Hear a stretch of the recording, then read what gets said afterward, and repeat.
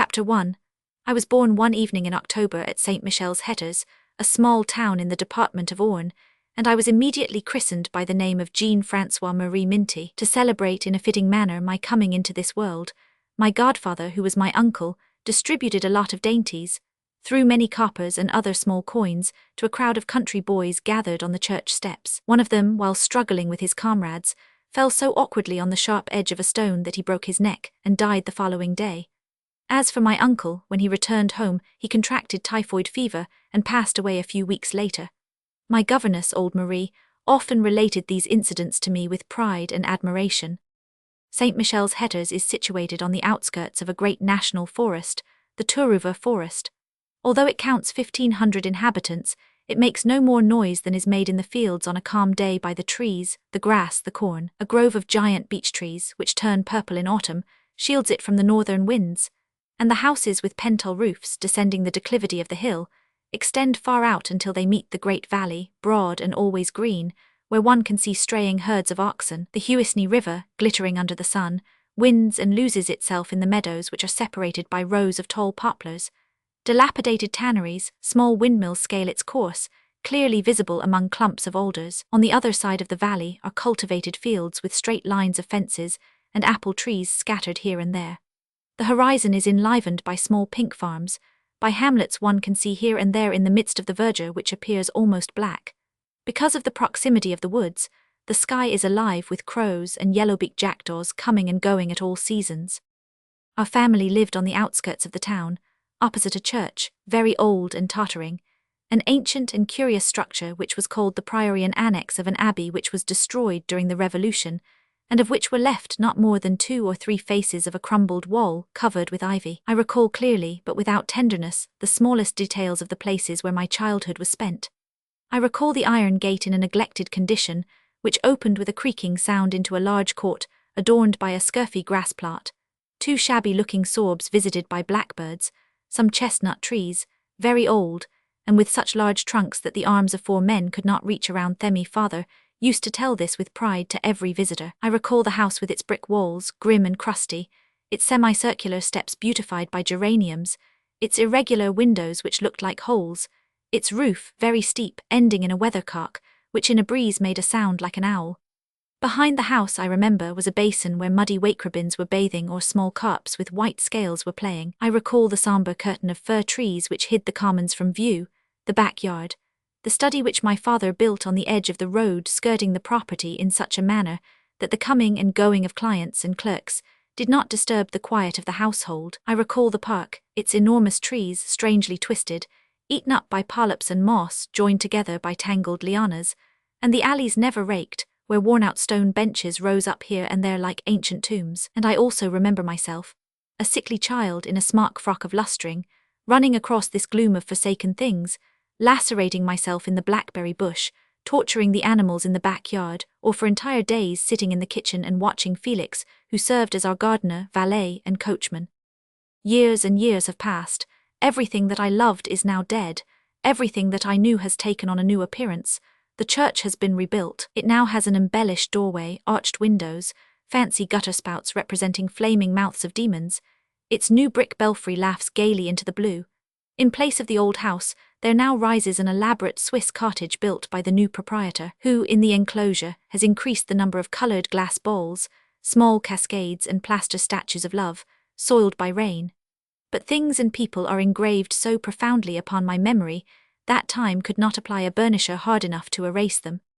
I want from now on to speak of my parents not as I knew them when I was a child, but such as they would appear to me now, completed by memory, humanized, so to speak, by intimacy and revelation in all the crudity of life, in all the immediacy of impression which the inexorable experiences of life lend to persons too unhesitatingly loved and too closely known. My father was a notary public. Since time immemorial it had been so with the Minty family. It would have appeared monstrous, almost revolutionary, if a member of the Minty family had dared to break this family tradition, and had renounced the scutcheons of gilt wood which were transmitted religiously from one generation to another like some title of nobility. At St. Michel's Hetters and the surrounding country, my father occupied a position which ancestral pride, his dignified manners of a country gentleman, and above all, His income of 20,000 francs rendered very important, almost unshakable, Mayor of St. Michel, member of the General Council, acting Justice of the Peace, Vice President of the Agricultural Commission, member of numerous agronomic and forestry societies. He did not overlook any of the petty or ambitious honors which carry with them a sort of prestige and influence. He was an excellent man, very honest and very gentle, with a mania for killing. He could not see a bird, a cat, an insect, anything at all that was alive without being seized with a strange desire to kill it. He waged a relentless trapper's war on blackbirds, goldfinches, chaffinches and bullfinches. Felix was instructed to let my father know as soon as a bird appeared in our garden, and my father would leave everything, clients, business, his meal to kill the bird. He would often lie in wait for hours, motionless, behind a tree on which the gardener had pointed out a little blue-headed titmouse. During his walks, every time he noticed a bird on a branch and did not have his rifle with him, he would throw his cane at it, never failing to say, "Oh, hang it, he was there this morning," or "Hang it, I must have missed him for sure, it's too far." These were the only thoughts which birds ever inspired in him. He was also greatly engrossed with cats. Whenever he recognized the trail of a cat, he could not rest until he discovered and killed it. Sometimes on a moonlight night he would get up, go out with his gun and stay outside till dawn. You should have seen him, musket on shoulder, holding by the tail the cadaver of a cat, bleeding and motionless. Never have I admired anything so heroic. And David, on killing Goliath, must have had no more intoxicated an air of triumph. With a majestic gesture he threw the cat at the feet of the cook, who said, "Oh, the nasty beast," and thereupon started to cut it up, saving the meat for the beggars, leaving the skin to dry on the end of a stick, later to be sold at Auvergnat's. If I dwell so much on details of a seemingly unimportant character, it is because during all my life I was obsessed with and haunted by these feline episodes of my childhood. There is one among them which has left such an impression on my spirit that to this very day, in spite of all the years that have gone by and all the sorrows that I have experienced, not a day passes without my thinking of it sadly. One afternoon father and I were walking in the garden. My father carried a long stick ending in an iron skewer, by means of which he unearthed snails and limaxes that were eating up the plants. Suddenly, on the edge of the basin, we noticed a little kitten drinking. We hid behind a thick shrub. "Child," my father said in a low voice, "go quickly, fetch my musket and come back. Be careful the cat does not see you." And squatting down, he moved apart the twigs of the shrub, so that he might observe every movement of the kitten which, resting on its forelegs, its neck drawn out and wagging its tail, was lapping the water in the basin and turning its head from time to lick its mouth and scratch its neck. "Come on," repeated my father, "be off." I pitied the little kitten. It was so pretty, with its tawny fur striped with silky black, its supple and graceful movements, and its tongue, like the petal of a rose, which pumped water. I would have liked to disobey my father. I even thought of making a noise. I wanted to cough, to brush the twigs apart rudely in order to warn the poor animal of the danger ahead, but my father looked at me with eyes so severe that I walked away in the direction of the house. Pretty soon I came back with the musket. The kitten was still there, confident and gay. It had finished drinking. Sitting on its back, its ears pricked up and eyes shining, it was following the flight of a butterfly in the air. Oh, what a moment of unspeakable anguish that was for me. My heart was beating so powerfully that I feared I was going to faint. "Papa, Papa," I shouted. At the same time a sharp report was heard, which sounded like the crack of a whip. "Damned rascal," my father swore. He aimed again. I saw his finger pull the trigger. Quickly I shut my eyes and stopped my ears. Bang, and I heard a mewing, at first plaintive and then sorrowful, oh so sorrowful that one might have said it was the cry of a child. And the little kitten jumped, writhed, pawed the grass and did not stir any more. Of an absolutely mediocre mind, tender-hearted, though he seemed indifferent to everything which did not appeal to his vanity or did not affect his professional interests, lavish of counsel, ready to render aid, conservative, of graceful carriage and gay, my father justly enjoyed the respect of everybody. My mother, a young woman of the nobility, had brought no fortune with her as a dowry. Instead, she had brought with her powerful connections, a closer alliance with the petty aristocracy of the country, which was considered just as useful as an increment in cash or an acquisition of land. Although his powers of observation were very limited, and he did not boast of any ability to read souls as well as he could read a marriage contract or explain the legal points of a testament, my father very soon realized the difference of birth, education and temperament which separated him from his wife.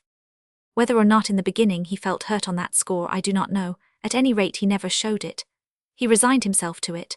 Between him, who was rather awkward, ignorant, and indifferent, and her, who was educated, refined, and emotional, there was a chasm which he never for a moment tried to bridge, having neither the desire nor the ability to do so. This moral situation of two beings united for all time, whom no community of thought and aspiration ever brought in close contact with each other, did not in the least trouble my father, who considered himself satisfied if he found the house well managed, the meals well regulated, his habits and idiosyncrasies well respected.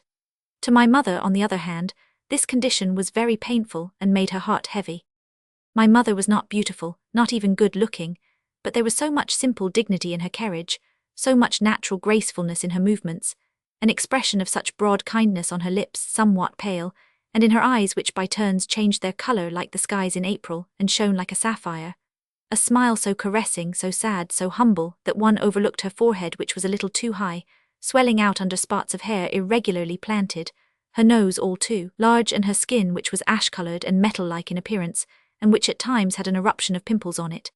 In her presence, as one of her old friends often told me, and as since then I sorrowfully realized myself, one felt at first slightly affected, then gradually carried away, and finally violently possessed by a strange feeling of sympathy in which there was mingled a sort of affectionate respect, a vague desire, pity, and a longing to offer oneself as a sacrifice for her. Despite her physical imperfections, or rather because of these very imperfections, she possessed the sad and irresistible charm which is given to certain creatures privileged by misfortune, and around whom there floats an atmosphere of something irreparable. Her childhood and her early youth were periods of illness, and were marked by some disquieting nervous fits, but it was hoped that marriage, in modifying the conditions of her existence, would restore her health, which the physicians believed was suffering only from an excessive sensitiveness.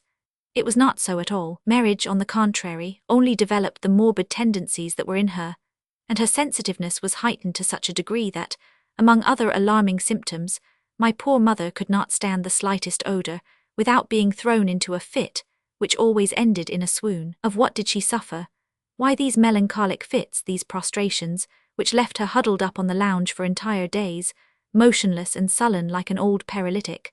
Why these tears which would suddenly choke her throat to suffocation, and for hours roll from her eyes in burning streams? Why this disgust with everything which nothing could overcome, neither distractions nor prayers?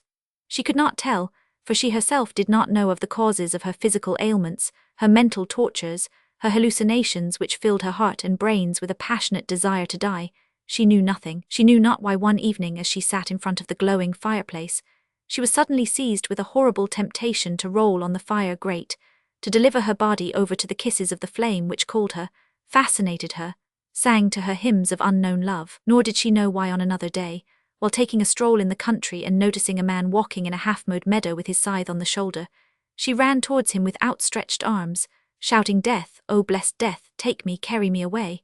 No, she knew not the cause or reason for all that. What she did know was that at such moments the image of her mother, her dead mother, was always before her, the image of her mother whom she herself, one Sunday morning, had found hanging from the chandelier in the parlour. And she again beheld the dead body which oscillated slowly in the air. She saw the face all black, the eyes all white and without pupils.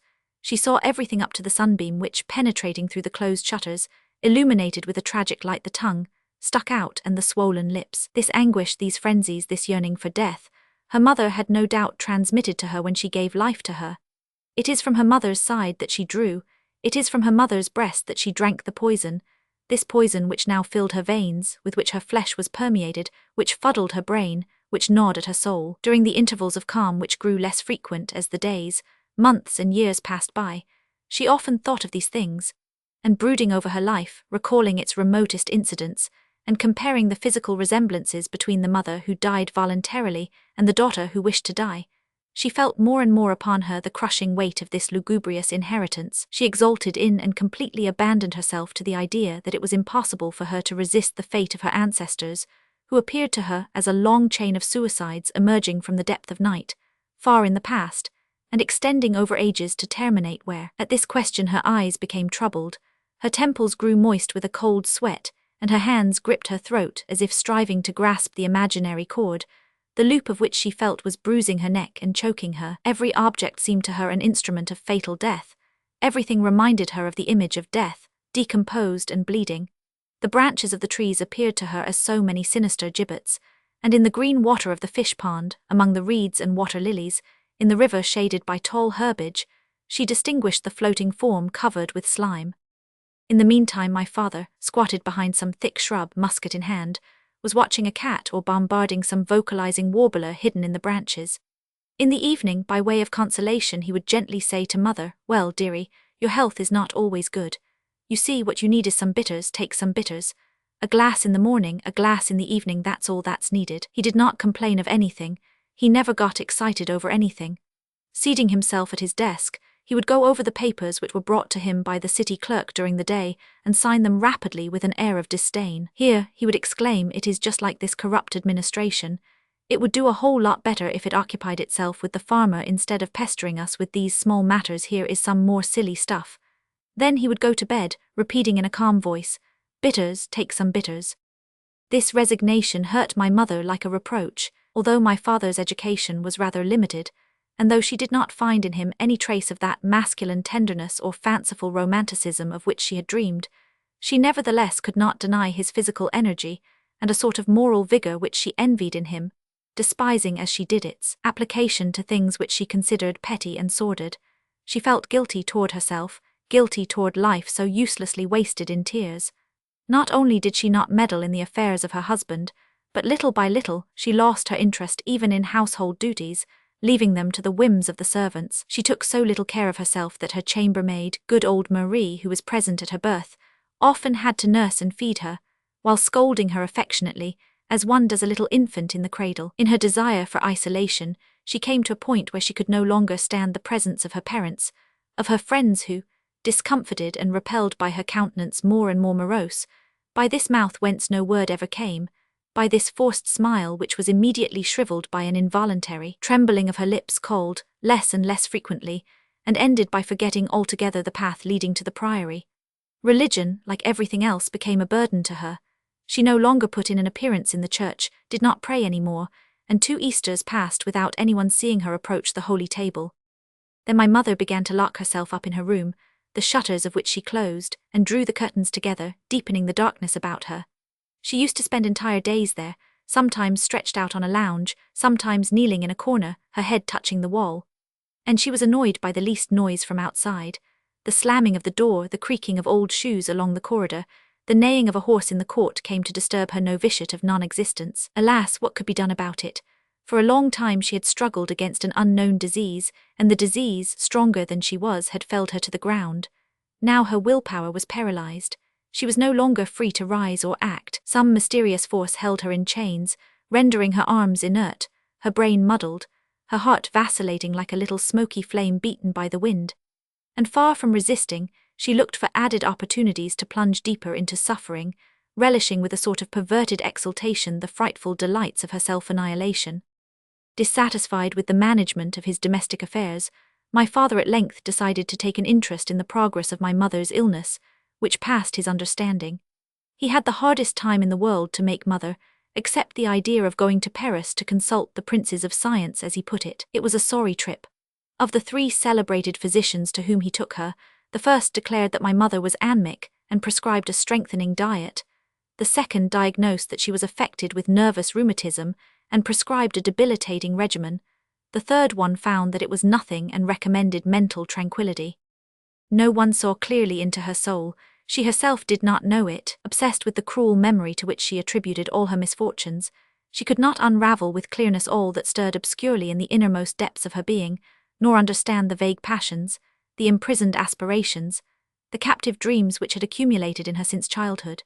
She was like a nestling bird that, without realizing the obscure and nostalgic forces which drew it toward heaven of which it has no knowledge, crushes its head and maims its wings against the cage bars. Instead of craving death as she thought she was, her soul within her, just like that bird that hungered for the unknown skies, hungered for life radiant with tenderness, filled with love, and just like that bird was dying from this unassuaged hunger. As a child, she gave herself entirely, with all the exaggerations of her fervid nature, to the love for material things and animals. As a young girl, she was given to love of dreams of the impossible, but material objects never brought her peace, nor did her dreams assume a precise and soothing form. She had no one to guide her, no one to set right this youthful mind already shaken by internal shocks, no one to open the door of this heart to wholesome reality, a door already guarded by chimeric shadows in her vacant state. No one to whom she could pour out the exuberance of her thoughts, her tenderness, her desires, which, finding no outlet for expansion, accumulated, boiled within her, ready to burst the fragile mold, poorly protected by nerves too jaded. Her mother, always ill, singularly absorbed in that hypochondria which was soon to kill her, was incapable of intelligent and firm direction in the matter of her daughter's education. Her father, all but ruined, put to his last shift, struggled hard to save for his family its ancestral home which was threatened, and among the young people about her, shiftless noblemen, vain-glorious burghers, greedy peasants, none bore upon his brow the magic star which could lead her to her God. Everything she heard, everything she saw seemed to be in disagreement with her own manner of understanding and feeling. To her, the sun did not appear red enough, the nights pale enough, the skies deep enough. Her fleeting conception of things and beings condemned her fatally to a perversion of her senses, to vagaries of the spirit, and left her nothing but the torment of an unachieved longing, the torture of unfulfilled desires. And later her marriage, which had been more than a sacrifice, a business transaction, a compromise to improve the straitened circumstances of her father. And her disgust, her revolt at feeling herself a piece of dishonored flesh, a prey, an instrument of man's pleasure, to have soared so high and to fall so low, to have dreamed of celestial kisses, of mystic caresses and divine possessions, and then the end of it. Instead of wide expanses, ablaze with light, where her imagination felt at home among the soaring flights of angels in a trance of joy and affrighted doves, there came night, thick, sinister, and haunted by the spectre of her mother, stumbling over tombs and crosses with a piece of cord on her neck. The priory soon grew silent. On the gravel of its alleys, one no longer heard the trundle of carts and carriages bringing friends of the neighborhood to the front entrance decorated with geraniums. The front gate was bolted in order to make the carnages go through the backyard. In the kitchen, the servants talked among themselves in low voices, moving about on tiptoe as is done in a house where someone has died. The gardener, by order of my mother, who could not stand the noise of wheelbarrows and the scraping of rakes on the ground, allowed the wild stalk to suck up the sap of the rose bushes turned yellow, allowed the weeds to choke the flowers in the baskets and to cover up the walks, and the house with its dark curtain of fir trees resembling a funeral canopy which sheltered it from the west, with its windows always closed, with its living corpse which it guarded buried behind its square walls of old brick, looked like a burial vault. The country folk who on Sunday used to take a stroll in the woods no longer passed by the priory without some sort of superstitious terror, as if that dwelling were an evil place haunted by ghosts. Pretty soon a legend grew about the place. A woodcutter told how one night, going back from work, he saw Madame Minty all in white, her hair dishevelled, crossing the sky high above and beating her chest with the crucifix. My father locked himself up in his study more than ever, avoiding as much as possible staying in the house, where he was hardly seen at times other than meal hours. He also took to making distant trips, increased the number of committees and societies over which he presided, found means to create for himself new distractions and business affairs far away from home. The Council General, the Agricultural Commission, the jury of the Court of Assizes were of great help to him for that purpose. When someone spoke to him of his wife, he answered, shaking his head, "Ah, I am very uneasy, very much wrought up over it. How will it end? I must confess I fear she may become insane." And when someone expressed his unbelief, "No, I am not joking, you know well that it runs in her family. Their heads do not seem to be very strong." Nevertheless, reproach never came from his lips, although he realized the embarrassing condition in which this situation placed his business affairs, and which he ascribed to nothing but the irritating obduracy of my mother in not wanting to try anything that might cure her. It was in these sad surroundings that I grew up. I came to this world a tiny, sickly child. What cares, what fierce tenderness, what deadly anguishes I brought with me. In the presence of the puny creature that I was, sustained by a breath of life so feeble that it could be guessed at only by a rattling sound in my throat, my mother forgot her own sorrows. Maternity revived her worn-out energy, awakened her conscience to new duties, to new sacred responsibilities which now devolved upon her. What ardent nights, what feverish days she spent bent over the cradle where lay something born of her own flesh and soul, and palpitating. Ah, yes, I belonged to her only. It was not at all of this conjugal submission that I was born. I was not the fatal consequence of the original sin as other children of men are. No, she had always carried me in her womb, and like Christ I was conceived in a long cry for love. All her troubles, her terrors, her past sufferings she understood now. It was because a great mystery of creation was being enacted in her being. She had great difficulty in bringing me up, and if I outlived all that had threatened me, one might say, it was accomplished by a miracle of love. More than 20 times my mother snatched me from the clutches of death, and then what a joy and what a recompense it was to her to see the little wrinkled body fill itself with the sap of health, the rumpled face take on the color of shiny pink, the little eyes open gaily into a smile, the lips, greedy and searching, move and gluttonously pump the life-giving liquid from her nourishing breast. My mother now tasted a few moments of complete and wholesome happiness, a desire to act, to be good and useful, to occupy her hands, heart and spirit, to live at last took hold of her. And even in the most commonplace duties of her household, she found anew a passionate interest which was doubled by a feeling of profound peace. Her gaiety came back to her, a natural and gentle gaiety without violent outbursts. She made plans, pictured the future to herself with confidence, and many a time she was astonished to discover that she no longer thought of her past, that evil dream which vanished. I grew, one can see him getting bigger every day, the nurse used to say, and with rapturous emotions, my mother watched the hidden labor of nature which polished the rough places of flesh, giving it more pliant form, more definite features, better regulated movements, and poured into the dimness of the brain, just emerged from nothingness, the primitive glimmer of instinct. Oh, how everything seemed to her now clothed in bright and entrancing colors. It was music of welcome itself, the benediction of love, and even the trees, formerly so full of dread and menace, were stretching out their branches above like so many protecting arms. One was led to hope that the mother had saved the woman. Alas, that hope was of short duration. One day she noticed in me a certain predisposition to nervous fits, to a diseased contraction of muscles, and she became alarmed. When I was about 1 year old I had convulsions which came short of finishing me. The fits were so violent that my mouth, even long after the attack was over, remained twisted into an ugly grimace as if paralyzed. My mother would not admit that at periods of rapid growth, the majority of children were subject to such fits. She saw in that something which she thought was characteristic of her and her ancestors.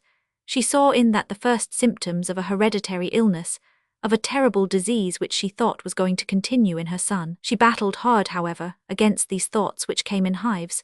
She used every bit of energy and vigor she could command to dissipate them, taking refuge in me as if in an inviolable asylum for protection against phantoms and evil spirits. She held me pressed against her bosom, covering me with kisses and saying, "My little Jean, it is not true, is it? You will live and be happy, will not you? Answer me. Alas, you cannot talk, my poor little angel. Oh, do not cry, never cry, Jean, my dear little Jean." But question as she might, feel as she might my heart beating against her own, my awkward hands gripping her breasts, my legs dangling from under the loosed swaddling cloth, her confidence was gone, doubts gained the upper hand. An incident which was related to me time and again with a sort of religious terror served to bring consternation into my mother's soul. One day she was taking a bath. In the hall of the bathroom, laid out with black and white square slabs, Marie, bent over me, was watching my first uncertain steps. Suddenly, fixing my gaze on a black square, I appeared to be very much frightened. I uttered a cry, and trembling all over as if I had seen something terrible, I hid my head in my nurse's apron. "What's the matter?" my mother anxiously asked. "I do not know," answered old Marie. It seemed as though Master Jean had been frightened by a paving block. She brought me to the spot where my countenance so suddenly changed its expression, but at the sight of the paving slab I cried out again. My whole body shuddered. "There must be something," cried my mother. "Marie, quick, quick, my underwear, my God, what did he see?" Having come out of the bathroom, she did not want to wait to be wiped, and scarcely covered by her peignoir she stooped over the stone and examined it. "That's strange," she murmured, "and yet he saw something, but what? There is not anything." She took me in her arms, swayed me. I smiled now, uttering inarticulate sounds and playing with the ribbons of her peignoir. She put me down on the floor. Moving with short, unsteady steps, both arms outstretched, I purred like a kitten.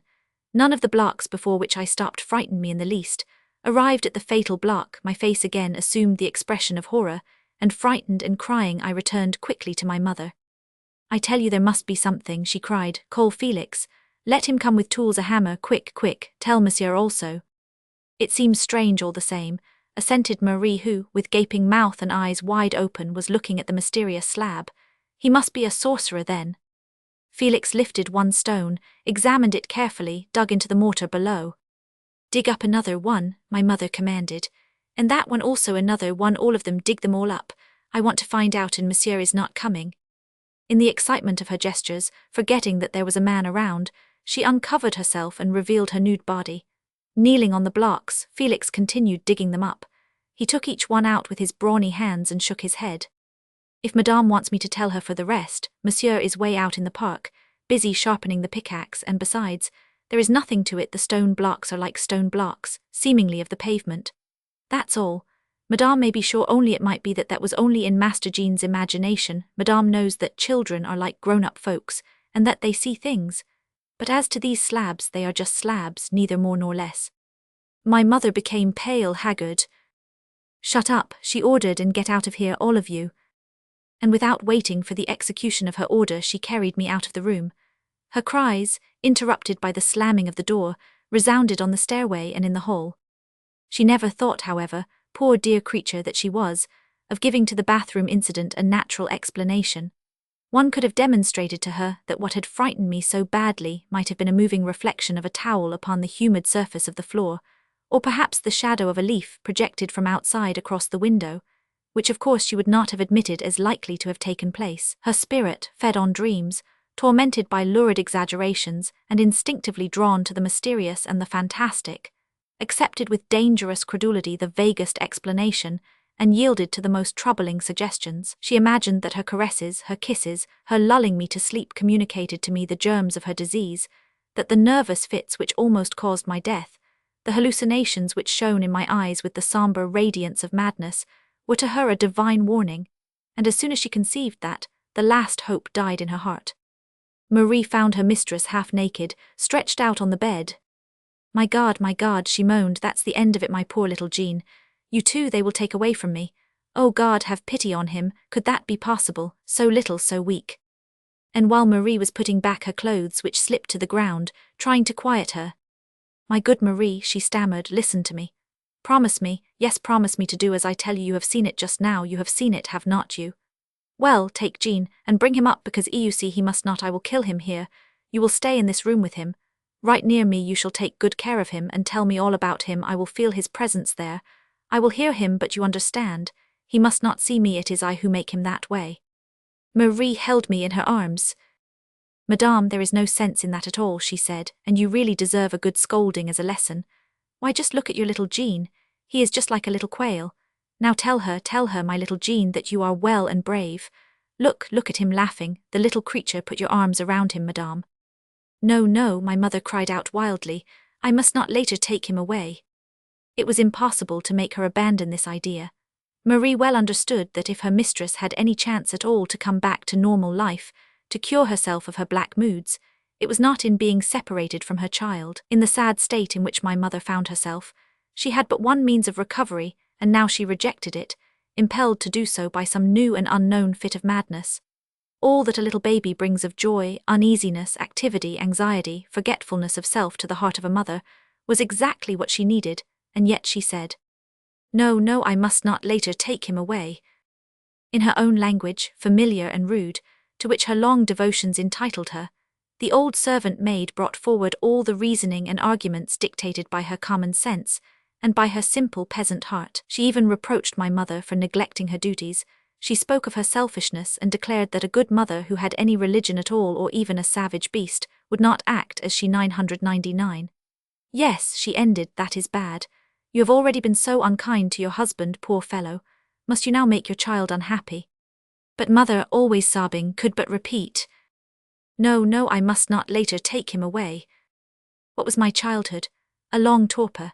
Separated from my mother, whom I saw but rarely, avoiding my father, whom I did not love at all, living almost in seclusion, a miserable orphan between old Marie and Felix in this grand lugubrious house, the silence and neglect of which weighed down upon me like a night of death. I was bored. Yes, I was that rare and wretched specimen of a child who is bored, always sad and grave, hardly speaking at all. I had none of the inquisitiveness and mischievousness of my age. One might have said that my intellect had been slumbering forever in the numbness of maternal gestation. I am trying to recall, I am trying to bring to life again my feelings of childhood. Verily, I believe I had none. I was dragging on, all wasted and stultified, without knowing what to do with my legs, my arms, my eyes, my poor little body, which annoyed me like a tiresome companion whom one wishes to get rid of. There is not one recollection, not one single impression that has been retained by me even in part. I always wished to be where I was not, and the toys exhaling the wholesome odor of fir trees were lying in heaps around me, without inducing me even to think of touching them. Never did I dream about a knife or wooden horse or picture book. Today, when I see little children running, jumping, chasing one another on the garden lawns, the sandy beaches, I recall with sadness the first mournful years of my life. And while listening to the clear laughter which sounds like the ringing of the angelus of human dawn, I say to myself that all my misfortunes have come from this childhood, lonely and lifeless, unbroken by a single bright event. I was not quite 12 years old when my mother died. The day on which this misfortune happened, the good Cure Blanchetier, who liked us very much, pressed me to his breast.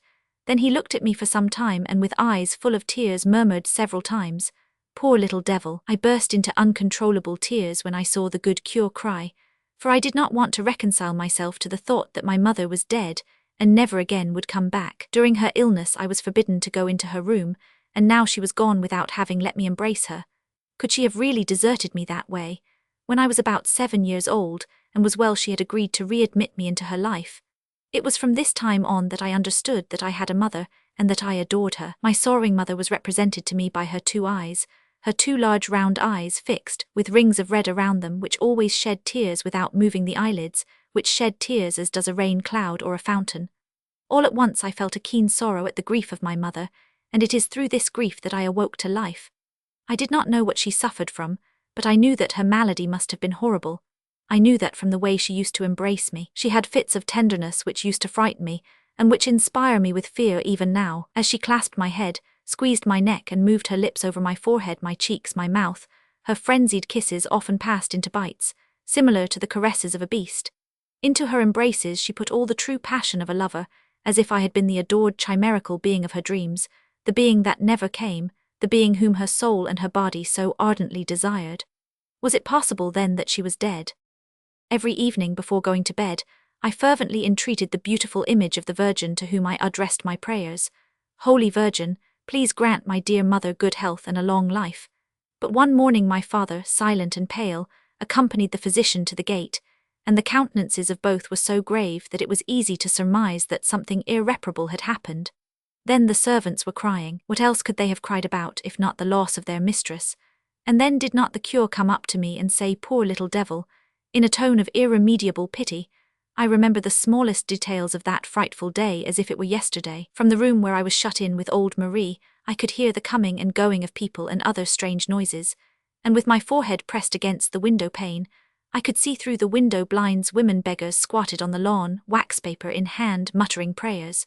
I saw people enter the courtyard, the men in black, the women with long black veils. Ah, here is Monsieur Bécoupe. Why, that's Madame Provost. I noticed that all of them looked sad, while at the gate, which was wide open, the children of the choir, the choristers uncomfortable in their black vestments, the brothers of charity with their red tunics, one of whom carried a banner and another a heavy silver cross, were laughing aloud and amusing themselves by pushing and jostling one another. The beadle, tinkling his bell, was driving back inquisitive mendicants, and a wagon loaded with hay which had come up on the road was compelled to stop and wait. In vain did I look for the eyes of little Soriol, a crippled child of my age whom I used to give a small loaf of bread every Saturday. I could not find him anywhere, and that made me feel uneasy. Then suddenly the bells on the church belfry began to toll. Ding, ding, dong. The sky was of deep blue, the sun was ablaze. Slowly the funeral procession started out, first the brothers of charity and the choristers, the cross which glittered, the banner which fluttered in the air, the cure in a white surplice, shielding his head with the psalm book, then something heavy and long covered with flowers and wreaths which some men carried shaking at their knees. Then the crowd, a crawling crowd which filled the courtyard, wound itself out on the road, a crowd in which I could distinguish no one except my cousin Merrill, who was mopping his head with a checkered handkerchief. Ding, dong, dong, the church bell tolled for a long, long time. Ah, the sad knell, ding, dong, dong. And while the bells were tolling, 3 white pigeons continuously fluttered about, pursuing one another around the church right opposite me, which projected its warped roof and its slate steeple out of plumb above a clump of acacia and chestnut trees. The ceremony ended, my father entered my room. He walked back and forth for some time without speaking, his arms crossed on his back. "Ah, my poor monsieur," lamented old Marie, "what a terrible misfortune." "Yes, yes," replied my father, "it is a great, a terrible misfortune." He sank into an armchair, heaving a sigh. I can see him right now with his swollen eyelids, his dejected look, his hanging arms. He had a handkerchief in his hand, and from time to time brought it to his eyes, red from tears. Perhaps I did not take good care of her. Marie, she did not like to have me around, yet I did what I could, everything I could. How frightful she looked, all rigid on the bed. Ah, God, I shall always see her that way. The day after tomorrow she would be 31, would she not? My father drew me toward him and seated me on his knees. You love me all the same, do not you, my little Jean? He asked, rocking me. Tell me, do you love me? I have no one but you. Speaking to himself, he said, perhaps it is better that it is so. Who knows what the outcome would be later on? Yes, perhaps it is better this way. Ah, poor little one, look at me straight. And as if at that very moment he had divined in my eyes, which resembled the eyes of my mother, a whole destiny of suffering, he pressed me close to his breast and burst into tears. My little Jean, ah, my poor little Jean.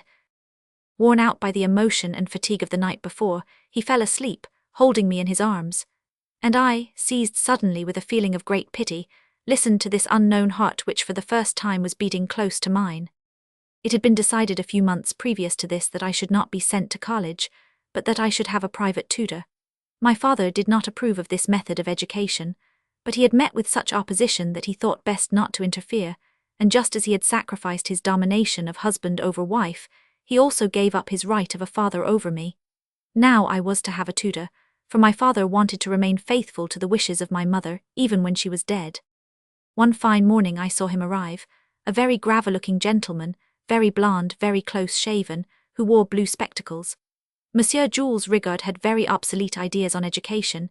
He carried himself with the stiffness of a servant, and bore a sacerdotal air which, far from encouraging me to learn, made all study disgusting to me. He had been told without a doubt that my mentality was slow and sluggish, and as I understood nothing from his first lesson, he took that judgment for granted and treated me like an idiot. It never occurred to him to penetrate into my young mind, to hold converse with my heart. Never did he ask himself whether under this sad mask of a lonesome child there were not hidden ardent aspirations quite beyond my age, an all too passionate and restless nature eager to know, which introspectively and morbidly unfolded itself in the silence of secret thoughts and mute ecstasies. Monsieur Rigaud stupefied me with Greek and Latin, and that was all. Ah, how many children understood and guided properly might have become great if they had not been permanently deformed by this frightful crushing of their brains by an imbecile father or an ignorant teacher. Is it all, then, to have lustfully begotten you on an evening of passion, and must not one continue the work of one's life forces by giving you intellectual nourishment as well, in order that it may strengthen your life, and provide you with weapons to defend it? The truth was that my soul felt even lonelier with my father than with my teacher, yet he did everything he could to please me. He consciously, though stupidly, strove to show his love for me, but when I was with him, he could never find anything to tell me outside of foolish, idle tales, bogey-man stories, terrifying legends of the Revolution of 1848, which had left in him an invincible fear, or else a tale of the brigandage of one Lebec, a great Republican who scandalized the country by his passionate opposition to the cure, and his obduracy in refusing to hang red bunting on the walls on national holidays. Often he would take me along in his cabriolet on his business trips in the country, and when perplexed as I was by the mystery of nature which every day unfolded itself around me, I asked him questions. He would not know how or what to answer and would dodge the answer thus: "You are too young to be told that. Wait till you grow up." And feeling miserable by the side of the large body of my father which swayed with the jolts of the road, I huddled up inside the cabriolet, while my father was killing with the stick of his whip the gad flies which swarmed on our mare's croup. Every now and then he would say, "I have never seen such pestering things. We will have storm, that's sure." In the church of St. Michel, inside a small chapel, illumined by the red glimmer of a window, upon an altar ornamented with embroidery and vases full of flowers, stood a statue of the Virgin. She had a pink body, a blue cloak bespangled with silver stars, a lilac-coloured robe whose folds fell modestly upon gilt sandals in her arms. She held a child, rosy and nude with a golden halo around its head, and the eyes of the mother rested rapturously upon the child. For several months this plaster virgin was my sole friend, and the entire time which I could steal from my lessons I used to spend before this image, contemplating its tender colours. She appeared to me so beautiful, so kind and sweet that no human creature could rival in beauty, kindness and sweetness this painted piece of statuary, which spoke to me in an unknown and delightful language, and from which there came to me something like the intoxicating odor of incense and myrrh. When near her I was in truth a different child. I felt how rosier my cheeks were getting, how my blood was flowing more vigorously in my veins, how my thoughts disentangled themselves more easily and quickly. It seemed to me that the black veil which hung over my mentality was gradually being lifted, revealing new lights to me. Marie was made an accomplice in my stealthy flights to the church. She often led me to the chapel where I remained for hours conversing with the Virgin, while the old nurse fervently recited her rosary, kneeling before the altar. She had to get me out of my state of ecstasy by force, because otherwise, absorbed as I had been in the dreams which transported me to heaven, I would never have thought of returning home. My passion for this Virgin became so strong that away from her I was miserable, and wished I had never left her at all. Monsieur Jean will surely become a priest, old Marie used to say. It was like a yearning for possession, like a violent desire to take her, to entwine her, to cover her with kisses. I took a notion to make a sketch of her, with what love it would be impossible for you to imagine. When the statue had taken on a semblance of crude form on the paper, it gave me joy without end. All the energy in me that I could put forward I employed in this work, which I thought admirable and superhuman. More than 20 times I started the drawing over again, incensed with the crayon for not conforming to the delicacy of the lines, incensed with the paper upon which the image would not appear as live and real as I should have liked to see it. I was rabid on this point. My will was bent upon this unique goal. At length I succeeded in giving more or less exact substance to my idea of the plaster Virgin, but how naive an idea it was. And immediately thereafter I stopped thinking of it. An inner voice had told me that nature was more beautiful, more moving, more splendid, and I began to notice the sun which caressed the trees, which played upon the pentils of the roof, covered the grass with gold, illumined the rivers. And I began to listen to all the palpitations of life, whose puffed-up creatures scourged the earth like a body of flesh. The years rolled by, wearisome and void. I remained gloomy, wild, always shut up within myself, fond of running about in the fields, penetrating into the very heart of the forest. It seemed to me that at least there, lulled by the grand voices of things, I was less alone and I felt more alive. Without being endowed with that terrible gift which certain natures have of analyzing themselves, questioning themselves, searching without end for the reason of their actions, I often asked myself who I was and what I wanted. Alas, I was nobody and did not want anything. My childhood had been spent in darkness, my adolescence was passed in a void. Not having been a child I could no more be a young man. I lived in a sort of fog. 1,000 thoughts were agitating me, but they were so confused that I could not seize upon their form. None of them detached itself clearly from this depth of opaque mist. I had some aspirations, some exalted notions, but it would have been impossible for me to formulate them, to explain their cause or reason. It would have been impossible for me to say into which world of reality or dream they transplanted me. I had fits of infinite tenderness, in which my whole being would lose itself, but for whom or for what this feeling was intended, I did not know. Sometimes, all of a sudden, I would abandon myself to tears, but the reason for these tears, in truth, I knew not. What was certain was that nothing was to my liking, that I did not see any purpose in living, that I felt myself incapable of any effort. Children usually say, I will be a general, priest, physician, innkeeper. I never said anything of the kind, never. Never did I tear myself loose from the present. Never did I venture a glimpse into the future. Man appeared to me like a tree which spread out its foliage and stretched out its limbs into the stormy skies, without knowing which flower would bloom at its foot, which birds would sing at its top, or which thunderbolt would fell it to the ground. And notwithstanding that, the feeling of moral solitude in which I found myself oppressed and frightened me.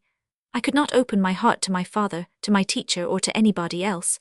I had no friend, not a living soul who could understand, guide, or love me. My father and preceptor were disheartened by my waywardness, and in the country I passed for a feeble-minded maniac. In spite of everything, however, I was permitted to take my college entrance examinations, and though neither my father nor myself had any idea as to what I should take up, I went to Paris to study law. Law will get you anywhere, my father used to say. Paris amazed me. It struck me like a place of tempestuous uproar and raving madness. Individuals and throngs were passing by, strange, incoherent, hurrying to work which I imagined terrible and monstrous, knocked down by horses, jostled by men, deafened by the roar of the city always in motion like some colossal and hellish factory, blinded by the glare of lights to which I was not accustomed. I roamed about the city in the strange dream of a demented one. I was very much surprised to find trees there. How could they grow there in that soil of pavements? How could they shoot upwards in the forest of stone, amidst the rumbling noise of men? their branches lashed by evil winds. It took me a long time to get used to this life, which seemed to me the reverse of nature. And from the depths of this boiling hell, my thoughts would often wander back to the peaceful fields way yonder which brought to my nostrils the delicious odor of dug-up and fertile soil. Back to the green retreats of the woods, where I heard only the light rustling of the leaves, and from time to time in the resonant depths, the dull blows of the axe and the almost human groans of the old oak trees. Nevertheless, curiosity often drove me out of my small room which I occupied on Rue Audinot, and I sauntered along the streets, the boulevards, the river banks impelled by a feverish desire for walking, my fingers twitching from nervousness, my brain squashed, as it were, by the gigantic and intense activity of Paris, my senses in some way thrown out of balance by all these colours, odours, sounds, by the perversion and strangeness of the contact so new to me. The more I mingled with the crowds, the more intoxicated I became with this uproar, the more I saw multitudes of human lives pass by, brushing one another, indifferent to one another, without apparent attachment, and saw others surge forward, disappear and emerge again, and so on forever. The more I felt the overwhelming sense of inexorable loneliness. At St. Michel, although I was lonely, I at least knew some human beings and objects. Everywhere I had points of reference by which my spirit was guided: the back of a peasant bent over his glebe, the ruins of a building at the turn of the road, a ditch, a dog, a clay pit, a charming face. Everything there was familiar to me, if not dear. At Paris everything was strange and unknown to me. In this frightful haste with which all seemed to be moving about, in the profound selfishness, in this giddy obliviousness to one another into which they were all precipitated, how could one retain even for a single moment the attention of these people, these phantoms? I do not speak of the attention of tenderness or pity, but of that of simple notice. One day I saw a man who killed another. He was admired and his name was soon on everybody's lips. The next morning I saw a woman who lifted her skirt going through obscene motions. The crowd followed her. Being awkward, ignorant of the ways of the world, very timid, I found it hard to make friends. I never even set foot in the homes where I was recommended, for fear of appearing ridiculous. I had been invited for dinner to the home of a cousin of my mother's, who was rich, and kept a large retinue. The sight of the mansion, the footmen in the vestibule, the lights, the carpets, the heavy perfume of smothered flower-sol, this frightened me and I fled, knocking down on the stairway a woman in a red cloak who got up and started to laugh at my bewildered look. The noisy gaiety of the young men, my school comrades, whom I had met at the lectures, at the restaurants, in the cafes, was not to my liking either. The coarseness of their pleasures hurt me, and the women with their eyes coloured with beester, their overpainted lips, their cynicism and shameless speech and behaviour did not tempt me at all. One evening, however, when my nerves were all wrought up and I was driven by a sudden rutting of the flesh, I went into a house of ill fame and left it burning with shame, despising myself, remorseful, and with the sensation of filth on my skin. What was it from this slimy and loathsome act that men were born? From this time on I looked at women more frequently, but my look was no longer chaste, and fixed upon them as upon some impure images. It was searching for sex and stripping them under the folds of their clothes. I came to know their secret vices, which rendered me still more dejected, restless and out of sorts. A kind of crapulous torpor settled down upon me. I used to stay in bed several days at a stretch, sunk in the brutishness of obscene dreams, awakened now and then by sudden nightmares, by painful attacks of heartache which caused my skin to perspire. In my room, behind drawn curtains, I was thus living like a corpse which was conscious of its death, and which from the depth of its grave in the frightful night could hear the stamping of many feet and the rumble of the city about it. Sometimes, tearing myself loose from this dejection, I went out. But what was I going to do? Where could I go? I was indifferent to everything, and I had not a single desire or curiosity. With fixed gaze, with heavy drooping head and listless, I used to walk straight ahead without purpose, and I would end by flinging myself on a bench in the Luxembourg, senilely shrunk into myself, lying motionless for many hours, without seeing anything, without hearing anything, without asking myself why there were children about me, why there were birds singing, why young couples passed naturally. I was not working and did not think of anything. Then war came, then defeat. Despite the opposition of my father, despite the entreaties of old Marie, I enlisted. Chapter 2. Our regiment was what is called a march regiment, that is, one formed while on the march. It had been made up at Mans, after much trouble, of all the remains of a corps of dissimilar fighting units which encumbered the city. Zouaves, mobilized soldiers of franc-tireurs, forestry guards, dismounted cavalrymen, including gendarmes, Spaniards and Wallachensthal, were troops of every kind and description, and they were all under the command of an old captain quickly promoted for the occasion to the rank of lieutenant colonel. At that time, such promotions were not infrequent. The gaps of human flesh wrought in the ranks of the French by the cannons of Wissembourg and Sedan had to be filled. Several companies lacked officers. At the head of mine was a little lieutenant of the reserves, a young man of 20, frail and pallid and so weak that after marching a few kilometers he was out of breath, dragged his feet and usually reached his destination in an ambulance wagon. The poor little devil. It was enough to look at him to make him blush, and never did he allow himself to issue orders for fear of appearing ridiculous. We jeered at him because of his timidity and weakness, and no doubt because he was kind and would sometimes distribute cigars and meat supplies to the men. I quickly inured myself to this new life, carried away by examples and overexcited by the fever about me, and reading the heartbreaking reports of our lost battles, I felt myself transported by enthusiasm which, however, was not mingled with any thought of my threatened fatherland. We remained a month in Mans for training, to get our full equipment, and to frequent cabarets and houses of ill fame. At last, October 3, we started out. Composed of stray units, of detachments without officers, of straggling volunteers poorly equipped, poorly fed and more often not fed at all, without cohesion, without discipline, everyone thinking of himself only, and driven by a unique feeling of ferociousness, implacable selfishness, some wearing police caps, others having silk handkerchiefs wrapped round their heads, still others wearing artillery pants and vests of batmen. We were marching along the highways, ragged, harassed, and in an ugly mood. For 12 days since we had been incorporated into a brigade of recent formation, we were tramping across the fields like madmen and to no purpose, as it were.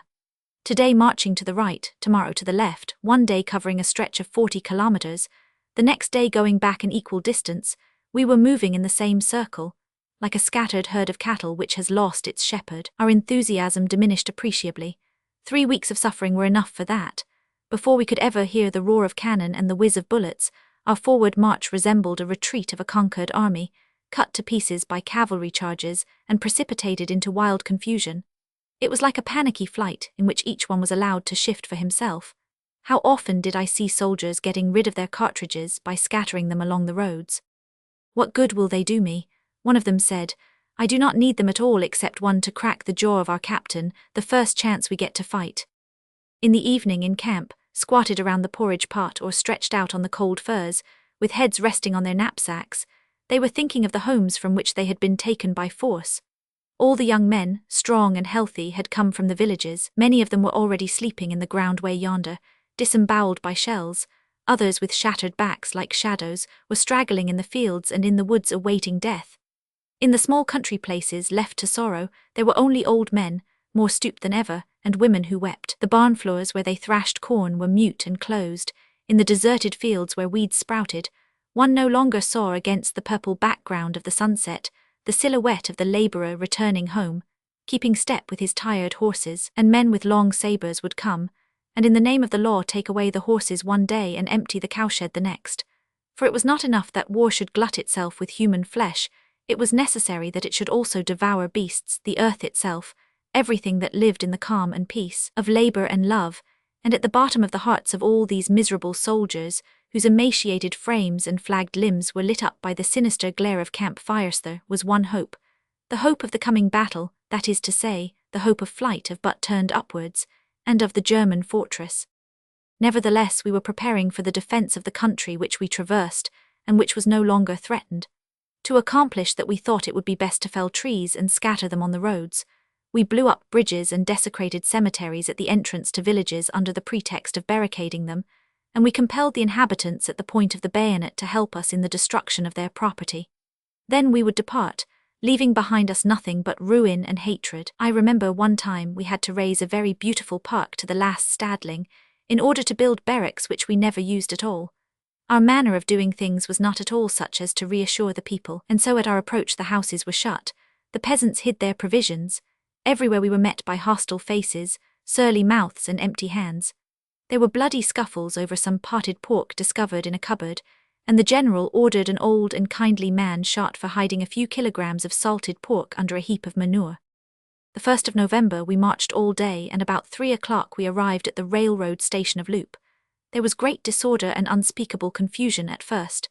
Many, leaving the ranks, scattered in the direction of the city, 10 kilometers away, and disappeared in the neighboring cabarets. For more than an hour the bugles sounded a rally.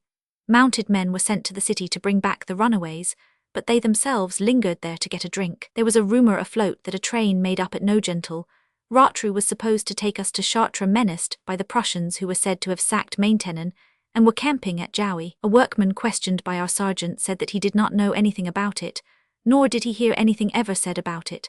The general, rather old, short, stout and gesticulating, who could hardly sit up in his saddle, galloped hither and thither, shaking and swaying like a drunkard on his saddle horse, and with purple face, bristled moustache, repeated without end, "Ah, scoundrel of scoundrels."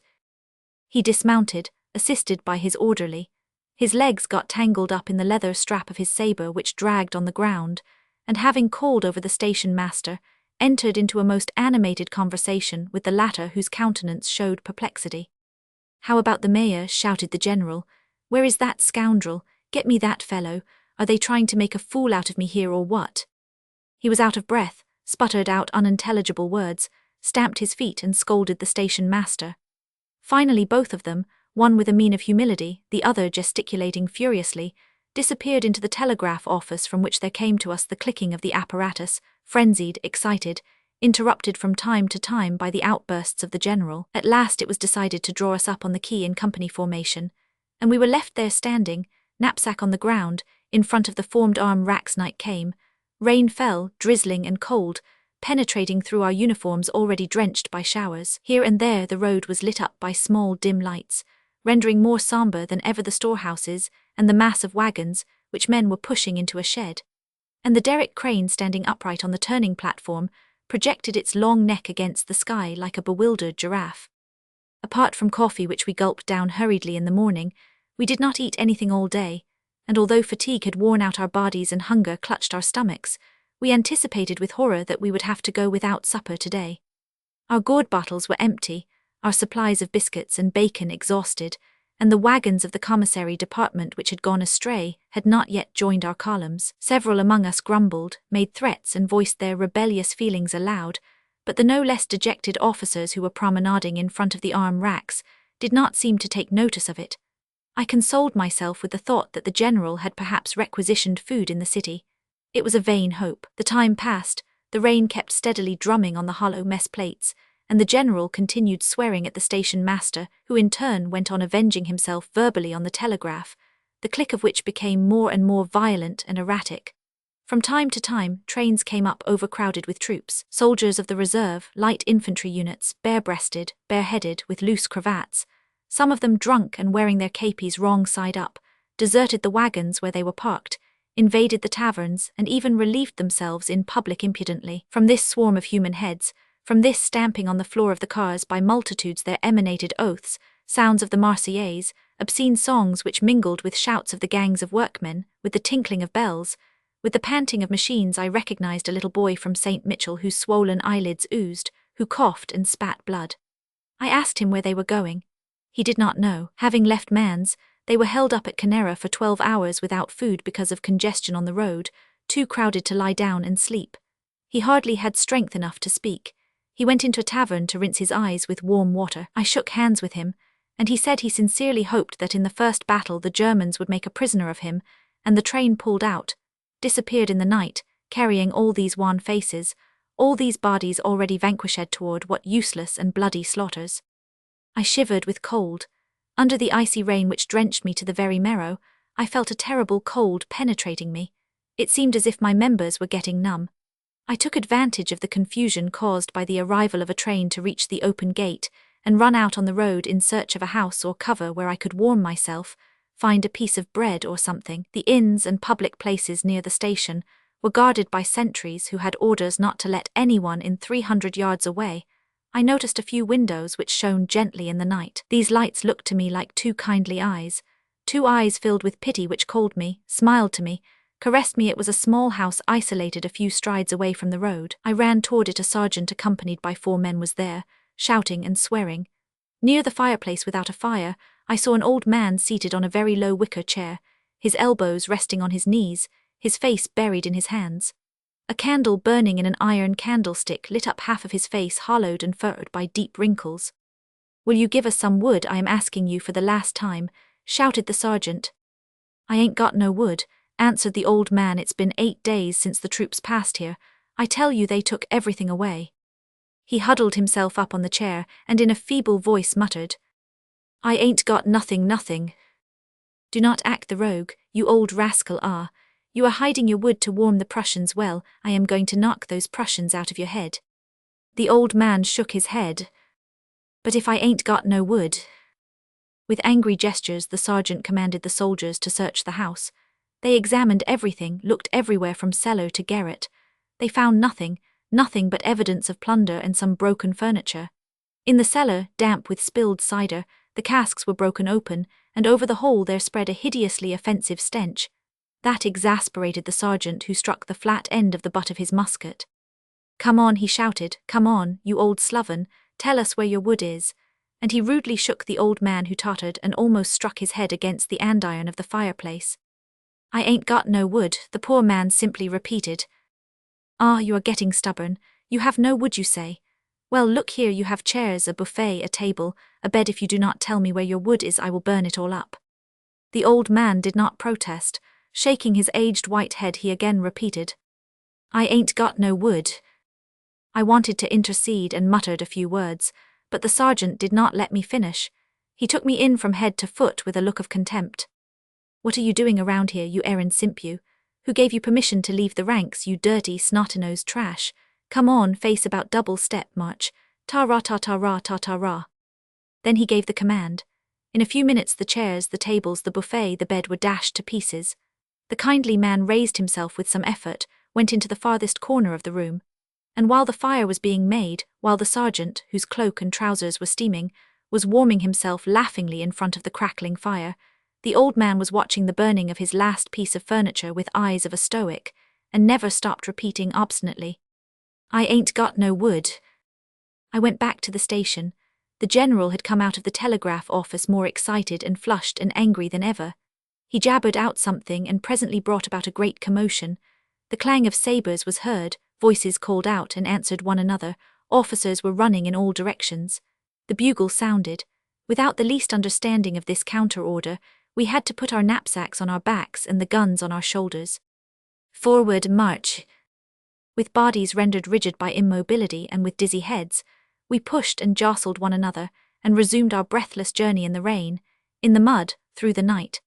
To the right and the left of us there were long stretches of fields, swallowed up in the shadows, from which rose the crowns of apple trees which appeared to be twisted in the skies. From time to time, the barking of a dog was heard from afar. There were deep forests, sombre thickets which rose like walls on each side of the road. Then came villages asleep, where our steps resounded even more mournfully, or where at a window quickly opened and quickly closed again, there appeared the vague outline of a human white form. Terrified then again, fields and woods and villages, not a single song, not a single word, only an immense silence, accentuated by the rhythm of the tramping feet. The leather straps of the knapsack cut into my flesh. The rifle felt like a red-hot iron bar placed upon my shoulder. For a moment I thought myself harnessed to a huge wagon, loaded with broad stone and stuck in the mud, and felt that the carters were breaking my legs with the lashes of whips.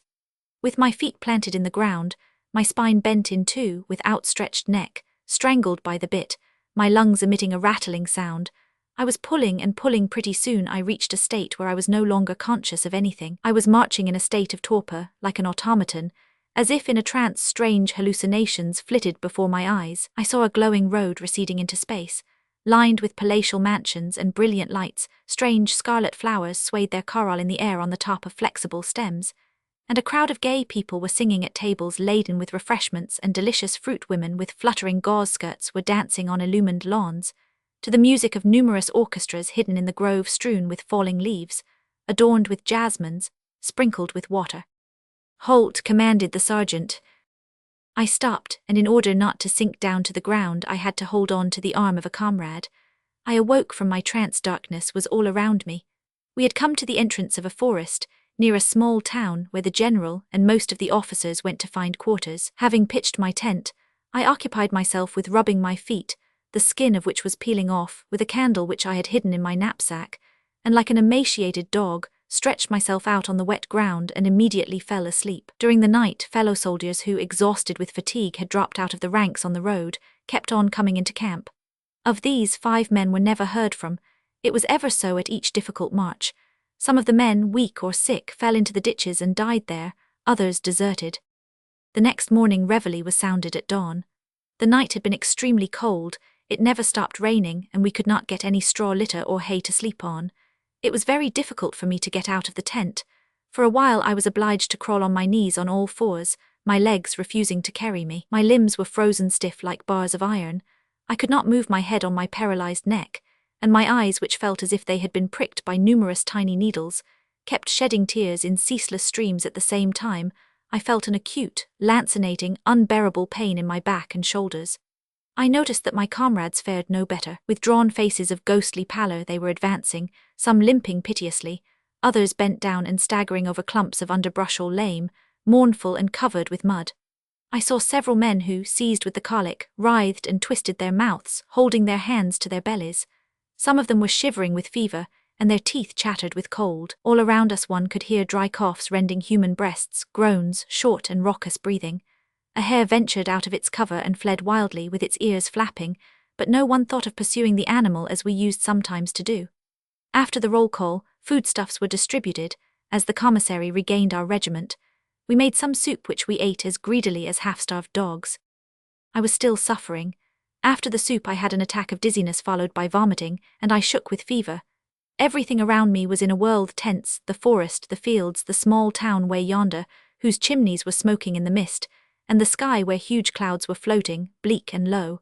I asked the sergeant for permission to see a doctor. Our tents were arranged in 2 rows, backed against the forest on each side of the road of Senonches, which led into the open country through a magnificent grove of oak trees, crossed the Charter Road 300 meters away, and still further the town of Belhomert, and extended farther toward Loop. At the crossing of these 2 roads there was a small dilapidated building covered with thatch, a sort of abandoned shed, which provided shelter for the labourers on the road during rain. It was here that the surgeon had established a sort of improvised field hospital, recognizable by a Red Cross flag put up in a crack in the wall and adorning it. In front of the house a crowd was waiting.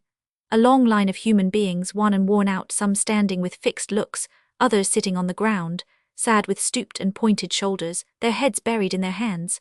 Death had already laid its terrible hand upon these emaciated countenances, these scraggy frames, these members which hung loose, devoid of blood and marrow. And confronted with this heartbreaking sight, I forgot my own suffering, and my heart was touched with pity. 3 months were sufficient to break down these robust bodies, inured to labour and fatigue.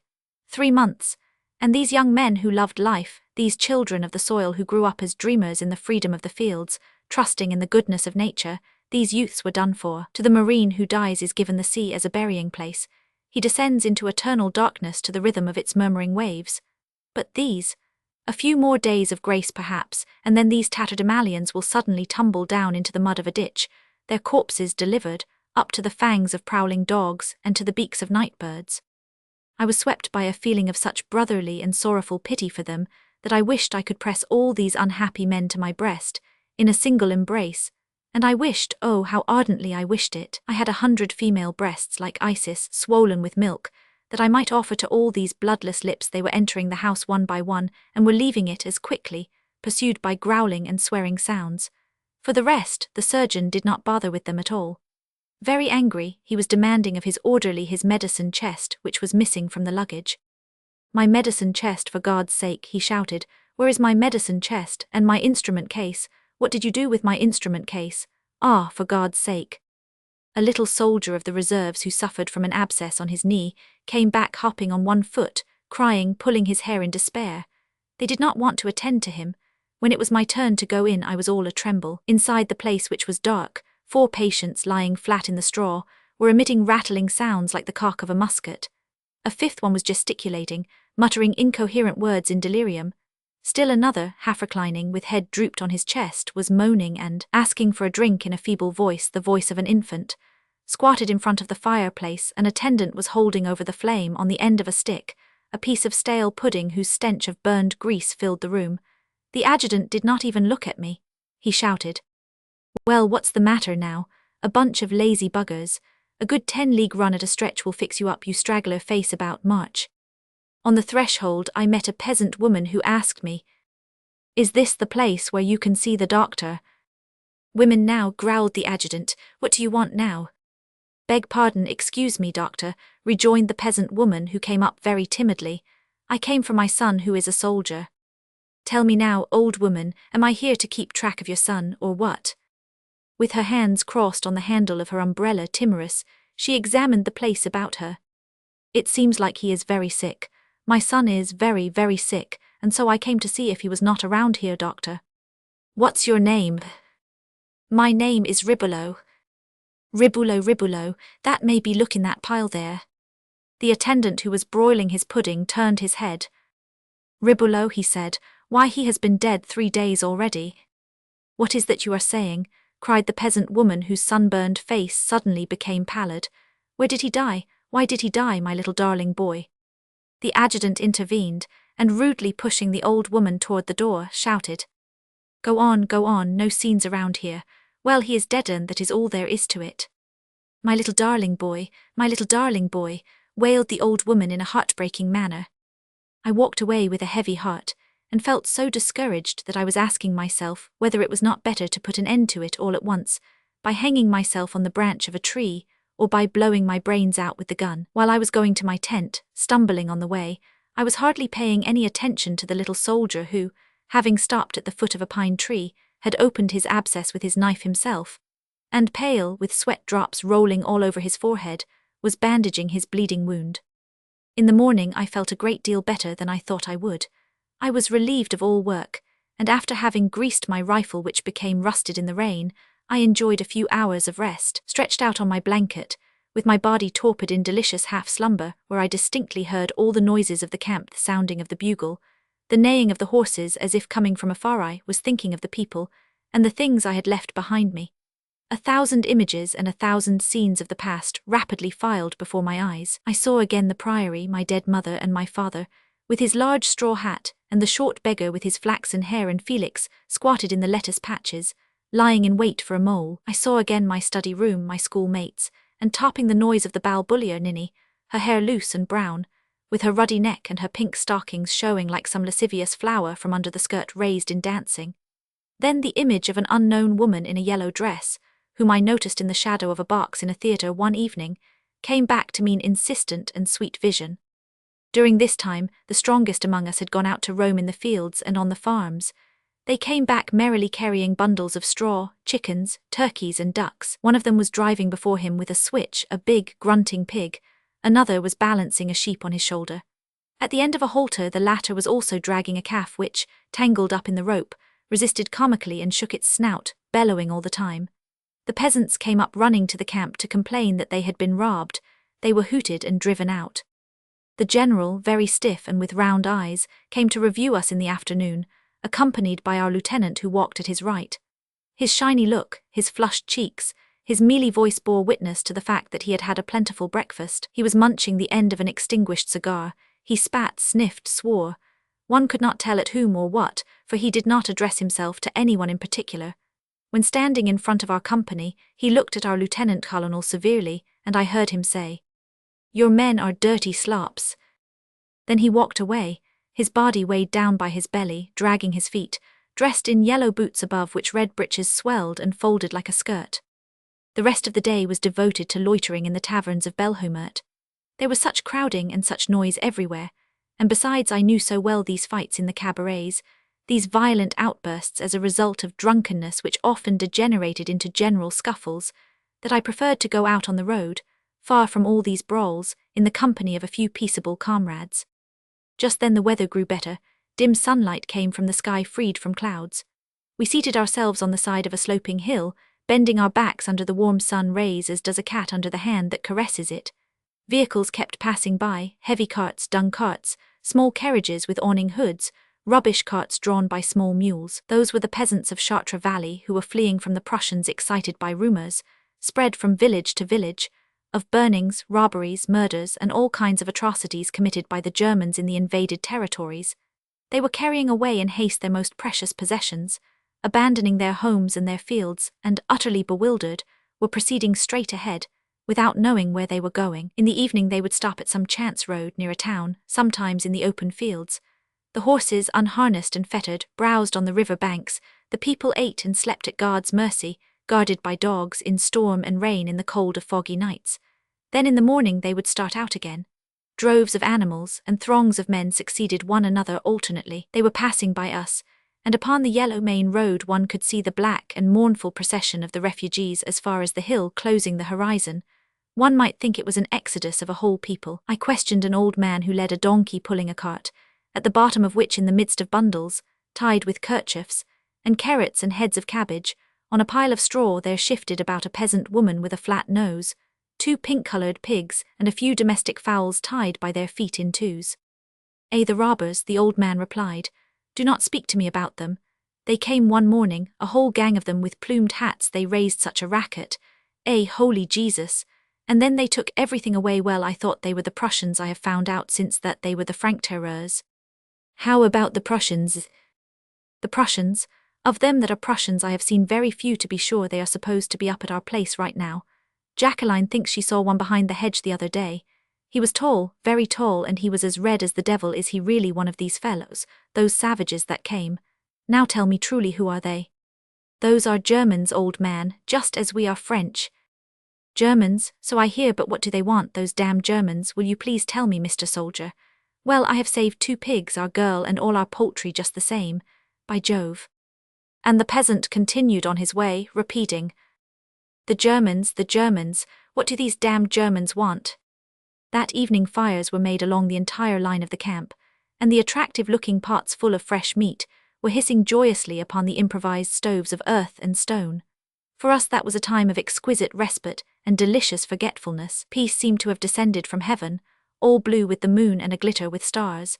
The fields, unrolling themselves with soft and misty undulations, had in them a kind of tender sweetness which penetrated into our souls and set new blood, less acrid and endowed with new vigor, circulating in our members. Little by little, memories of our hardships, our discouragements and privations, however near, effaced themselves, and simultaneously with the awakening of our sense of duty, a desire for action seized us. Unusual animation reigned at our camp. Every one offered voluntarily to do some kind of work. Some, torch in hand, were running about to light again the fires which went out. Others were blowing at the ashes in order to kindle them into flame again. Still others were sorting vegetables and slicing meat. Some comrades, forming a circle around the debris of burned timber, struck up a tune, Have you seen Bismarck? In a jeering chorus. Revolt, child of Hunger, had its inception in the hissing of saucepans, in the clatter of platters. The next day, when the last of us answered present at the roll call, the little lieutenant gave the command, Form a circle, march.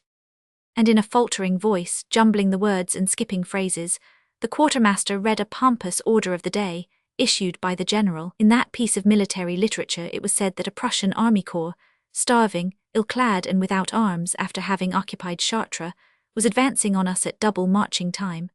Our task was to block its way, to throw it back as far as the walls of Paris, where the valiant Ducrot was only waiting for our arrival to sally out and clean the land of all invaders at one sweep.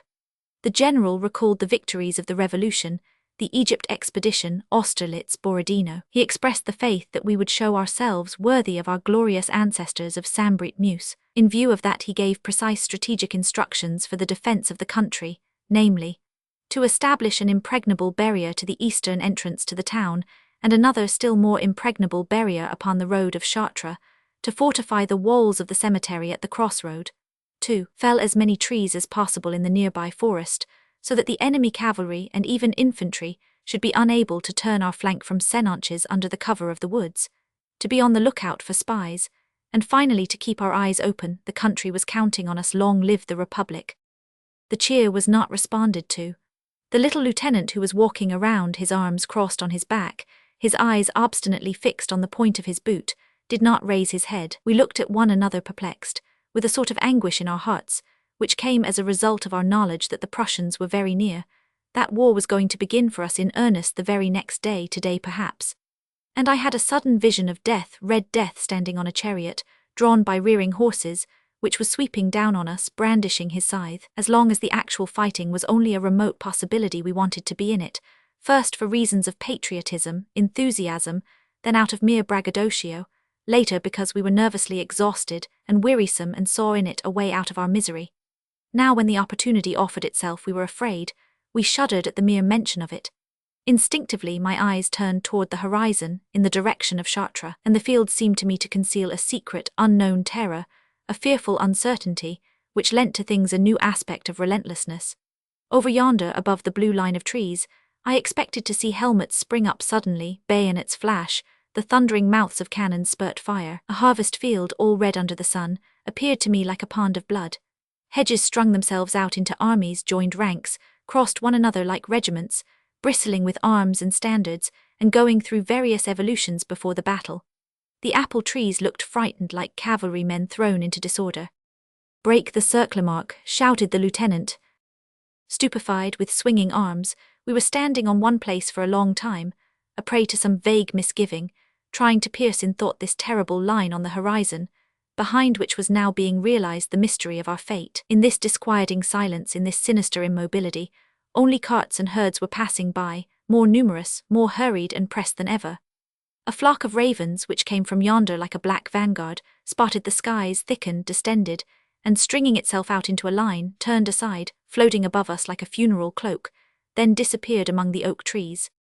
"At last we are going to see them, these famous Prussians," said, in a faltering voice, a big fellow who was very pale and who, in order to give himself the air of a fearless daredevil, was beating his ears with his képi.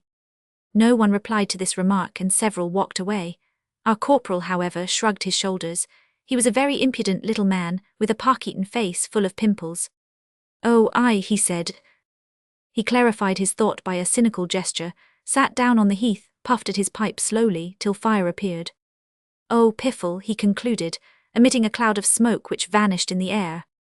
While one company of chasseurs was detailed to the crossroads to establish an impregnable barrier there, my company went in the woods to fell as many trees as possible.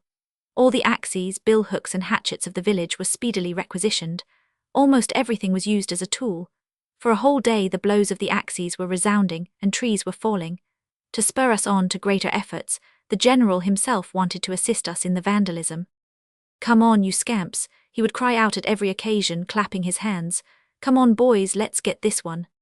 He himself pointed out the most stalwart among the trees, those which grew up straight and spread out like the columns of a temple. It was an orgy of destruction, criminal and foolish. A shout of brutal joy went up every time a tree fell on top of another with a great noise. The old trees became less dense. One could say they were mowed down by some gigantic and supernatural scythe. 2 men were killed by the fall of an oak tree. And the few trees which remained standing, austere in the midst of ruined trunks lying on the ground, and the twisted branches which rose up towards them like arms outstretched in supplication, were showing open wounds, deep and red gashes from which the sap was oozing, weeping as it were. The supervisor of the forest section, warned by a guard, came running from Senonches, and with a broken heart witnessed this useless devastation. I was near the general when the forester approached him respectfully, képi in hand. "Beg pardon, General," said he. "I can understand the felling of trees on the edge of the road, the barricading of lines of approach, but your destruction of the heart of the old forest seems to me a little—" But the general interrupted. What, it seems to you what? What are you butting in here for? I do as I please who is commander here, you or I." "But," stammered the forester. "There are no buts about it, monsieur, you make me tired, that's one thing sure. You had better hurry back to Senonches, or I will have you strung up on a tree. Come on, boys." The general turned his back on the stupefied agent, and walked away knocking some dead leaves and sprigs before him with the end of his cane. While we were thus desecrating the forest, the chasseurs were not idle either, and the barricade rose, huge and formidable, cutting off the road at the crossroad. It was accomplished not without difficulty and above all not without gaiety. Suddenly halted by a trench which barred their flight, the peasants protested. Their carts and herds became congested on the road, very narrow at this point. There was, therefore, an indescribable uproar. They were complaining, the women were moaning, the cattle were lowing, the soldiers were laughing at the frightened looks of men and beasts, and the captain who was in command of the troops did not know what action to take. Several times the soldiers pretended to drive the peasants back at the point of the bayonet, but the latter were stubborn and determined to pass and invoked their rights as Frenchmen. Having made his round in the forest, the general went to see the progress of the work on the barricade. He demanded to know what these dirty civilians wanted. He was told about it. "All right," he cried. "Seize all their carts and throw them into the barricade. Come on, get a move on you, boys." The soldiers, rejoicing in the opportunity, hurled themselves on the first carts which stood abandoned with everything in them, and smashed them with a few blows of the pickaxe. A wild panic broke out among the peasants. The congestion became so great that it was impossible for them either to advance or to turn back. Lashing their horses with all their might, and trying to extricate their impeded wagons, they were shouting, jostling and bruising one another without making a step backward. Those last arrived had turned back and were going at full speed of their horses, excited by the tumult. Others, despairing of a chance to save their carts and provisions, climbed over the barrier, and, dispersing across the field, uttered cries of indignation, pursued by oaths and curses flung at them by the soldiers. Then they piled up the smashed vehicles one on top of the other, filled the gaps with sacks of oats, mattresses, bundles of clothes and stones. On top of the barricade, upon a coach pole, which rose vertically upward like a flagstaff, a little chasseur planted a bouquet of wedding flowers found among other booty. Towards the evening, groups of reserves arriving from Chartres in great disorder, scattered all over Belhomert and the camp. They brought horrible tales. The Prussians were more than 100,000 strong, all in one army. They, the reserves, hardly had time to fall back. Chartres was in flames, the villages in the vicinity were burning, the farms were destroyed. The greater part of the French detachments which bore the brunt of covering the retreat could not hold out much longer. The fugitives were questioned. They were asked whether they saw the Prussians, what insignia they wore, and were particularly quizzed about all the details of the enemy uniforms. Every 15 minutes new reserves would show up in groups of 2 or 3, pale, exhausted with fatigue. Most of them had no kits, some had no guns, and they were telling stories, each more terrible than the other. None of them was wounded. It was decided to quarter them in the church, to the great indignation of the cure who, lifting his arms to heaven, exclaimed, "Holy Virgin, in my church, soldiers in my church." Up to this time, the general, who was preoccupied solely with his plans of destruction, had no time to provide for the guarding of the camp, except by establishing a small outpost in a tavern, frequented by carterers within a mile from Belhomert upon the Chartres road. This outpost, commanded by a sergeant, had not received any definite instructions, and the man did nothing except loaf, drink, and sleep. Still, the sentinel, who was nonchalantly pacing to and fro in front of the tavern, gun on shoulder, at one time arrested a country doctor as a German spy because of his blonde beard and blue spectacles.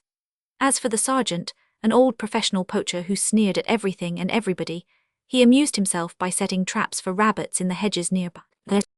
The arrival of the reserves, the menace of the Prussians, had thrown us into confusion. Messengers came up every minute, carrying sealed envelopes containing orders and counter-orders. The officers were running about with a preoccupied look, not knowing what to do, and completely lost their heads. 3 times we were ordered to break up camp, and 3 times we were told to pitch our tents anew. All night trumpets and bugles were sounding, and big log fires were burning, around which in the growing tumult were passing back and forth shadows strangely agitated, silhouettes of demoniacal appearances. Patrols were scouring the fields, riding out on the crossroads, searching the outskirts of the forest. Artillery stationed on this side of the town was ordered to move up forward upon the heights, but it ran into the barricade. To clear the way for the cannons, it was found necessary to demolish it piecemeal and to fill up the ditch. At daybreak my company was sent to do main guard duty. We met mobilized soldiers, dispirited franc-tireurs who were dragging their feet piteously. A little further away, the general, accompanied by his staff, was watching the maneuvers of the artillery. He held a map of the general staff, unfolded on the neck of his horse, and was vainly trying to locate the Saucier 1099. Bending over the map, which the horse shifted out of place with every movement of its head, he shouted, "Where is that damned mill? Pontguin Couvel, do they think I know all their damned mills around here?" The general commanded us to halt and asked, "Is there anyone here who is familiar with this country? Is there anyone here who knows where the Saucier mill is?" Nobody answered. "No, well, all right, to hell with it." And he threw the map to his aide, who began folding it up carefully. We resumed our march. The company was stationed on a farm, and I was put on guard duty near the road, at the entrance to a grove, beyond which I could look on an open plain, immense and smooth like the sea. Here and there small woods emerged from the ocean of land like islands. The belfries of the villages, the farms, blurred by the fog, assumed the aspect of a distant vale. In this enormous expanse a great silence reigned, a solitude wherein the least noise, the least thing stirring in the skies, had something mysterious about it which put anguish into one's heart. Up above, black dots spotted the skis, those were the ravens. Down below, upon the earth, small black specks moved forward, growing larger, disappearing, those were the fleeing soldiers of the reserves. And now and then the distant barking of dogs, answered by similar barking all along the line from east to west, from north to south, sounded like the plaint of the deserted fields. Our guard was supposed to be relieved every 4 hours, but hours upon hours passed, slow and endless, and no one came to take my place. No doubt they had forgotten all about me. With a heavy heart I was searching the horizon on the Prussian side, the French side. I saw nothing but this hard, relentless line, which encircled the huge grey sky around me. It was a long time since the ravens had ceased flying, and the reserve soldiers fleeing. For a moment I saw a truck coming toward the woods where I was, but it turned off on one of the roads, and soon was no longer distinguishable from the grey terrain. Why did they leave me thus? I was hungry and I was cold, my bowels rumbled, my fingers became numb. I ventured out on the road a little. Having walked a few steps I shouted. Not a being answered my call, not a thing stirred. I was alone, utterly alone, alone in this deserted, empty field. A shudder passed through my frame, and tears came into my eyes. I shouted again, no answer. Then I went back into the woods and sat down at the foot of an oak tree with my rifle across my lap, keeping a sharp lookout and waiting. Alas! The day was waning little by little. The sky grew yellow, then purple by degrees, and finally vanished in deadly silence. And night, moonless and starless, fell upon the fields, and at the same time a chilling fog arose from the shadows. Worn out with fatigue, always occupied with something or other and never alone, I had no time to reflect on anything from the moment we started out, but still confronted by the strange and cruel sights constantly before my eyes, I felt within me the awakening of the idea of human life, which until now had lain slumbering in the sluggishness of my childhood and the torpor of my youth. Yes, the idea awoke confusedly, as if emerging from a long and painful nightmare. And reality appeared to me more frightful than the nightmare, transposing the instincts, the desires and passions which agitated us from the small group of errant men that we were to society as a whole, recalling the impressions so fleeting and wholly external which I had received in Paris, the rude crowds, the pushing and jostling of pedestrians. I understood that the law of the world was strife, an inexorable, murderous law, which was not content with arming nation against nation, but which hurled against one another the children of the same race, the same family, the same womb. I found none of the lofty abstractions of honor, justice, charity, patriotism of which our standard books are so full, on which we are brought up, with which we are lulled to sleep, through which they hypnotize us in order the better to deceive the kind little folk, to enslave them the more easily, to butcher them the more foully. What was this country, in whose name so many crimes were being committed, which had torn us formerly so full of love from the motherly bosom of nature, which had thrown us, now so full of hatred, famished and naked, upon this cruel land? What was this country, personified to us by this rabid and pillaging general who gave vent to his madness on old people and trees, and by this surgeon who kicked the sick with his feet and maltreated poor old mothers bereaved of their sons? What was this country, every step on whose soil was marked by a grave, which had but to look at the tranquil waters of its streams to change them into blood, which was always frittering away its manpower, digging here and there deep charnel vaults where the best children of men were rotting? And I was astounded, when for the first time it dawned upon me that only those were the most glorious, the most acclaimed heroes of mankind who had pillaged the most, killed the most, burned the most. They condemn to death the stealthy murderer who kills the passerby with a knife, on the corner of the street at night, and they throw his beheaded body into a grave of infamy. But the conqueror who has burned cities and decimated human beings, all the folly and human cowardice unite in raising to the throne of the most marvelous. In his honor triumphal arches are built, giddy columns of bronze are erected, and in the cathedrals multitudes reverently kneel before his tomb of hallowed marble, guarded by saints and angels under the delighted gaze of God. With what remorse did I repent of the fact that until now I had remained blind and deaf to this life, so full of inexplicable riddles. Never had I opposed this mysterious book, never had I stopped even for a single moment to consider the question marks which are represented by things and beings. I did not know anything, and now suddenly a desire to know, a yearning to wrest from life some of its enigmas tormented me. I wanted to know the human reason for creeds which stupefy, for governments which oppress, for society which kills. I longed to be through with this war so that I might consecrate myself to some ardent cause, to some magnificent and absurd apostleship.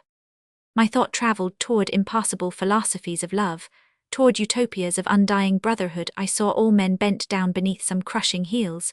They all resembled the little soldier of the reserves at St. Michel, whose eyes were running, who was coughing and spitting blood, and as I knew nothing of the necessity of higher laws of nature, a feeling of compassion rose within me, clogging my throat with suppressed sobs.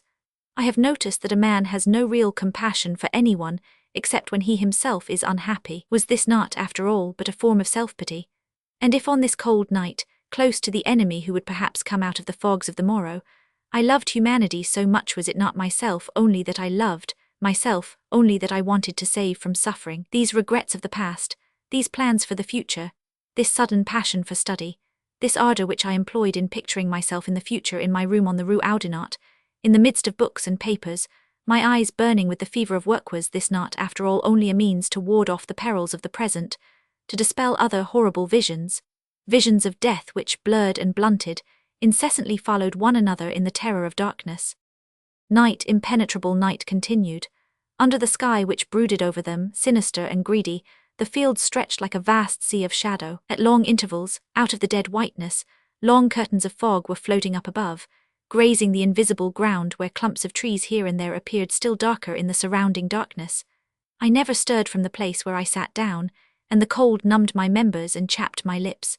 With difficulty I raised myself and walked on the outskirt of the woods. The sound of my own steps on the ground frightened me.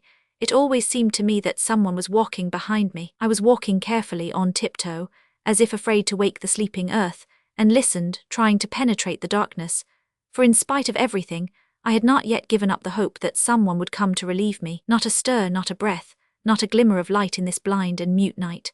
Twice, however, I distinctly heard the sound of steps, and my heart thumped violently, but the noise moved away, grew fainter by degrees, ceased altogether, and silence set in again, more oppressive, more terrible, more disheartening than ever. A branch brushed against my face. I recoiled, seized with terror. Further away, a rise in the ground appeared to me like a man who with crooked back seemed to be crawling toward me. I loaded my rifle at the sight of an abandoned plough with its arms turned upward toward the sky, like the menacing horns of some monster. My breath left me, and I almost fell on my back. I was afraid of the shadow, of the silence, of the least object that extended beyond the line of the horizon, and which my deranged imagination endowed with a soul of sinister life, despite the cold. Perspiration in large drops was streaming upon my face. I had a notion to quit my post, to return to camp, persuading myself by all sorts of ingenious and cowardly arguments that my comrades had forgotten all about me, and that they would be glad to see me back with them. Obviously, since I had not been relieved by anyone from my company, and saw none of the officers make his round of inspection, they must have left. But supposing I were mistaken about it, what excuse could I offer, and how would I be received at the camp? To go back to the farm where my company was quartered this morning and ask for instructions? I was thinking of doing it, but in my plight I had lost all sense of direction, and if I attempted to do that I would surely get lost in this plain that was so endless and so black. Then an abominable thought flashed through my mind. Yes, why not discharge a bullet into my arm and run back, bleeding and wounded, and tell them that I had been attacked by the Prussians? I had to make a strong effort to regain my reason, which was leaving me. I had to gather all the moral forces that were left in me in order to get away from this cowardly and odious impulse, from this wretched ecstasy of fear, and I desperately strove to recall the memories of former times, to conjure up gentle and silent visions, sweet-scented and white-winged. They came to me as in a painful dream, distorted, mutilated under the spell of hallucination, and fear immediately threw them into confusion. The Virgin of St. Michel, with a body of pink in a blue mantle, adorned with golden stars, I saw in a lewd attitude, prostituting herself on a bed. Some miserable shack, with drunken soldiers, my favourite spots in the Tourouver forest, so peaceful, where I used to stay for entire days, stretched out on the mossy ground, were turning topsy-turvy, tangled up, brandishing their gigantic trees over me. Then a few howitzer shells crossed one another in the air, resembling familiar faces, which sniggered. One of these projectiles suddenly spread out wide wings, flame-coloured, which swung around me and enveloped me. I cried out, "My God, am I going crazy?" I felt my breast, my chest, my back, my legs. I must have been as pale as a corpse, and I felt a shiver passing through me from heart to brain, like a steel ball. "Let's see now," I said aloud to myself to make sure that I was awake, that I was alive. In 2 gulps I swallowed the remainder of the whiskey in my flask, and I started to walk very fast, tramping with rage upon the clods under my feet, whistling the air of a soldier song, which we used to sing in chorus to relieve the tedium of the march. Somewhat calmed, I came back to the oak tree and kicked its trunk with the sole of my boots, for I was in need of this noise and this physical motion, and now I thought of my father so lonely at the priory. It was more than 3 weeks since I had received a letter from him. Oh, how sad and heartrending his last letter was. It did not complain of anything, but one felt in it a deep despair, a wearisomeness of being alone in that large empty house, and anxiety about me who, he knew, was wandering, knapsack on back, amidst the dangers of battle. Poor father. He had not been happy with my mother, who was ill, always fretful, who did not love him and could not stand his presence, and never a sign of reproach, not even when meeting with the most painful rebuff and unkindness. He used to bend his back like a dog and walk out. Ah, how I repented of the fact that I did not love him enough. Perhaps he had not brought me up in the manner he should have done, but what difference did it make? He did everything he could.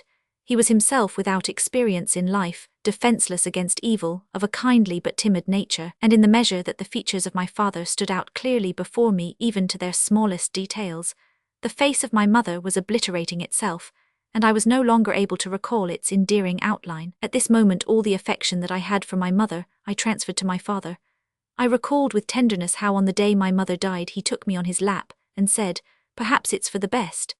And now I understood how much sorrow accumulated in the past, and terror in facing the future there was summed up in that phrase. It was for her sake that he said that, and also for the sake of one who resembled my mother so much, and not for his own consolation. Unhappy man that he was, who had resigned himself to suffering all during the last 3 years. He had aged very much.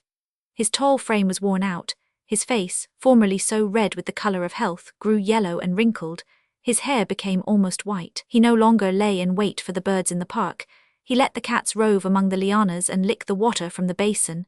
He took little interest in his practice, the direction of which he left to his chief clerk, a trusted man who was stealing from him. He no longer occupied himself with the small but honourable affairs of his locality. He never went out. He would not even stir from his rocking chair, with small pillows which he ordered moved into the kitchen, not wishing to stay alone without Marie, who would bring him his cane and his hat. "Well, monsieur, you must take a little walk. You are getting all rusty in your corner there." "All right, Marie. I am going to take the air. I will walk along the bank of the river if you want me to." "No, monsieur, you must take a walk in the woods. The air there will do you good." "All right, Marie, I am going to take a walk in the woods." At times, seeing him inactive, slumbering, she would tap him on the shoulder. "Why do not you get your rifle, monsieur? There are a lot of finches in the park." And looking at her with an air of reproach, my father would mutter, "Finches, the poor things." Why did my father not write to me? Did my letters reach him at all? I reproached myself with having been too dry in my letters until now, and I promised myself to write to him the next day. The first opportunity, I wrote a long affectionate letter, in which I was going to pour out my heart to him.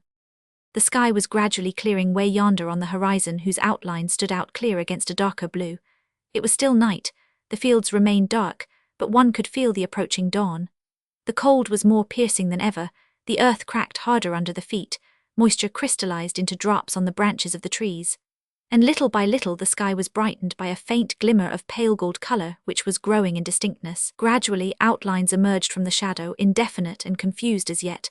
The opaque blackness of the plain changed into a dull violet, here and there rent by light. Suddenly I heard a noise, weak at first, like the distant roll of a drum. I listened, my heart beating violently. Presently the noise stopped and the cocks crowed. About 10 minutes later the noise started again, more distinct, coming nearer. Patara, patara. It was the gallop of a horse on the Chartres road. Instinctively I buckled up my knapsack on my back and made sure that my rifle was loaded. I was very excited. The veins in my temples dilated. Patara, patara. Hardly had I time enough to squat down behind the oak tree, when on the road, at a distance of 20 paces in front of me, there suddenly appeared a large shadow, surprisingly immobile, like an equestrian statue of bronze, and this enormous shadow, which obtruded itself almost entirely upon the brightness of the eastern sky, was terrible to behold. The man appeared to me superhuman, inordinately large against the sky. He wore the flat cap of the Prussians, a long black cloak, under which the chest was bulging out greatly. Was he an officer or a plain soldier? I did not know, for I could not distinguish any insignia of rank on the dark uniform. His features, at first indistinct, became more accentuated. He had clear eyes, very limpid, a broad beard. His bearing bespoke youthful strength. His face breathed power and kindness along with something noble, audacious, and sad which struck me. Holding his hand flat on his thigh, he studied the country before him, and his horse scraped the ground with its hoofs and puffed long streams of vapor in the air through its quivering nostrils. Evidently, this Prussian was reconnoitering. He came to observe our position, the nature of the ground. Undoubtedly, a whole army was swarming behind him, waiting for a signal from this man to throw themselves on the plain. Well hidden in my woods, with rifle ready, I was watching him. He was handsome indeed. Life flowed abundantly in this robust body. What a pity. He kept on studying the country, and it seemed to me as though he were studying it more like a poet than a soldier. I detected a sort of emotion in his eyes. Perhaps he forgot why he had come here, and allowed himself to be fascinated by the beauty of this virginal and triumphant dawn. The sky became all red, it blazed up gloriously. The awakened fields unrolled themselves in the distance, emerging one after another from their veil of mist, rose-coloured and blue, which floated like long scarves ruffled by invisible hands. The trees were dripping dew. The hovels separated themselves from the pink and blue background. The dovecot of a large farm whose new tile roofs began to glitter projected its whitish cone into the purple glare of the east. Yes, this Prussian who started out with the notion to kill was arrested, dazzled and reverently stirred by the splendour of a newborn day, and his soul for a few minutes was the captive of love. Perhaps it's a poet, I said to myself, an artist. He must be kind since he is capable of tenderness. And upon his face I could see all the emotion of a brave man which agitated him, all the tremors, all the delicate and flitting reactions of his heart. Moved and fascinated, I feared him no longer. On the contrary, a sort of infatuation drew me towards him, and I had to hold on to the tree to keep myself from going to this man. I would have liked to speak to him, to tell him that it was well that he contemplated the heaven thus, and that I liked him because of his receptiveness to beauty, but his face grew sombre. A sadness stole into his eyes. The horizon over which they swept was so far away, and beyond that horizon there was another, and further on, still another. One had to conquer all that. When was he to be relieved of his duty ever to spur his horse on through this nostalgic territory, always to cut a way through ruins and through death, always to kill, always to be cursed? And then, undoubtedly, he was thinking of the things he had left behind, of his home resounding with the laughter of his children, of his wife, who was waiting for him and praying to God while doing so. Will he ever see her again? I was sure that at this very moment he was recalling the most fugitive details, the most childish habits of his life at home. A rose plucked one evening after dinner, with which he adorned the hair of his wife, the dress which she wore when he was leaving, a blue bow on the hat of his little daughter, a wooden horse, a tree, a river view, a paper knife. All the memories of his joys came back to him, and with that keenness of vision which exiled persons possess, he encompassed in a single mental glance of despondency all those things by means of which he had been happy until now. The sun rose higher, rendering the plain larger, extending the distant horizon still farther. I felt a compassion for this man, and I loved him. Yes, I swear I loved him. Well then, how did that happen? A detonation was suddenly heard, and at that very moment I caught sight of a boot in the air, of a torn piece of a military cloak, of a mane flying about wildly on the road, and then nothing. I heard the noise of a blow with a sabre, the heavy fall of a body, furious beats of a gallop, then nothing. My rifle was warm, and smoke was coming out of it. I let it fall to the ground. Was I the victim of hallucination? Clearly not. Of the large shadow which rose skyward at the middle of the road like an equestrian statue of bronze, there was left but a small corpse, all black, stretched out face downward. With crossed arms I recalled the poor cat that my father had killed, when with fascinated eyes she had been following the flight of a butterfly. Stupidly, unconsciously, I had killed a man whom I loved, a man with whom my soul had just identified itself, a man who in the dazzling splendor of the rising sun was retracing the purest dreams of his life. Perhaps I had killed him at the very moment that that man had said to himself, "And when I shall see her again at home." Why? For what reason? Since I loved him, since if soldiers had menaced him I would have defended him. Why of all men was it he I assassinated?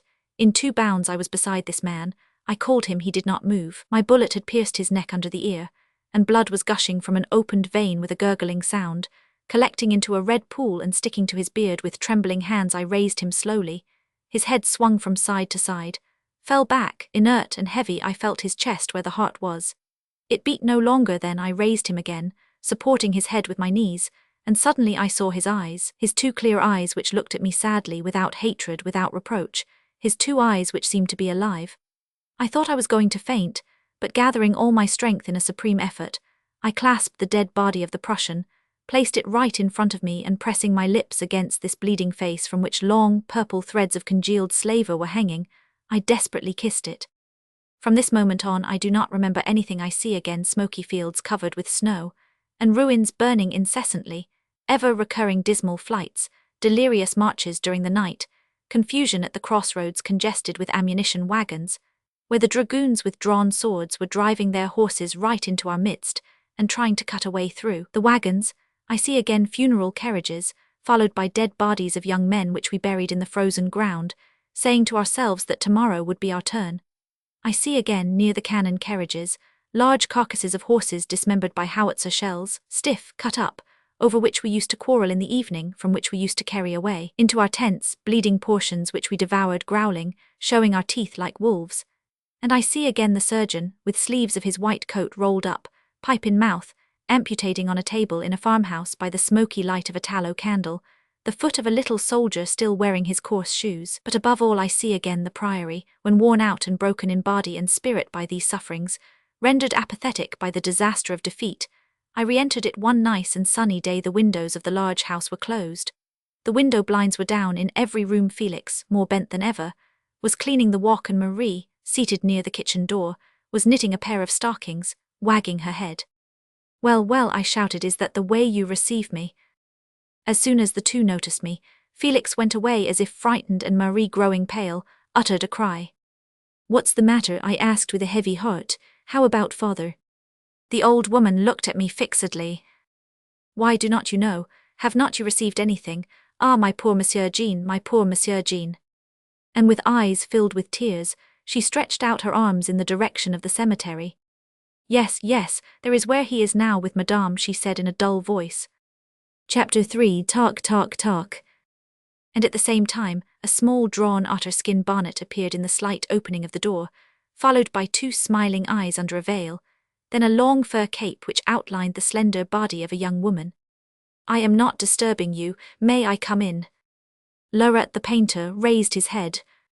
"Ah, it's you, madame," he said in a curt tone, almost irritated while shaking his hands soiled with pastel. "Why, yes, certainly, come right in." He left his easel and offered a seat. "How is Charles?" he asked. "He is all right, thank you." She sat down, smiling, and her smile was really charming as well as sad. Although covered with a veil, her clear eyes of pinkish blue, her very large eyes which illuminated her whole figure, seemed to be radiating infinite kindness. She was dressed very elegantly, without striving to be pretentious.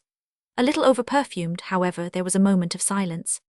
The studio of the painter Lauret, situated in a peaceful section of the Faubourg Saint-Honor on Rodriguez Square, was a vast bare place with grey walls, with rough carpentry work and without furniture.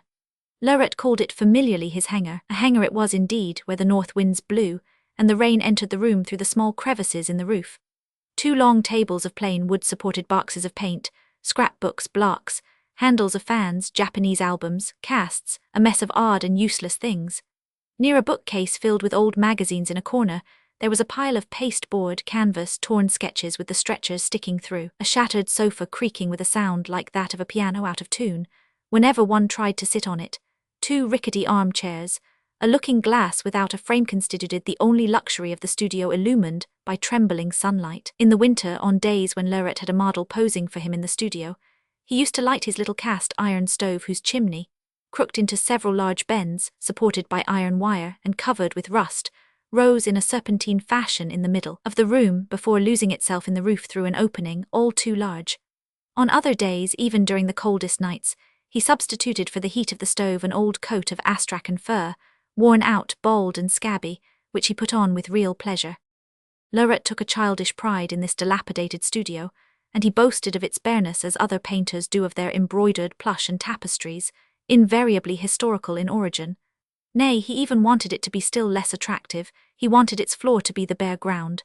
"It is in my studio that I learn who my best friends are," he would often say. "They always come again, the others stay away." "That's very convenient.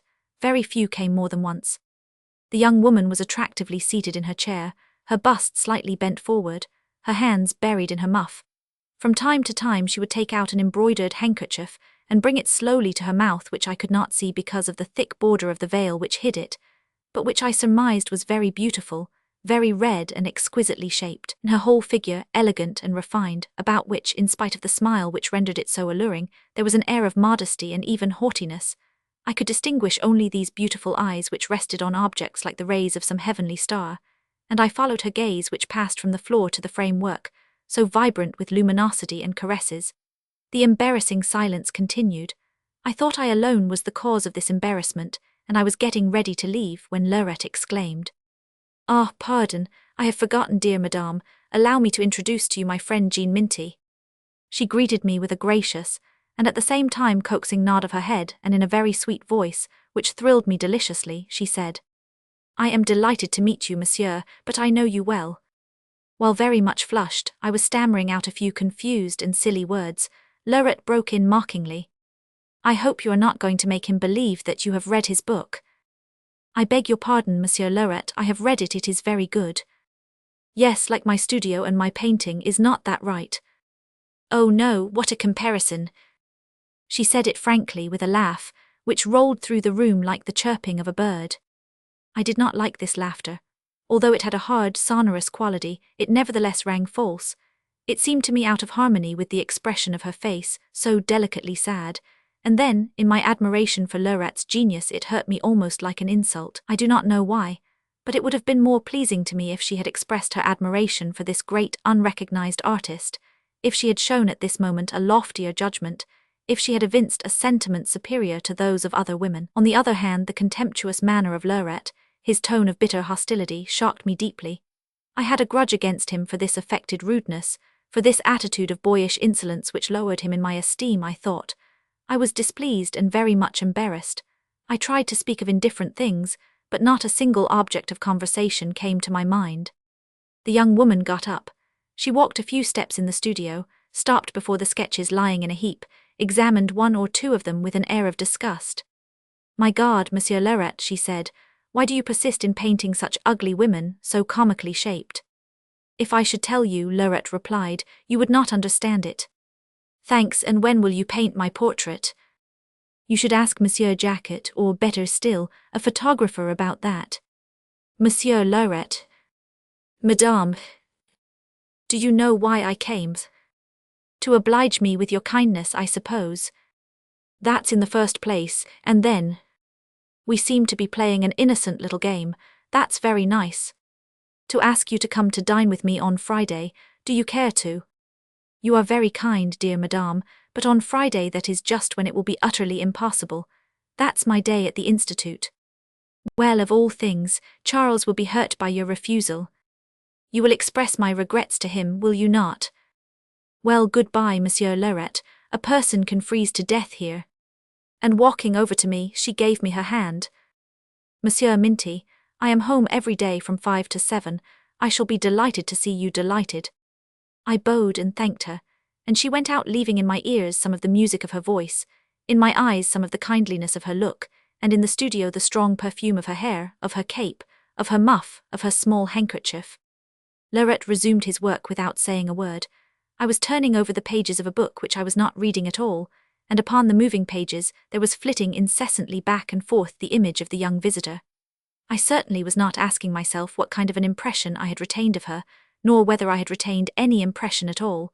But although she went out, she was not gone entirely. There was left with me an indefinite something of this short-lived apparition, something like a haze which assumed her form, in which I could make out the shape of her head, the turn of the back of her neck, the movement of her shoulders, the graceful curve of her waistline, and that something haunted me. I still beheld her in that chair which she had just left, unfathomable and more charming than ever, with her tender and luminous smile which radiated from her and created a halo of love about her. "Who is that woman?" I suddenly asked in a tone which I forced myself to render indifferent. "What woman?" said Lorette. "Why, the one that has just left." "Ah, yes, my God, a woman just like others." "I should think so. This does not tell me her name, however, nor who she is." Lorette was rummaging in his paint box. He answered carelessly, "And so you want to know the name of that woman? Strange curiosity. Her name is Juliette Roux. As for biographical information, the police can furnish you all you want. I presume that Juliette Roux gets up late, that she has her fortune told by cards, that she is deceiving and ruining as well as she can that poor Charles Malterer, an excellent chap whom you met here some time ago, and whose mistress she is, for the time being. Lastly, she is like other women, only with this difference which makes her case worse. She is more beautiful than most of them, and consequently more foolish and more malicious. That sofa there, that you are sitting on, it was Charles who broke it by lying and crying on it for entire days, while telling me his troubles, you understand. One day he caught her with a croupier of a gambling club, on another day with a buffoon at the Bouffes Theatre. There was also an affair with the wrestler of Neuilly, to whom she gave 20 francs and Charles' old trousers. As you see, it's full of idols. I like Malterer very much because he is good-natured, and his lack of sense evokes my pity. He really has my sympathy, but what can one say to such men, to whom love is the greatest thing in life, and who cannot see a woman's back without tacking onto it wings of dreams, and sending it flying to the stars? Nothing. Is not that true? So much so that the unfortunate fellow, in the midst of his rage and sobs, could brag about the fact that Juliet had received a good education.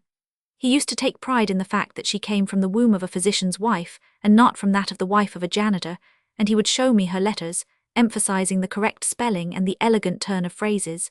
He seemed to say, "How I suffer, but how well written this is. What a pity." "Ah, you too love the woman," I exclaimed when he finished his tirade. And foolishly I added, "They say you have suffered much." Leuret shrugged his shoulders and smiled. "You talk like Delaunay of the Comédie Francaise. No, no, my kind friend, I have not suffered. I have seen others suffer, and that was enough for me, do you understand?" Suddenly his voice became shrill, an almost cruel light shone in his eyes. He resumed, "Ordinary people, poor devils like Charles Malterer, when stepped upon, are crushed. They disappear in the blood, in the mire, in the atrocious filth stirred up by woman's hands. That's unfortunate. Of course humanity, however, does not claim them back, for nothing has been stolen from it but artists, men of our caliber with big hearts and big brains. When these are lost, strangled, killed, you understand." His hand trembled, he crushed his crayon on the canvas. "I have known 3 of them, 3 wonderful, divine ones. 2 died by hanging themselves. The third one, my teacher, is in a padded dark room at Bicêtre. Of this pure genius there has been left only a lump of wan flesh, a sort of raving beast who grimaces and hurls himself at you with froth at his mouth. And in this crowd of cast-offs, how many young hopes have perished in the grasp of the beast of prey? Count them up, all these lamentable, bewildered, maimed people, those who had wings and who are now crawling on all fours, those who scrape the earth with their nails and feed on their own excrements. Why, you yourself a minute ago looked at Juliet with ecstasy. You were ready to do anything for a kiss from her. Do not deny it. I saw you. Oh. Well, let's go out. That's enough. I cannot work any more." He arose and paced across the studio in agitation. Gesticulating and angry, he upset the chairs and pasteboards, ripped some of his sketches with a kick. I thought he was going mad. His bloodshot eyes rolled wildly, he was pale, and the words were coming out of his drawn-up mouth in a violent jumble. For men to be born of woman, men, how irrational! For men to be conceived in an impure womb! For men to gorge themselves with woman's vices, with her imbecile, ferocious appetites, to have sucked the sap of life from her nefarious breasts. Mother!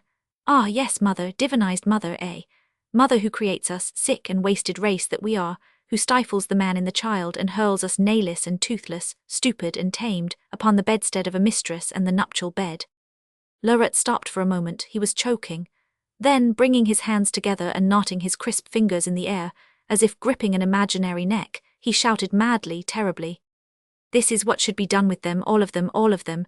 Do you understand? Tell me, all of them." And he began pacing back and forth again, swearing, stamping his feet.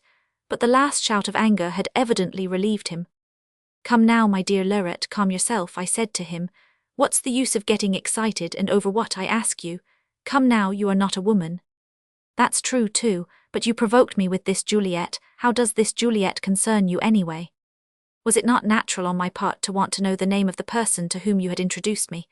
And then, frankly, pending the invention of some other machine than woman for breeding children—" "Pending that I am a brute," interrupted Leuret, who again seated himself before his easel, a little ashamed of himself, and in a quiet voice asked, "Dear little Minty, would you mind sitting for me a little? That will not bore you, will it? For only 10 minutes. Joseph Leuret was 42 years old. I made his acquaintance casually one evening. I no longer remember where it was, and though he had the reputation of being a misanthrope, unsociable and spiteful, I instantly took a fancy to him. Is it not painful to think that our deepest friendships, which ought to be the result of a long process of selection, that the gravest events in our life which should be brought about by a logical chain of causes are for the most part the instant result of chance. You are at home in your study, tranquilly absorbed in a book. Outside the sky is grey, the air is cold. It is raining, the wind is blowing, the street is gloomy and dirty. Therefore you have every good reason in the world not to stir from your chair, yet you go out, driven by weariness, by idleness, by something you yourself do not know be nothing. And then at the end of 100 steps, you meet the man, the woman, the carriage, the stone, the orange peel, the mud puddle which upsets your whole existence from top to bottom. In the midst of the most sorrowful of my experiences, I used to think of these things, and often I would say to myself with what bitter regrets. If on the evening when I met Lorette, in the forgotten place where I certainly had nothing to do, I had but stayed at home and worked or dreamed or slept, I would have been today the happiest man on earth, and there would have happened to me none of the things which did happen to me. And that moment of trivial hesitancy, the moment when I was asking myself, shall I go out or shall I not? That moment embraced the most important act in my life. My whole destiny was determined in the brief space of time which in my memory left no more trace than a gust of wind, which blows down a house or uproots an oak tree, leaves upon the skies. I recall the most insignificant details of my life. For example, I remember the blue velvet suit, laced in front, which I wore on Sunday when I was very little. I can swear, yes I can swear, that I could count the grease spots on the habit of Cure Blanchetiere, or even the number of tobacco grains he used to drop while snuffing up his pinch of snuff. It seems a senseless and yet disquieting thing. Very often when I cry, or look at the sea or even watch the sunset upon an enchanted field, I can still see by that odious freak of irony which is at the bottom of our ideals, our dreams and our sufferings. I can still see upon the nose of an old guard we had, Father Leger's, a big tumour, grumous and funny with its 4 hair filaments, which proved an excellent attraction for flies, whereas the moment which decided my life, which cost me my peace, my honour, and reduced me to the position of a scabby dog, this moment which I passionately wish to reconstruct, to bring back again to memory with the aid of physical reminders and mental associations, this moment I cannot recall. Thus it is that in the course of my life there happened a tremendous, a singular event, since all the subsequent occurrences flow from it, and yet the recollection of it escapes me entirely. I remember neither the occasion, nor the place, nor the circumstances, nor the immediate cause of that event. What do I know then about myself? What do people in general know about themselves, when they are hopelessly unable to trace the sources of their actions? Nothing, nothing, nothing. And must one explain the enigmas which our mental phenomena and the manifestation of our so-called will represent, by the promptings of this blind, mysterious force, the fatality of human nature? That is not speaking to the point, however. I said that I had met Lorette one evening by accident, in a place I do not remember, and that instantly I took a fancy to him. He was the most original of men, with his forbidding appearance, his machine-like and magisterial stiffness, and his air of a petty official. He at first made the impression of a typical functionary, of some Orleanist puppet, such as are manufactured in the politicians' clubs and drawing-rooms for the Punch and Judy show of parliaments and academies. From a distance, he positively looked like one who is in the habit of distributing decorations, excise offices and prizes for valour. This impression, however, quickly disappeared. For this it was sufficient to listen, if only for 5 minutes, to his conversation, lucid, colourful, bristling with original ideas, and above all to feel the power of his glance, his extraordinary glance, exhilarated and cold at the same time, a glance to which all things seemed familiar, which went through you like a gimlet against your will. I liked him very much, only in my liking for him there was lacking the element of tenderness, of kindliness. I liked him with a sort of fear and uneasiness, with a painful feeling that in his presence I did not amount to much, and that I was eclipsed, so to speak, by the grandeur of his genius. I liked him as one likes the sea, the tempest, as one likes some immense force of nature. Lorette inspired me with fear. His presence paralyzed what little intellectual powers there were in me, for I was always afraid that I might say something foolish at which he would jeer. He was so severe, so relentless to everybody. He knew so well how to discover, to reveal the ridiculous side in artists, in writers whom I considered superior to myself, and to characterize them by some apt remark unforgettable and fierce, that in his presence I found myself in a state of constant mistrust, of ever-present disquietude. I always asked myself, what does he think of me? What scornful thoughts do I inspire in him? I had that feminine curiosity which obsessed me to know what opinion he had of me. By means of distant allusions, absurd affections, or hypocritical circumlocutions, I would sometimes try to surprise or provoke him into frankness, and I suffered even more when he deigned to pay me a curt compliment, as one who throws a few pennies to a pauper whom one wishes to be rid of. At least, that is what I imagined. In a word, I liked him very much, I assure you. I was very much devoted to him, but in this affection and in this devotion there was an element of uncertainty, which destroyed the charm of those feelings. There was also a certain grudge which rendered those feelings almost painful, a grudge caused by the sense of my inferiority. Never, not even when I was most intimate with him, was I able to conquer that feeling of base and timid pride. Never could I enjoy a friendship which I prized very highly. Leuret, on the other hand, was simple in his relations with me, often affectionate, sometimes fatherly in his attentions, and of all his friends, who were very few in number, I was the only one whose companionship he sought. Like all those who hold tradition in contempt, like all who rebel against the prejudices of conventional education, against the idiotic formulae of the school, Leuret was very much discussed, spoken of with contempt, I should rather say. It must be stated also that his conception of free and lofty art conflicted with all the professed conventions and accepted ideas, and that by their forceful synthesis and prodigious knowledge of life, which obscured his craftsmanship, his works of art disconcerted the lovers of prettiness and grace, and of the frigid correctness of academic unity. The return of modern painting to the great Gothic artifice they could never forgive him. He fashioned the man of today in his craving for enjoyment, a frightfully tortured soul with a body sapped by neurosis, with flesh tormented by lust, which quivers under the influence of passion that lures man on and sinks its claws into his skin. In his representations of the human body wrought in avenging postures, with monstrous apophyses guessed at under the garments, there was such human emphasis, such grief over infernal voluptuousness, such tragic power, that a shudder passed through one's frame when looking at them. It was no longer curly-headed, pomaded love, adorned with ribbons and fainting with yearning, rose in mouth by the light of the moon, or strumming on a guitar under the balcony.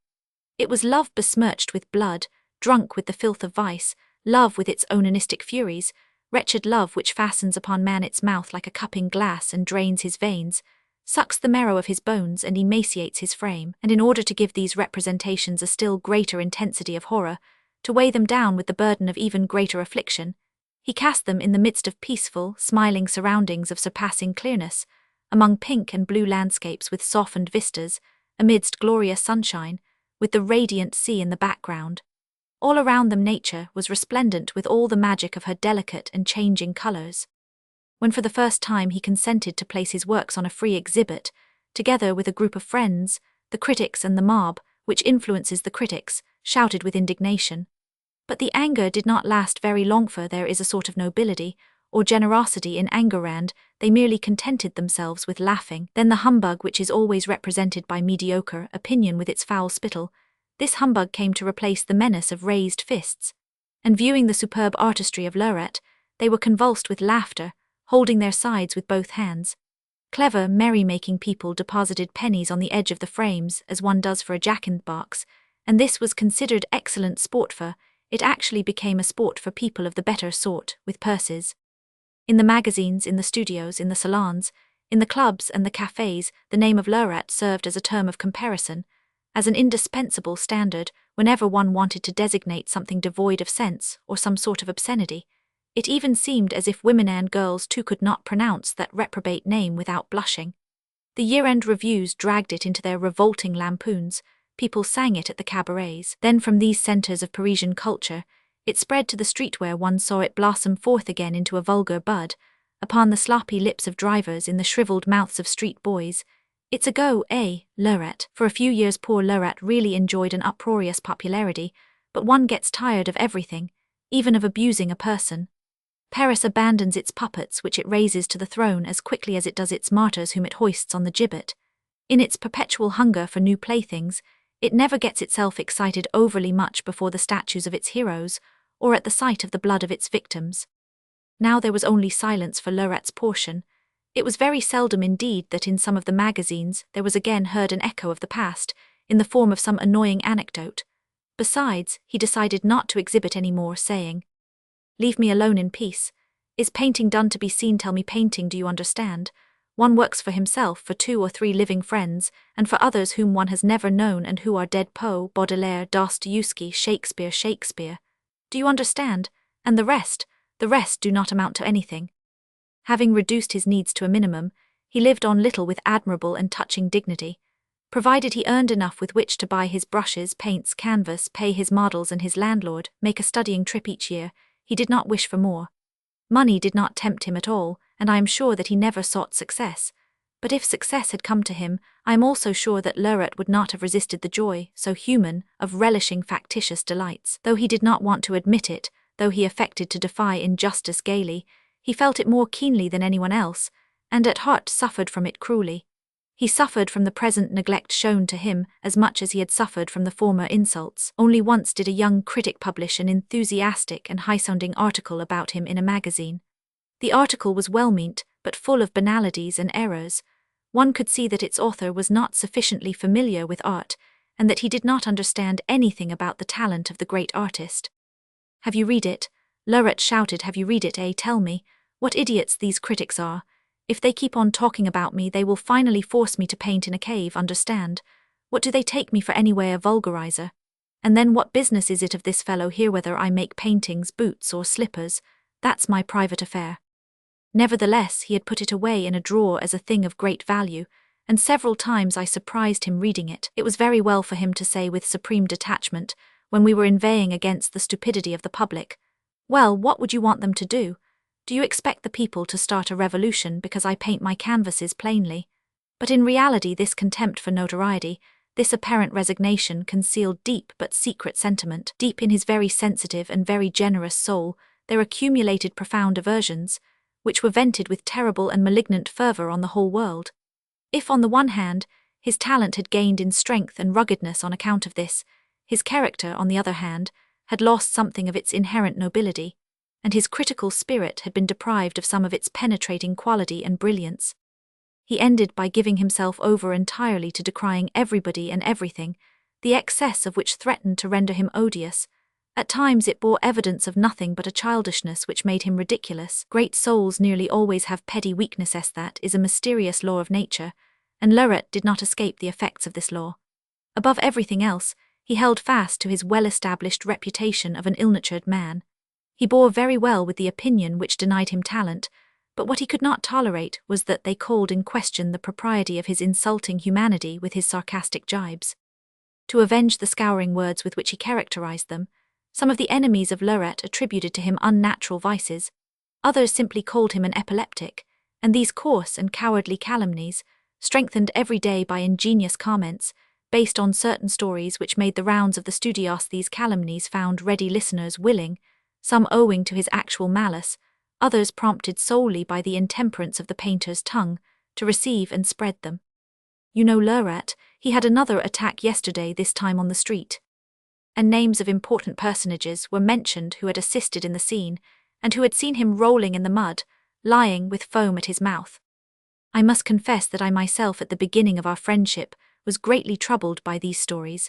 I could not think of Laureate without at the same time picturing to myself horrible fits in which I was told he was writhing. Victim of a delusion born of an obsession with this idea, I seemed to discover in him symptoms of horrible diseases.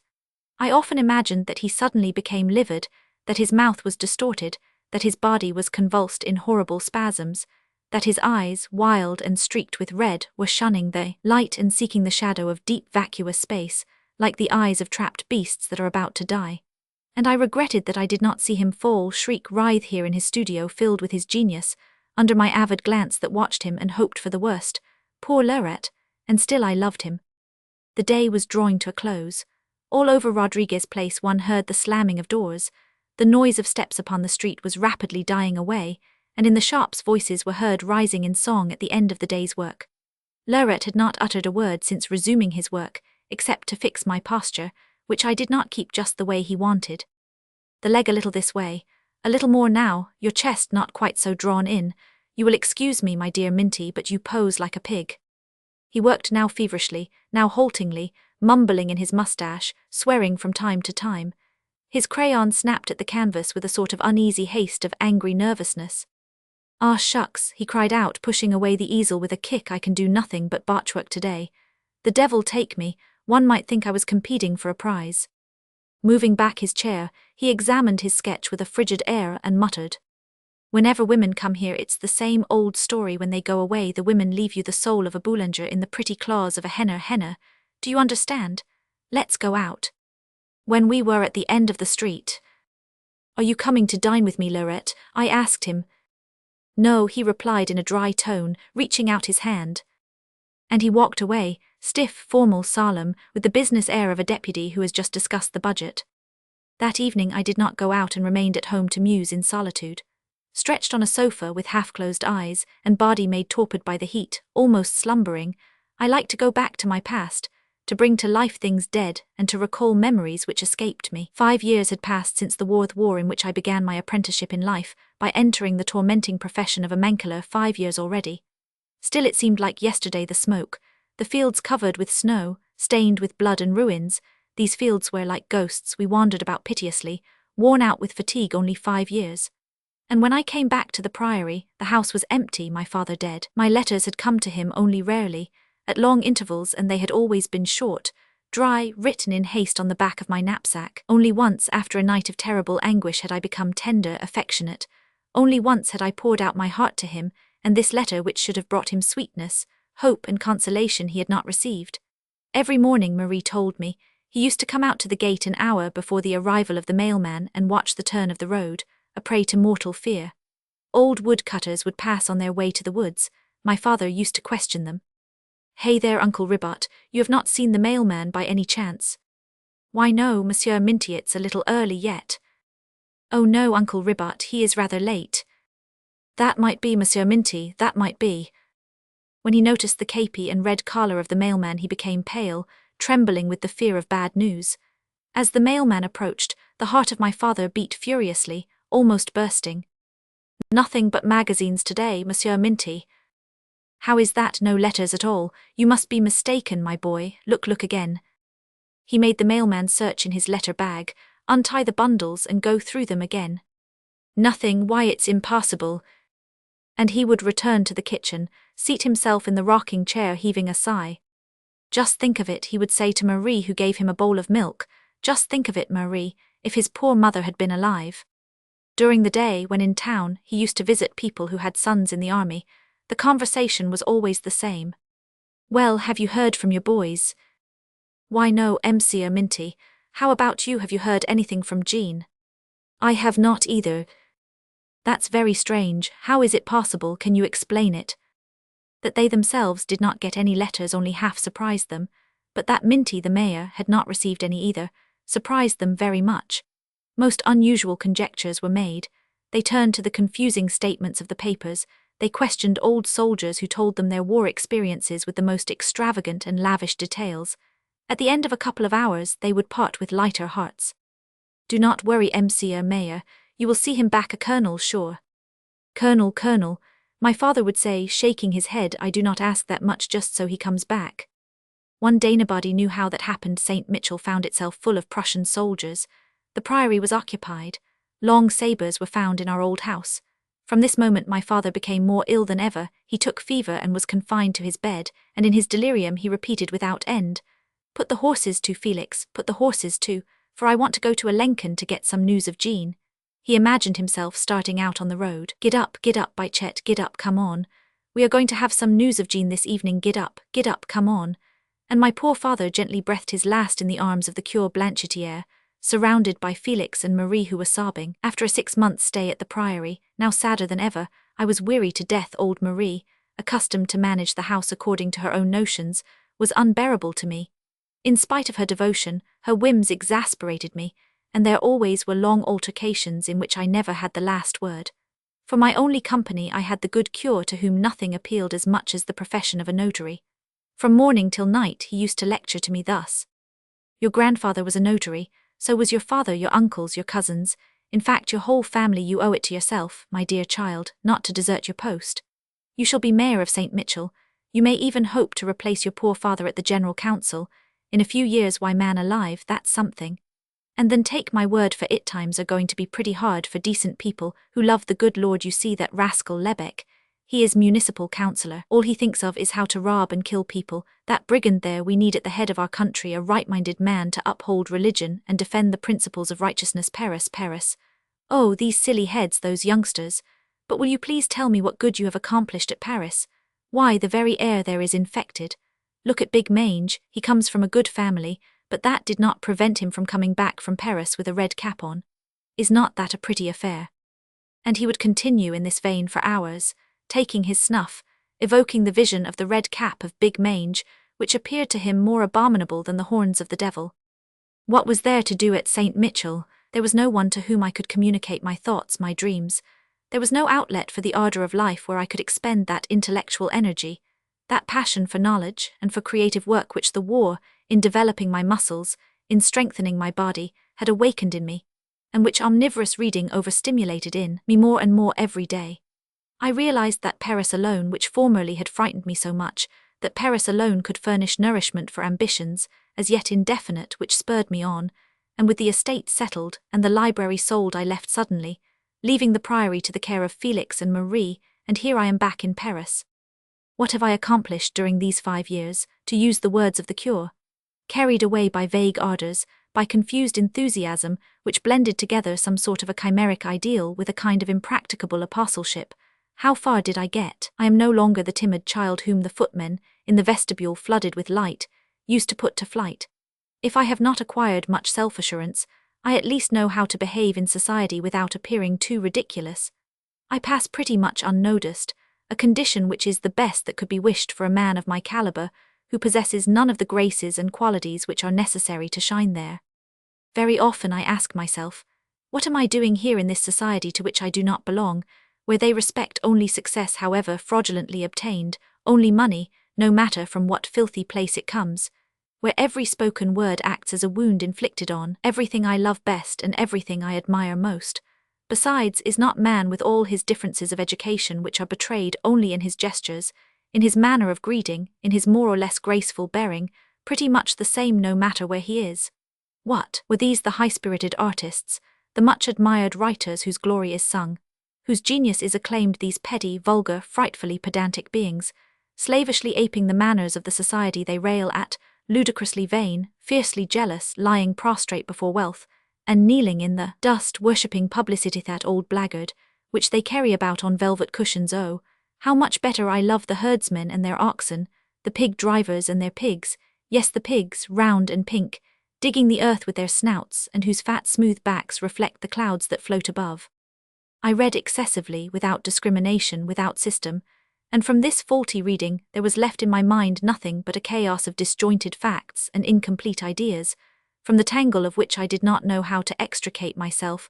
I tried to acquire knowledge in every way, but I realized that I was just as ignorant today as I had been in the past. I had had mistresses whom I loved for a week, sentimental and romantic blondes, fierce brunettes, impatient to be caressed, and love showed me only the frightful emptiness of the human heart, the deceptiveness of affection, the lie of the ideal, the nothingness of pleasure. Believing myself converted to the formal of descriptive art, by means of which I was going to harness my ambition, and fix my shifting and thrilling dreams upon the pinion of words, I had published a book which was praised, and which proved to be a bestseller. Of course I was flattered by this little success. I too spoke of myself with pride as of a rare talent. I too gave myself superior airs in order to deceive others all the better. And wishing to deceive myself as well, I often looked upon myself in the mirror with the complacency of a comedian, in order that I might discover certain marks of genius in my eyes, on my forehead, in the majestic bearing of my head. Alas, success rendered yet more painful the inner knowledge of my impotence. My book 999, not amount to much, its style was forced, its conception infantile, a passionate harangue, an absurd phraseology took the place of ideas in it. At times I would read over the passages praised by the critics, and in those passages discover something of everybody: Herbert Spencer and Scribe, Jean-Jacques Rousseau and Commerson, Victor Hugo, Poe and Eugene Chavette. Of my own contribution, I, whose name was displayed on the title page on the yellow cover of the volume, found nothing. Following the caprices of my memories, aroused by the intermittent light of my recollections, I expressed the thoughts of one and used the style of another. None of the ideas or style belonged to me. And important-looking persons whose tastes are infallible, and whose judgment is law, praised my personality, my originality, the unexpected nature and subtleness of my impressions. How sad it was! Whither was I going? I knew no more about it today than I did yesterday. I had the conviction that I could not be a writer, because all the effort of which I was capable had been spent in writing that miserable and incoherent book. Had I had a more humble and compromising ambition, were I only prompted by desires less noble, by those which never cause remorses such as love of money, official titles, dissoluteness. But no, only one thing which I could never attain lured me, and that was talent to be able to say to myself, yes, to say to myself, this book, this sonnet, this phrase is yours, you wrung it from your brains swollen with passion. It is your thought that quivers here. It is pieces of your flesh and drops of your blood that it scatters over the sorrowful pages. It is your nerves that vibrate in it like the strings of a violin under the bow of a divine musician. What you have accomplished here is beautiful and grand. For this moment of supreme joy I would be willing to sacrifice my future, my wealth, my life. I would be willing even to kill. And never, never will I be able to say that to myself. Ah, how I envied the eternal self-contentment of the mediocre. Now I again felt a passionate desire to return to St. Mitchell. I wished I could drive the plough in the brown furrow, roll in the fields of yellow clover, smell the wholesome odour of the stables, and above all, lose myself in the thick of the coppice wood, penetrating into it farther and farther. The light went out and my lamp was smoking. A cold like a gentle caress filled my legs and sent a current of pleasurable chills through my back. Outside not a sound was heard, the street grew silent. It had been long since I heard the dull trundle of the omnibus rolling on the causeway. The clock struck 6, but a sort of laziness kept me glued to my sofa. While thus stretched out, I felt a physical pleasure amidst a great mental depression. I had to make a strenuous effort to free myself from this languor, and to go into my bedroom. I found it impossible to fall asleep. No sooner did I close my eyes than it seemed to me that I had been thrown into a black and very deep pit, and suddenly I awoke, panting and perspiring. I again lit my lamp, tried to read. I could not concentrate my mind on the lines of the text which seemed to swerve, to cross one another, to abandon themselves to a fantastic dance under my very eyes. What a stupid life mine is! Why am I so different, preyed upon by obnoxious chimeras? Who has poured into my soul this deadly poison of weariness and discouragement? Before others there stretches a vast horizon illumined by the sun. But I am walking in the darkness, stopped on every side by walls which obstruct my way, and against which I vainly beat my head and knees. Perhaps it is because they possess love. Love, ah yes, if I could only love. And again I saw the beautiful Virgin of St. Mitchell, the radiant Virgin of plaster of Paris, with its robe adorned with stars, and its golden nimbus descending from heaven. All around her suns were revolving, inclining themselves like celestial flowers, and doves in the exaltation of prayers were flying about, brushing her with their wings. I recalled the ecstasies, the fits of mystic adoration which she evoked in me. All the sweet joys which I had experienced came back to me at the contemplation of her. Did she not also speak to me then at the chapel?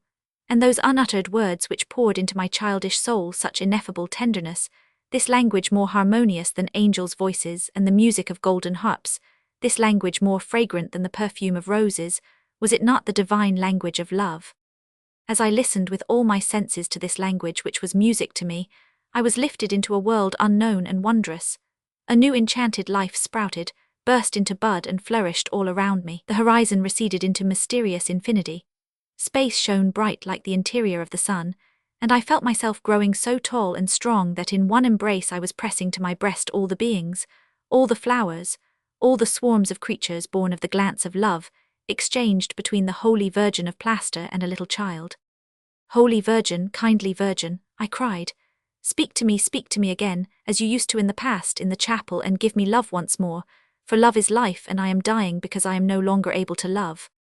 But the Virgin was not listening to me any longer. She glided into the chamber and curtsying, mounted the chairs, pried into the furniture pieces, singing strange airs all the time. A drawn bonnet of otter skin now replaced her nimbus of gold.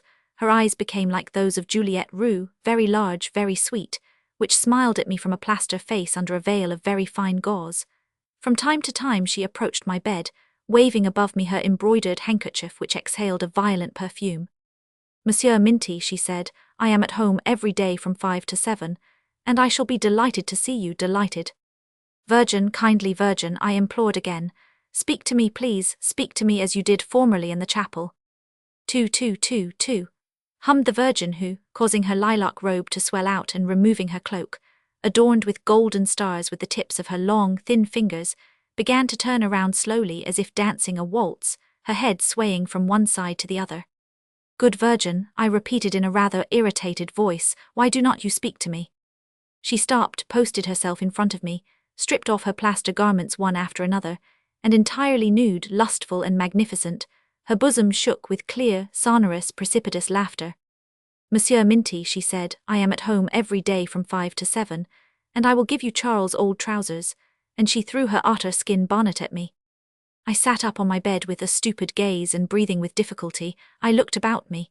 But the room was quiet, the lamp continued to burn sadly, and my open book was lying on the carpet. The next morning I got up late, having slept badly, pursued by the thought of Juliet in my sleep disturbed by nightmares. During the remainder of that troubled, feverish night, she did not leave me for an instant, assuming the most extravagant forms, abandoning herself to the most wretched pranks, and lo! I again beheld her in the morning, and this time she was the same as when I met her before at Luret's, with her air of modesty, her discreet and charming manners. I felt a kind of sadness, not exactly sadness, but regret, the regret one feels at the sight of a rosebush whose roses have wilted and whose petals are scattered over the muddy ground. For I could not think of Juliet without thinking at the same time of Luret's malignant words. There was also an affair with a wrestler of Neuilly whom she gave 20 francs. What a pity! When she entered the studio I could swear that she was the most virtuous of women. Her very manner of walking, greeting, smiling, seating herself bespoke good breeding, a peaceful, happy life without hasty acts of indiscretion, without degrading remorse. Her hat, her cloak, her dress, her whole appearance was of a refined and charming elegance, meant for the enjoyment of just one, for the cheerfulness of a secluded house, closed to the seekers of unclean spoils, and her eyes, radiating a perfectly legitimate tenderness, her eyes from which shone such candor, so much sincerity, which seemed to have no knowledge of lies, her eyes more beautiful than the lakes haunted by the moon. "Is Charles all right?" Luret had asked. Charles, her husband, to be sure, and naively I pictured to myself a respectable interior of a room, with jolly children playing on the carpet, a family lamp, grouping kind and simple beings around its gentle shimmer, a chaste bed, protected by a crucifix and a hallowed branch of boxtree. Then suddenly crashing into this piece, the bullhead from the bouffs, the croupier of the gambling club, and Charles Malterra, who broke Luret's lounge by rolling on it, while crying in rage. I conjured the image of the comediana, pallid face, wrinkled, glabrous, with impudent bloodshot eyes, with sensual lips, wearing an open collar, a pink cravat, a low-plaited short jacket. I was unnerved and irritated. What did it matter to me, after all? Did the life of this woman concern me? Was it related to me in any way? Was it my business to interest myself in the fate of women whom chance threw in my path? I do not care what she is, this Juliet Roux. She is neither my sister nor my fiancée, nor my friend. There is not a single bond of kinship between us. If I had seen her yesterday walking on the street, like one of the thousands of persons whom one brushes against every day and who pass on and vanish, she would have already been drawn into the vortex of oblivion, and never again would I be likely to see her. Maybe Luret is mistaken, I repeated while breakfasting. I knew his exaggerations, his passion for ridicule, his horror of and contempt for woman. What he said of Juliet he was saying of all other women. Who knows, perhaps this comedian, this croupier, all the details of this ignominious affair in the exposure of which his spiteful spirit found gratification, existed only in his imagination. And Charles Malterra. Undoubtedly I should have preferred to see her married. I should have been pleased to see her leaning openly on the arm of a man, respected, envied by the most honest. But she loved this Malterra, she lived decently with him, she was devoted to him. Charles will be sorry to learn of your refusal. The almost entreating voice in which she said those words was still in my ears. This means that she was mindful of the things that might or might not please Malterra. And at the thought that Luret, in making improper use of a false situation, was calumniating her in an odious manner, my heart grew heavy. A feeling of great pity swept over me, and I caught myself saying aloud, "Poor girl." Still this Malterra had been writhing on the lounge, he had cried, he had laid bare his heart to Luret, had shown him her letters. Well, what of it? What have I to do with this woman? Let her have all the singers, all the croupiers, all the wrestlers she wants, to hell with her. And I went out humming a gay air with the free bearing of a gentleman whose spirit is not in the least troubled by anything. And why should it be, I ask you? I went down the boulevards, stopping in front of the booths, strolling in spite of the sun, which was like a niggardly and pallid smile of December still permeated with fog. The air was cold and piercing. On the sidewalk women were passing, shivering with cold, wrapped in long cloaks of otter skin, some of them dressed in small drawn bonnets of fur like Juliet's, and every time these cloaks and bonnets attracted my attention I observed them with genuine pleasure. I liked to follow them with my glance until they were lost in the crowd. At the corner of the Rue Taitbout, I remember, I came upon a tall, slender woman, pretty and resembling Juliet so closely that I brought my hand to my hat ready to greet her. I was excited, though. It was not the violent beating of the heart which halts your breathing, weakens the flow of blood in your veins and stuns you. It was a light touch, a caress, something very sweet, which brings a smile upon the lips and a cheerful surprise to the eyes. But this woman was not Juliet. I felt somewhat peeved and avenged myself by thinking her very ugly. 2:00 already. Shall I go to see Lurat? Why? To make him talk about Juliet, to compel him to admit that he had lied to me, to make him tell me of her traits of character, sublime and poignant, tell me some touching stories of her devotion, sacrifice that tempted me. I thought the matter over, however, knowing that Lurat would be angry, that he would mock at me at her, and I had a horror of his sarcasms. I already heard sinister words, abominable phrases coming out of a twisted corner of his mouth with a hissing sound. At the Champs-Élysées I called a hackney coach and proceeded toward the boys. Why dissemble? There I hoped to meet Juliet. Yes, certainly I hoped it, but at the same time I feared it. Not to see her at all, I felt, would prove a disappointment to me. On the other hand, were she in the habit of exhibiting herself in this marketplace of gallantry regularly like the other ladies, I should again feel hurt, and in the end I did not know what it was that stirred me more, the hope of seeing her or the fear of meeting her. There were few people in the boys. On the Grand Lake Drive, carriages were passing slowly at a considerable distance from one another, the drivers perched high upon their seats. Sometimes a brougham would leave the strung-out line, turn and disappear to the trot of its horses, carrying away God knows where the profile of a woman, or some white and pallid faces, or the end of a ruffled dress seen for a moment through the window of the coach door. My heart and the blood in my temples were beating faster. Impatience caused the tips of my fingers to twitch. My neck was tired from turning in the same direction in an effort to penetrate the shadow of the carriages, and began to hurt. Anxiously I was chewing the end of a cigar which I could not make up my mind to light, for fear of missing her carriage in the act. Once I thought I saw her inside a brougham, which was going in the opposite direction. Turn, I shouted to the driver, and follow that brougham. I did not at all reflect whether or not I was acting properly towards a woman to whom I had been introduced only the day before, and casually at that, one whose reputation I wanted to see rehabilitated at all costs. Half leaning against the lowered window of the coach door, I never lost sight of the brougham, and I was saying to myself, perhaps she recognized me, perhaps she's going to stop, get out of the carriage, appear in the street. Indeed, I was saying this to myself without the slightest notion of attempting a gallant conquest. I was saying that as if it were the simplest and most natural thing in the world. The brougham rolled on speedily, lightly, bounding on its springs, and my hackney coach followed it with difficulty. Faster, I gave the order, faster and get ahead of it. The driver lashed his horse, which started into a gallop, and in a few seconds the wheels of the two carriages touched each other. Then a woman's head with dishevelled hair under a very large hat, with a nose comically turned up, with lips cracked from the excessive use of paint and crimson like a living flesh wound, appeared in the frame of the coach door. With a scornful glance she took in the driver, the cab, the horse and myself, put out her tongue and then withdrew into a corner of her carriage. It was not Juliet. I did not come home until night, very much disappointed and yet delighted with my useless drive. I had no plans for the evening. Still, I spent more than the usual time in dressing myself. I did it with the greatest care, and for the first time the knot of my cravat seemed to me a matter of great importance, and I was very much absorbed in the process of tying it carefully. This unexpected discovery brought in its train others equally important. For example, I noticed that my shirt was ill cut, that the shirt front wrinkled disgracefully at the opening of the vest, that my dress coat looked very old and curiously out of style. In a word, I thought I looked very ridiculous and promised myself to change all that in the future. Without making elegant appearance an exacting and tyrannical law of my life, it was quite permissible, I thought, to look like the rest of the people. Simply because one dressed well, one was not necessarily a fool. These preoccupations consumed my time till the dinner hour. Usually I ate at home, but this evening my apartment appeared to me so small, so dismal, it suffocated me, and I felt the need of space, of noise, of merriment. At the restaurant I took an interest in everything.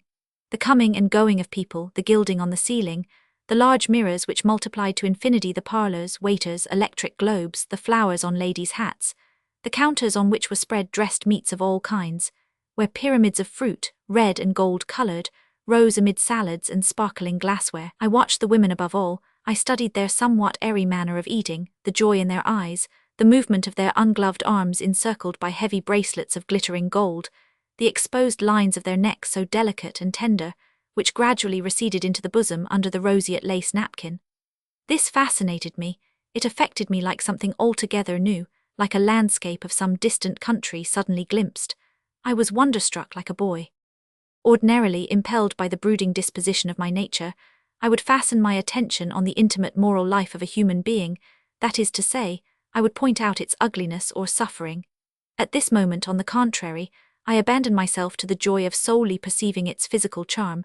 I was delighted to observe the magic spell cast by the women. Even in the ugliest one I found some little detail, such as a curve in the back of a neck, a languor in eyes, a suppleness of Hanselway's something or other which made me happy, and I reproached myself for having until now arranged my life so badly, for having isolated myself like a barbarian in a dark melancholy chamber, for not having lived, while all this time Paris was offering me, at every step, joys so easily attained and so sweet to relish. "Is monsieur perhaps waiting for someone?" the waiter asked me. Someone? Why no, I was not waiting for anyone. The door of the restaurant opened and I quickly turned around. Then I understood why the waiter had asked that question. Each time the door opened I would hastily turn around as I did just now and would stare anxiously at the people entering as if I knew that someone was about to enter, someone I was waiting for someone. Well, for whom could I be waiting? I very seldom went to the theatre. To force me there, a special occasion or obligation or inducement was required. I quite believed that of my own accord I would never think of going there. I even affected a supreme contempt for the kind of literary stuff offered for sale in these pushcart markets of mediocrity, conceiving, as I did, the theatre as a place not of idle distraction but of serious art. It was repugnant to me to see human passion warbling one and the same sentimental tune amidst the mechanism of always identical scenes, to see gaiety, bedecked with tinsel, tumbling into the same pit of tomfoolery. A manufacturer of such plays, be they ever so applauded, seemed to me an artist gone astray. He bore the same relation to the poet that an unfrocked clergyman bears to a priest, or a deserter does to a soldier.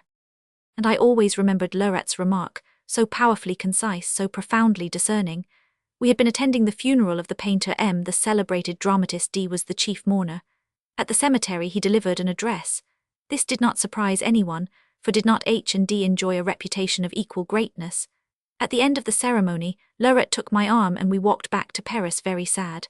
Lauret, who seemed lost in painful meditation, was silent. Suddenly he stopped, crossed his arms, and swaying his head with an irresistibly comical air because it was intended to be grave, exclaimed, "But why did that fellow D interfere, tell me?" And he was right. Why did he interfere, really? Did they come from the same stock, and were they headed for the same glorious one, an ardent artist with grandiose thoughts and immortal works, and the other, whose sole ideal was to entertain with silly nonsense an assembly of wealthy and reputable bourgeois each evening? Yes, really, why did he interfere? How removed I was from such morose sentiments when, after dinner, having sauntered along the boulevards, enjoying the feeling of physical well-being which gave to my movement a special lightness and elasticity, I seated myself in a chair at the Variet, where a successful musical comedy was being played, with my face deliciously freshened by the cold air outside, my heart entirely won over to a sort of universal forbearance. I was really enjoying myself. With what? I did not know and little cared to know, not being in the mood for psychological self-analysis. As was proper, I arrived during the intermission, when the crowd, very elegant in appearance, was filling the lobbies.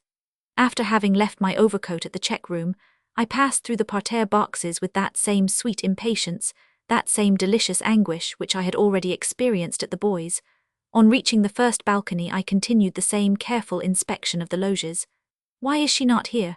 I asked myself, each time I failed to distinguish clearly a woman's face, whether it was because the face was slightly bent, in shadow, or cut off from view by a fan.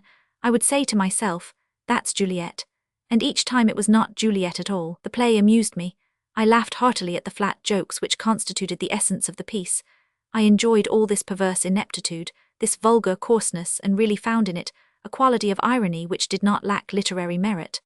At the love scenes I grew sentimental. During the last intermission I met a young man whom I scarcely knew. Glad of the opportunity to pour out the banalities which had accumulated in me and were pressing for an outlet, I clung to him. "An amazing thing, is not it?" he said to me. "It is stunning, eh?" "Yes, it is not bad." Not bad, not bad. Why, that is a masterpiece, an astounding masterpiece. What I especially like is the second act. There is a situation for you, not that a tense situation. Why, it is high comedy, you know, and the gowns, and that Judic, that Judic. He struck his thigh and clicked his tongue. It got me all excited, my dear, it's astonishing.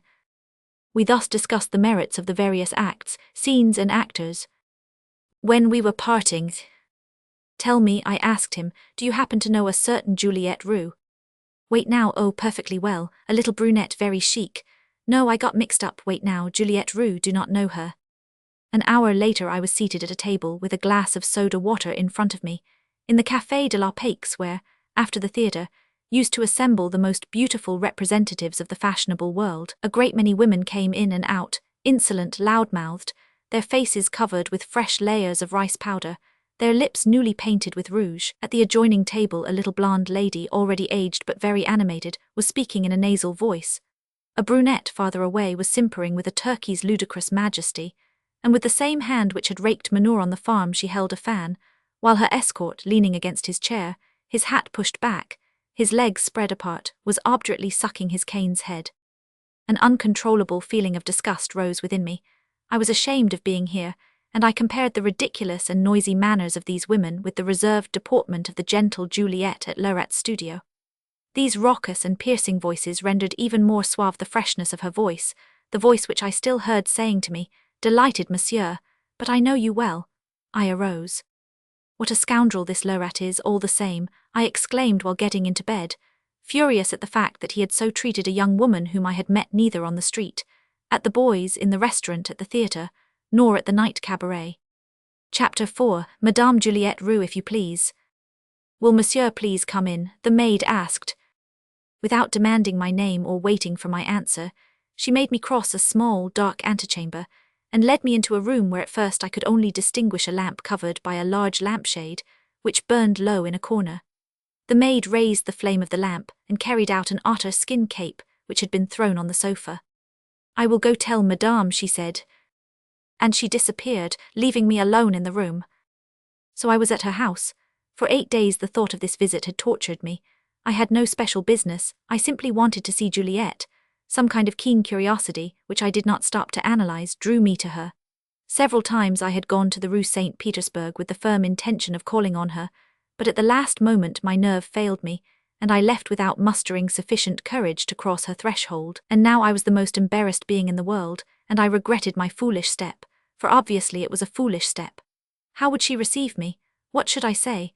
What caused me the greatest uneasiness was that after I had made a thorough search in my brain I found not a single phrase, not a single word with which to begin our conversation when Juliet entered. What if words should fail me and I should be left standing here with gaping mouth? How ridiculous that would be. I examined the room into which Juliet was presently to come. It was a dressing room which also served as a parlour. It made a rather unfavourable impression on me.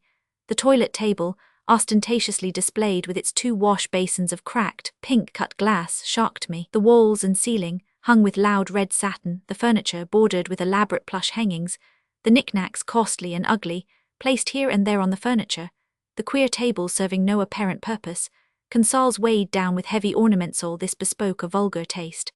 I noticed in the centre of the mantelpiece, between 2 massive vases of onyx, a terracotta statuette of Cupid, smiling with a sort of grimace and offering a flower held at the tips of his outspread fingers. Every detail revealed on the one hand a love of expensive and unrefined luxury, and on the other a regrettable predilection for romance and puerile affection. It was at once distressing and sentimental. Nevertheless, and that was a relief to me, I saw here no evidence of that incongruity, that transitory air, that severity of aspect so characteristic of ladies' boarding houses, those apartments where one is made aware of a haggard existence, where by the number of knickknacks one can count the number of lovers who have passed there, lovers for an hour a night a year, where every chair tells of the lack of decency, the unfaithfulness, where on the glass one can see the tragedy of fortune's fickleness, on the marble traces of a tear still warm, on the candlestick blood drops still moist. The door opened and Juliet appeared wearing a white, long flowing dress. I trembled, colour came to my face, but she recognized me, and smiling that smile of hers which at last I found again, she stretched out her hand. "Ah, Monsieur Minty," she said, "how nice of you not to have forgotten me. Has it been long since you saw that eccentric Lauret?" Why, yes, madame, I have not seen him since the day I had the honor of meeting you at his place. Ah, my God, I thought you two never separated at all. It is true, I replied, that I see him quite often, but I have been working all these days. As I thought I detected a note of irony in the sound of her voice, I added to provoke her. What a great artist, is not he? Juliet let this remark pass unanswered. So you are always working? She took up the subject again. For the rest, I am told you live like a regular recluse. Really, one sees very little of you, Monsieur Minty. The conversation took a quite ordinary turn, the theatre furnishing food for nearly all of it. A remark which I made seemed to astound her, and she was rather scandalized. What, you do not like the theatre? Is it possibly you an artist? I am passionately fond of it. The theatre is so amusing. We are going to the Variet tonight for the 4th time, mind you. A feeble yelp came from behind the door. Ah, my God, Juliet exclaimed, hurriedly rising. My Spy whom I left in my room.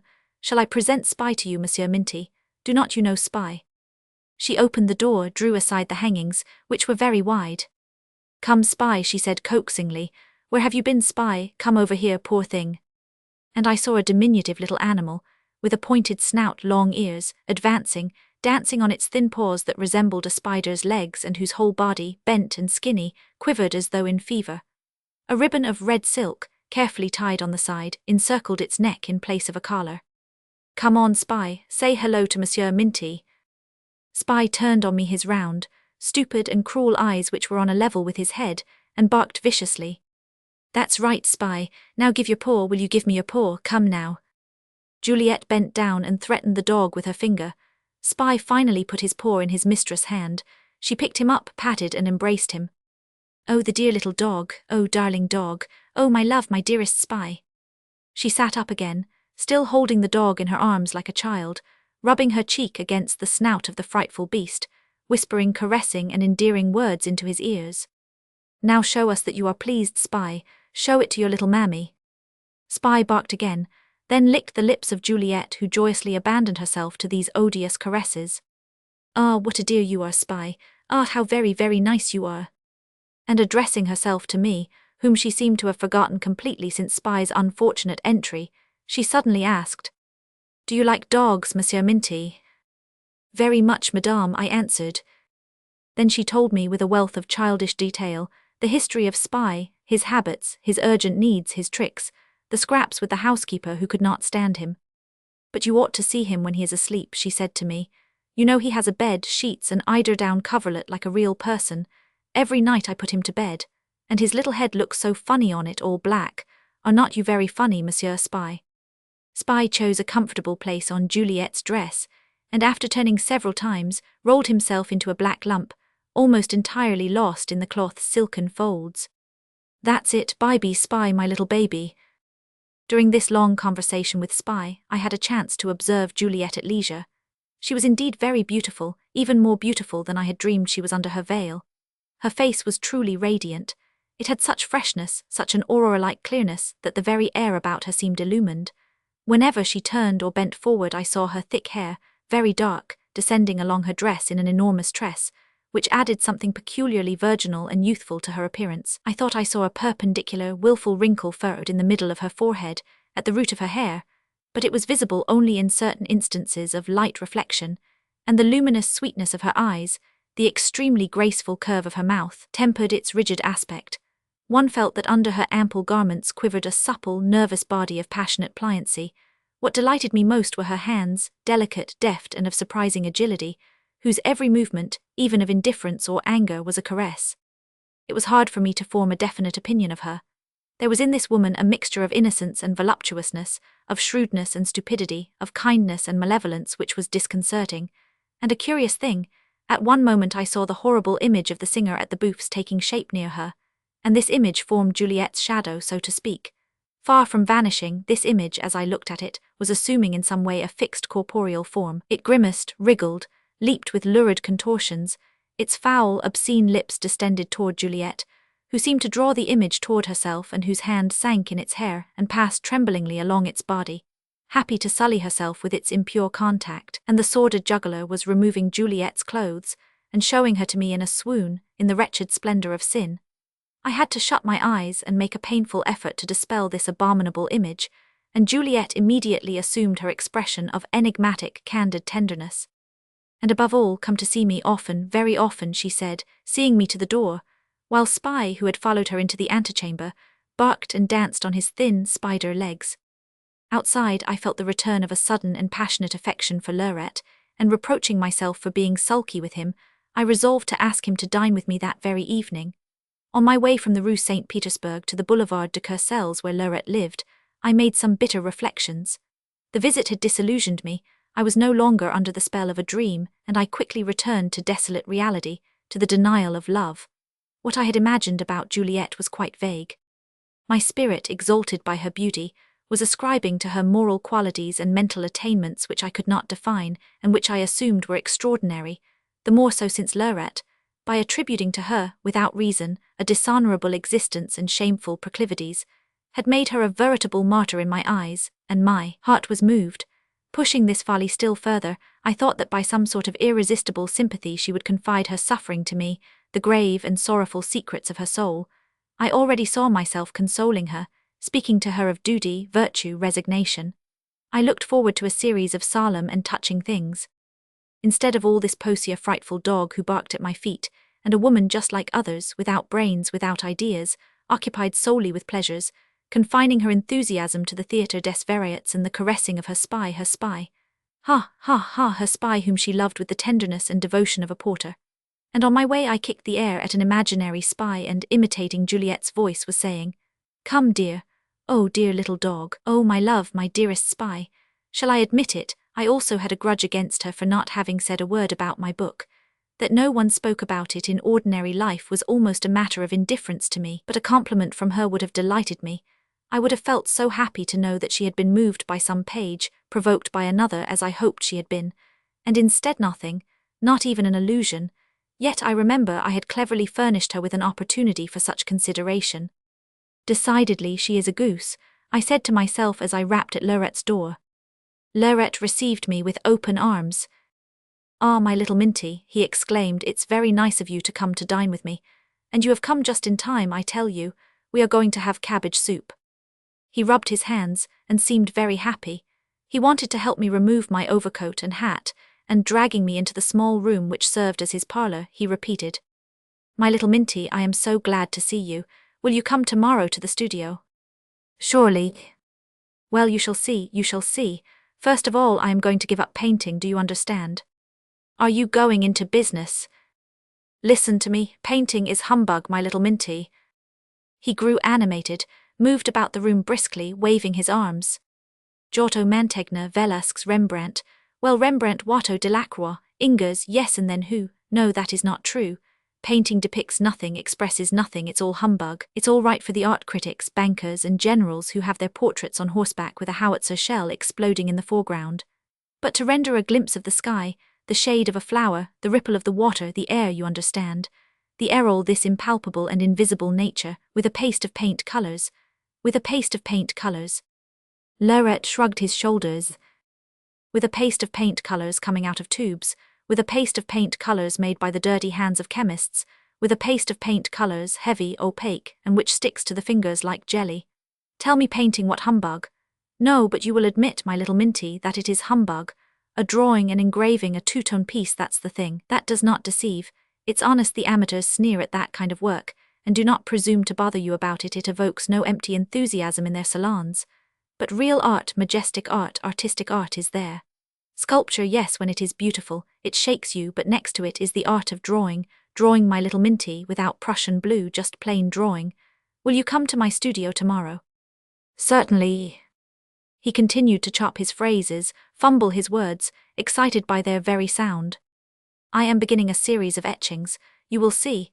A nude woman coming out of a deep shadow, carried upward on the wings of a beast, scattered about in unnatural positions, are parts of human corpses with dirty folds and swellings of decaying flesh, a belly cut open and losing its viscera, a belly of terrible outline, hideous and true, a dead head, but a living dead head, you understand, greedy, gluttonous, all lips. She is rising in front of a crowd of old men in tall hats, silk coats and white cravats. She is rising and the old men bend toward her panting, with hanging jaws, watering mouths, contracted eyes, all have lewd faces.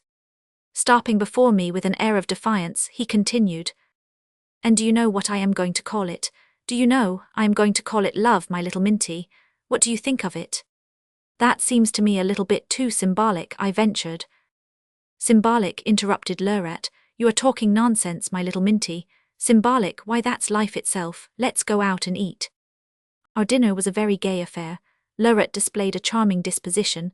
He was full of original ideas without extremes or paradoxes on art. He had again found his normal self, as in the better days of his life. Several times I had a notion to tell him that I had seen Juliet. A kind of shame held me back.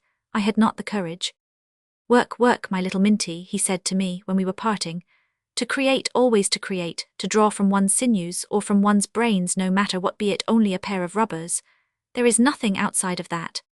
6 days later I went again to Juliet, and gradually I formed the habit of calling regularly and spending an hour before dinner.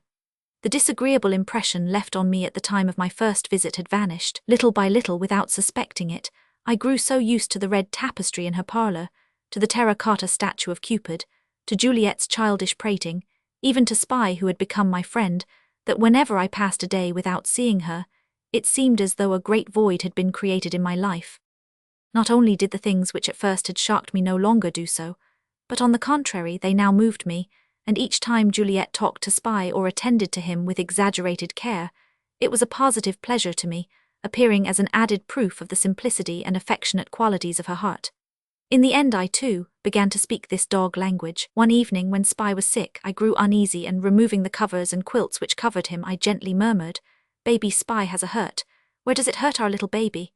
Only the image of the singer rising near Juliet somewhat disturbed the tranquility of our meetings, but I only had to close my eyes for a moment or turn away my head, and the image would instantly disappear. I persuaded Juliet to tell me her life. Until now she had always refused. "No, no," she would say, and she would add with a smile, looking at me with her large, sad eyes, "What will we gain, my friend?" I insisted, I begged. "It is your duty to reveal it to me and my duty to know it." At last, conquered by this argument which I never tired of using in various and appealing forms, she consented. Oh, with what sadness! Her home was in Liverdun.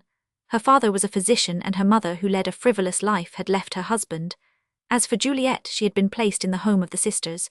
Her father came home drunk every evening, and there were terrible scenes, for he was very ill-natured. The scandal grew to such proportions that the sisters sent Juliet away, not wishing to keep the daughter of a wicked woman and a drunkard in their house. Ah, what a miserable life it was, always locked up in her room and sometimes beaten by her father for no cause whatever. One night very late the father entered Juliet's room. "How shall I express it to you?" Juliet said, blushing. "Oh, well, you understand." She jumped out of bed, shouted, opened the window, but the father was frightened and went away. The next morning Juliet left for Nancy, planning to live by working. It was here she had met Charles. While she was talking in a gentle, even voice, I took her hand, her beautiful hand, which I pressed with feeling, at the sad points of the story. I was indignant over the action of her father, and I cursed the mother for abandoning her child. I felt the stirrings of a self-sacrificing devotion and a vindictive desire to avenge her wrongs. When she had finished, I wept with burning tears. It was an exquisite hour. Juliet received very few people, some of Maltera's friends and 2 or 3 of Maltera's feminine friends. One of them, Gabrielle Bernier, a tall, pretty blonde woman, always entered the house in the same fashion. "Good morning, monsieur. Good morning, dearie. Do not trouble yourself, I will be gone in a minute." And she would sit down on the brace of the armchair, smoothing her muff with a brusque motion of her hand. Just think of it, I have just had another scene with Robert. If you only knew what sort of a man he is. He comes to my house and says, whimpering, "My dear little Gabrielle, I must leave you. My mother told me so this morning. She will not give me any more money." "Your mother? I wish I had a chance to answer her." "Well, you can tell your mother in my name that whenever she is ready to give up her lovers, I will quit you that very day. But in the meantime she will have to dig into her pockets all right. And I do not believe it's true either, a dirty trick like that. I think it's Robert who has cooked it up. We are going to the Ambigue tonight. Are you going?" "Thank you." "Well, I must be off. Do not trouble yourself. Good day, monsieur. Good day, dearie." Gabrielle Bernier irritated me very much. "Why do you receive such women?" I would say to Juliet. What harm is there, my friend? She amuses me. Voltaire's friends, on the other hand, spoke of races and high life. They always had club and women stories to tell, and never tired of discussing theatrical matters. It seemed to me that Juliet took an exaggerated pleasure in these conversations, but I excused her, ascribing it to excessive politeness. Jesselyn, a very rich young man considered a serious fellow, was the leader of the circle, and all bowed before his evident superiority. What will Jesselyn say? We must ask Jesselyn. Jesselyn did not advise that. He was very much sought after. He had travelled widely and knew better than anyone else the best hotels. Having been in Afghanistan, he remembered one particular thing of the entire trip through Central Asia, namely that the Emir of Kabul, with whom he had had the honour of playing chess one day, played as fast as the French. Why, that Emir certainly amazed me. Quite often he would also offer this information. You know how much I enjoy travel. Well, I can say this much. In sleeping cars, in cabins, in a Russian telega, no matter how or where I was, at 7:30 every evening I was in my dress suit. Voltaire did not like me, friendly though he was. Having a quiet, timid nature, he dared not show his aversion for me, for fear of displeasing Juliet, but I could see it flaring up in his smiling look, which was like that of a good-natured but frightened dog, and in his handshake I felt it clamouring for an outlet. I was happy only when alone with Juliet. There in the red parlour under the guise of the terracotta statuette of Cupid, we sometimes sat for hours without uttering a word. I would look at her, she would droop her head, pensively playing with the trimming of her dress or the lacework of her waist. Often my eyes, for some reason unknown, filled with tears, which rolled down my cheeks like some perfume, flooding my soul with its magic liquid. And my whole being felt a sensation of satiety and delicious torpor. Ah, Juliet, Juliet! Come, come, my friend, be sensible. Those were the only words of love that escaped us. Some time after this, Juliet gave a dinner to celebrate Charles' birthday. During the whole evening she appeared nervous and irritated. To Charles, who offered a timid remark, she replied harshly and curtly, in a manner which seemed foreign to her. It was 2 o'clock in the morning before the crowd left. I alone remained in the parlour. Near the door, Voltaire stood with his back to me, talking to Jesselyn, who was putting on his overcoat in the vestibule, and I saw Juliet, her elbows resting on the piano, looking fixedly at me. A gleam of fierce passion flashed in her eyes, suddenly turned dark, almost terrible, marking them as with a novel flame. The wrinkle on her forehead deepened, her nostrils quivered. A strange expression of something unchaste wandered on her lips. I leaped toward her. My knees sought her own, my body cleaved to hers, my mouth pressed against her own. I clasped her in a furious embrace. She abandoned herself to me entirely, and in a very low, choking voice. "Come tomorrow," she said. Chapter 5. I wish I did not have to continue this story. I wish I could stop here. Ah, how I wish I could do that. At the thought that I am about to disclose so much ignominy, my courage fails me, I blush for shame. A feeling of cowardice instantly seizes me and agitates the pen in my hand, and I sue for mercy from myself. Alas, I must clamber to the top of this ascending, sorrowful Golgotha, even though my flesh be torn to bleeding pieces, even though my living body be broken against the rocks and stones. Sins like mine, which I am not trying to justify by hereditary defects or by the pernicious effects of an education so contrary to my nature, call for terrible atonement, and the atonement which I have chosen is a public confession of my life. I say to myself that merciful and noble hearts will think kindly of my self-imposed humiliation, and I also say to myself that my example will perhaps serve as a lesson to others, even if there were only one young man who, on the verge of falling, should happen to read these pages and feel so horrified and so disgusted as to be forever saved from evil. It seems to me that the salvation of his soul would signify the beginning of the redemption of my own. And then again, I hope, although I no longer believe in God, I hope that in the depth of those sanctuaries of peace, where in the silence of soul-redeeming nights there rises to heaven the sad and soothing chant of those who pray for the dead, I hope that there, too, I may be granted my share of compassion and of Christian forgiveness. I had an income of 22,000 francs. Furthermore, I was certain that by doing literary work I could earn an equal sum at least. Nothing seemed difficult to me. The path lay straight before me without a single obstacle. I had but to march on my shyness, my fears, my doubts, exhaustingly painful efforts, spiritual agonies. Oh, those things no longer mattered. A novel, 2 novels a year, a few plays for the theatre, what did that amount to for a young man in love as I was? Were not people talking about Roman 10, and the 2 hopeless and notorious idiots who in a few years amassed a large fortune? Ideas for a novel, a comedy, a dramatic play came to me in droves, and I indicated their arrival by a broad and haughty gesture. I saw myself already monopolizing all the libraries, all the theaters, all the magazines, the attention of the whole world in the hours when inspiration should prove slow and painful. All I would need to do would be to look at Juliet, and masterpieces would come forth from her eyes as in fairy tale. I did not hesitate to demand Moltera's departure and complete charge of Juliet's affairs. Moltera wrote heartrending letters, begged, threatened, and finally departed. Later on, Jesselyn, displaying his usual vaunted tact, told us that Moltera, grief-stricken, had taken a trip to Italy. I accompanied him as far as Marseille, he told us. He wanted to kill himself and was crying all the time. You know I am not a gullible sort of a chap, but he actually made me feel sorry for him. Now really. And he added, you know, he was ready to fight you. It was his friend, Monsieur Lerat, who kept him from doing that. I, too, dissuaded him from it because I believe only in a duel to death. Juliet listened to all these details silently and with apparent indifference.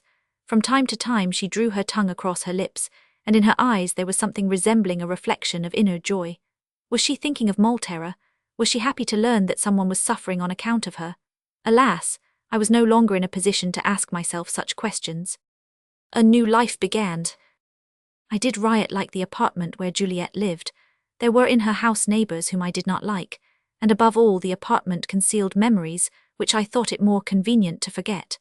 For fear that my plans might not be agreeable to Juliet, I did not dare to reveal them too abruptly, but at the very first words I said about the matter she grew enthusiastic. Yes, yes, she cried out with joy. I have been thinking of it myself, dearie. And do you know of what else I have been thinking? Guess quickly what your little whiffy has been thinking of. She placed both hands on my shoulders and smiling. Do not you know, really you do not. Well, she has been thinking of having you come and live with her. Oh, it will be so nice to have a pretty little apartment where we shall be alone, just the two of us to love each other. Is not that right, my Jean? You will work and I will sit right next to you and do some needlework without making a stir. And from time to time, I will embrace you to inspire you with great ideas. You shall see, my dear, whether I am a good housekeeper or not, whether I can take care of all your little matters. In the first place, I will arrange your things in the bureau. Every morning you will find a fresh flower on it, then Spy will also have a nice little niche, all new, with red topknots, and then we shall hardly go out at all, and we will sleep as late as we wish, and then, oh, how wonderful it will be. Then getting serious again, she said in a grave voice, not to mention the fact that it will be a good deal cheaper, just about half.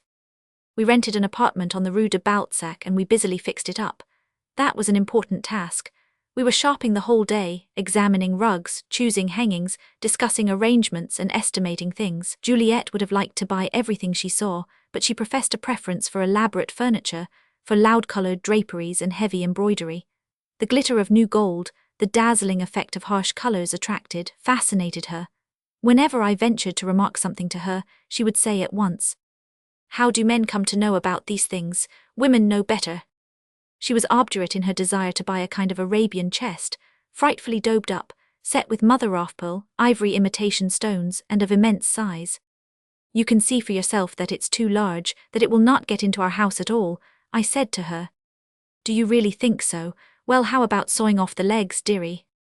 And more than 20 times during the day, she stopped in the middle of her conversation to ask me, "Well, do you really think it is too large, that beautiful chest I mean?" In the carriage, as soon as she got in, Juliet nestled close to me, offered me her lips, smothered me with caresses, happy, radiant. Oh, you naughty boy who never said a word to me, and who stood just looking at me with his sad eyes. Yes, your beautiful sad eyes that I love you, naughty. I had to start it all myself, had not I? Otherwise you would have never dared, would you? Were you afraid of me? Tell me. Do you remember when you took me in your arms that evening? I did not know where I was. I could no longer see anything. My throat. My chest felt as though I had swallowed something very hot. Is not that funny? I thought I was going to die burned by you. It was so sweet, so sweet. Why, I have loved you since the first day we met. No, I was in love with you before. Ah, you are laughing. You do not believe then that you can love someone without knowing or seeing him? Well, I do, I am sure of it. My heart was beating so fast, these words were so new to me that I could not find anything to say in reply. I was choking with happiness. All I could do was to clasp Juliet in my arms, mutter some inarticulate words and weep with joy. Suddenly she became thoughtful, the furrow on her forehead deepened, she withdrew her hand from mine. I was afraid I had offended her. "What's the matter, my Juliet?" I asked her, Why do you look so? Have I hurt you?" And Juliet, disconsolate, said with a sigh, "The corner buffet, my dear, the corner buffet for the parlour which we have entirely forgotten." She quickly passed from laughter, from kisses to sudden gravity, mingled words of endearment with ceiling measurements, confused love with tapestry. It was delightful. In our room in the evening, all this pretty childishness disappeared. Love stamped upon the face of Juliet something austere, deliberate and ferocious which I could not explain. It changed her entirely. She was not depraved. On the contrary, her passion showed itself to be strong and normal, and in her caresses there was awe-inspiring nobility and courage. Her body trembled as if in terrible labour. My happiness lasted but a short time. My happiness. It is really remarkable that never have I been permitted to enjoy anything fully, and that invariably anxiety came to disturb the brief periods of my happiness, defenceless and powerless against suffering, not sure of myself and timid in the hours of happiness. Such I have been all my life. Is it a tendency peculiar to my nature, a strange perversion of my sensibilities, or is it rather that happiness in my own case as well as in the case of everybody else is really deceptive, and that it is nothing but a more tormenting and more refined form of universal suffering? Now this, for example, the faint glimmer of the night lamp flickers feebly upon the curtains and the furniture. Juliet is asleep, early in the morning after our first night. One of her arms, bare, rests upon the sheet. The other, also bare, is gracefully coiled up under her nape, all around her face which reflects the pallid light of the bed, a face which looks like that of a murdered person, with eyes encircled by dark ringshire. Loose black hair is scattered, sinuous and flowing like waves. I contemplate her eagerly. She is sleeping close to me, with a deep calm sleep like a child, and for the first time possession occasions no regret, no disgust in me. For the first time I am able to look at a woman who has just given herself to me. I cannot express my feelings at this moment. What I feel is something indefinable, something exceedingly sweet, and at the same time very grave and holy, a sort of religious ecstasy similar to the one which I experienced at the time of my first communion. I recognize the same mystic transport, the same great and sacred awe. It is like another revelation of God taking place in the transplendent light of my soul. It seems to me that God has come down to me for the second time. She sleeps, in the silence of the room, with her mouth half open, her nostrils motionless. She sleeps with a sleep so gentle that I cannot even hear her breathing. A flower on the mantelpiece is there, withering, and a whiff of its dying fragrance reaches me. I cannot hear Juliet at all. She is only asleep. She is breathing, she is alive, and yet I cannot hear her. I move nearer to her and gently bend over her, almost touching her with my lips, and in an almost inaudible voice I call her. "Juliet." Juliet does not stir, but I feel her breath, fainter than that of the flower, her breath always so fresh, with which at this moment there is mingled, like a waft of warmth, her fragrant breath which blends with an imperceptible odour of decay. "Juliet." Juliet does not stir, but the sheet which follows the curves of her body, showing the shape of her limbs, loosens itself into a rigid crease, and the sheet looks to me like a shroud, and the thought of death suddenly comes to my mind and lingers there. I begin to be afraid that Juliet is dead. "Juliet." Juliet does not stir. My whole being is now plunged into a frenzy of fear, and while in my ears the distant knell resounds, around the bed I see the light of 1,000 funeral tapers trembling under the vibrations of a de profundis prayer. My hair stands on end, my teeth chatter, and I shout. "Juliet, Juliet." At last Juliet moves her head, heaves a sigh and murmurs as if in a dream, "Jean, my Jean." Forcefully I grasp her into my arms as if to defend her against someone. I draw her toward me and trembling, with my blood running cold, I beg her, "Juliet, my own Juliet, do not sleep. Oh, please do not sleep. You frighten me. Let me see your eyes. Talk to me. And pinch me, pinch yourself too, pinch me hard, but do not sleep any more, please." She cuddles into my arms, whispers some unintelligible words and falls asleep again, her head hanging on my shoulder. But the apparition of death, stronger than the awakening of love, persists, and although I feel the regular beating of Juliet's heart against my own, it does not vanish until day. How often since that time, when with her, I have felt the frigid touch of death in her fiery kisses, and how often in the midst of rapture there appeared to me the sudden and capering image of the singer at the bouffs. How many times did his lustful laugh drown the ardent words of Juliet? How often I have heard him say to me while his image kept leaping above me, "Go ahead, glut yourself upon this imbecile body, upon this unclean body which I defiled. Go on, wherever you touch your lips you will breathe the impure odour of my own. Wherever your caresses may wander upon this body of a prostitute, they will encounter the filthy marks of my own manhandling. Go ahead. Wash her, your Juliet, wash her in the lustral water of your love. Cleanse her with the acid of your mouth, strip off her skin with your teeth, if you will. You will efface nothing, never, because the mark of infamy with which I have branded her is ineffaceable. And I often had a passionate desire to question Juliet about this singer whose vision haunted me so much, but I had not the courage. I contented myself with trying to get at the truth in an ingenious, roundabout way. Often, in the midst of conversation, I would mention a name unexpectedly, hoping that Juliet would be a little put out by it, that she would blush, would feel embarrassed, and would say, "Yes, that's the one." I thus exhausted the list of names of all the singers in all the theatres, without gaining the least evidence of perturbation in Juliet's impenetrable attitude. It took us almost 3 months to install ourselves completely. The upholsterers could never get through with their work, and Juliet's caprices often called for changes that took a long time to accomplish. Every day she would come back from her shopping with new ideas about the decoration of the parlour or the dressing room. The hangings in the bedroom had to be entirely changed 3 times because she did not like them. Finally, one nice morning we took possession of our apartment on the Rue de Balzac.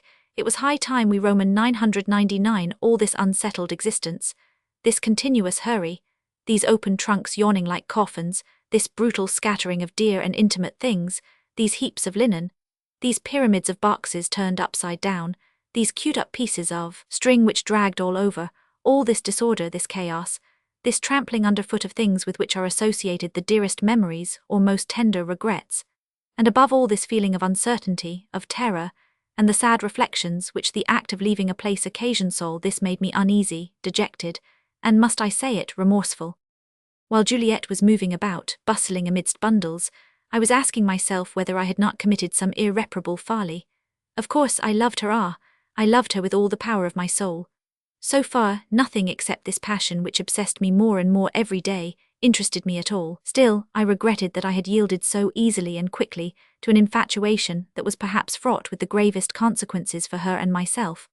I was dissatisfied with myself for not having been able to resist Juliet's wish, expressed in such delicious fashion, that I lived together with her. Could we not love each other just as well if each of us lived separately, and avoid the possible clashes over such sordid things as wallpaper, for example? And while the splendour of all this plush and the insolence of all these gilt objects in the midst of which we were now going to live frightened me, I felt a sorrowful attachment for my own scanty furniture placed without order, for my little apartment, austere yet tranquil, and now empty. An attachment one has for beloved things that are dead. But Juliet would pass by, busy, agile and charming, would embrace and kiss me on her way, and there was such a life-giving joy in her whole being, a joy so easily mingled with astonishment and childish despair at anything lost, that my morose thoughts vanished as do the night owls at sunrise. Ah, the happy days that followed our moving from the Rue St. Petersburg. First we had to test every piece of furniture down to the smallest details. Juliet sat on every divan, lounge and sofa, causing the springs to creak. "You try it also, my dear," she would say to me. She examined every piece of furniture, scrutinized the hangings, tried the strings of the door curtain, moved a chair to a different place, smoothed a crease in the draperies. And every instant cries of admiration, of ecstasy were heard. Then she wanted to start the inspection of the apartment all over again, with the windows closed and the lights burning, in order to see the effect produced at night, never tiring of examining a thing more than once, running from one room to another, marking down every defect on a piece of paper. Then it was the wardrobe, where she put her linen and mine with meticulous care and elaborate nicety, and the consummate skill of a stall-keeper. I chided her for assigning to me the better scent bags. No, I want to have a little husband who uses perfume. Of her old furniture and old knickknacks, Juliet had kept only the terracotta statue of love, which again took its place of honour on the mantelpiece in the parlour. I, on the other hand, had brought over only my books and 2 very beautiful sketches by Lauret, which I thought it a duty to hang up in my study. Scandalized, Juliet cried with indignation, "What are you doing there, my dear? Such horrible things in our new apartment. Please put these horrible things away somewhere. Oh, put them away." "My dear Juliet," I answered, somewhat provoked, "you have kept your terracotta statue of love, not so?" "Certainly I have, but what has that to do with this? My terracotta statue is very, very lovely, whereas that thing there, why really, and then it's improper. Besides, every time I look at the paintings of that fool Lauret I feel a pain in my stomach." Before that I used to have the courage of my artistic convictions, and I defended them with fire. But now it seemed puerile on my part to engage in a discussion of art with Juliet, so I contented myself with hiding the pictures inside a press without much regret. Finally the day arrived when everything was in admirable order, everything in its place, the smallest objects resting smartly on the tables, console tables, windows, the stands decorated with large leafed plants, the books in the library within reach, Spy in his new niche and flowers everywhere. Nothing was missing, nothing, not even a rose, whose stem bathed in a long, thin glass vase standing on my desk. Juliet was radiant, triumphant. She repeated without end, "Look, look again how well your little wife has worked." And resting her head on my shoulder with a tender look in her eyes and a genuinely agitated voice, she murmured, "Oh, my adored Jean, at last we are in our own home, just think of it. How happy we shall be here in our pretty nest." The next morning Juliet said to me, "It has been a long time since you saw Monsieur Leuret. I do not want him to think that I keep you from visiting him." It was true, nevertheless. It really seemed as if for the last 5 months I had forgotten all about poor Leuret. But had I really forgotten him? Alas, no. Shame kept me from going to him, shame alone estranged me from him. I assure you that I would have never hesitated to announce to the whole world, "I am Juliet's lover." But I had not the courage to utter these words in Leuret's presence. At first I had a notion to confess all to him. No matter what happened to our friendship, I would say to myself, "All right, tomorrow I am going to see Leuret." I would make up my mind firmly, and the next day, "Not now, there is nothing pressing tomorrow. Tomorrow, always tomorrow." And days, weeks, months passed tomorrow. Now that he had been told all about these things by Malterra, who even before my departure used to come and make his sofa groan, how could I broach the subject to him? What could I say to him? How endure his look, his contempt, his anger perhaps, but his contempt, his terrible silence, the disconcerting sneer which I already saw taking shape at the corner of his mouth? No, really I did not dare to try to mollify him, to take his hand, to ask his forgiveness for my lack of confidence in him, to appeal to the generosity of his heart. No, it would ill become me to assume such a part, and then Leuret with just one word could throw a damper on me and stop my effusion. What's the use? Each day that passed separated us further, estranged us from each other more and more. A few more months, and there would no longer be any Leuret to reckon with in my life. I should prefer that rather than cross his threshold and face him in person. I replied to Juliet. "Leuret, oh yes, I think I will do that some of these days." No, insisted Juliet, today. You know him, you know how mean he is. God knows how many ugly things he must have said about us. I had to make up my mind to see him. From the Rue de Balzac to Rodrigue Place is but a short distance. To postpone as long as possible the moment of this painful interview, I made a long detour on my way, walking as far as the sharp district of the Saint Honor suburb. And I was thinking to myself, suppose I do not go to see Leuret at all. I can tell her when I come back that we have quarrelled, and I can invent some sort of a story that will forever relieve me of the necessity of this visit. I felt ashamed of this boyish thought. Then I hoped that Leuret was not at home. With what joy could I then roll up my card into a tube and slip it through the keyhole? Comforted by this thought, I at last turned in the direction of Rodrigue Place and stopped in front of the door of the studio, and this door seemed to fill me with fear. Still I rapped at it, and presently a voice, Leuret's voice, called, "Come in." My heart beat furiously. A bar of fire stopped my throat. I wanted to flee. "Come in," the voice repeated. I turned the door knob. "Ah, is that you, Minty?" Leuret exclaimed. "Come on in." Leuret was seated at his table, writing a letter.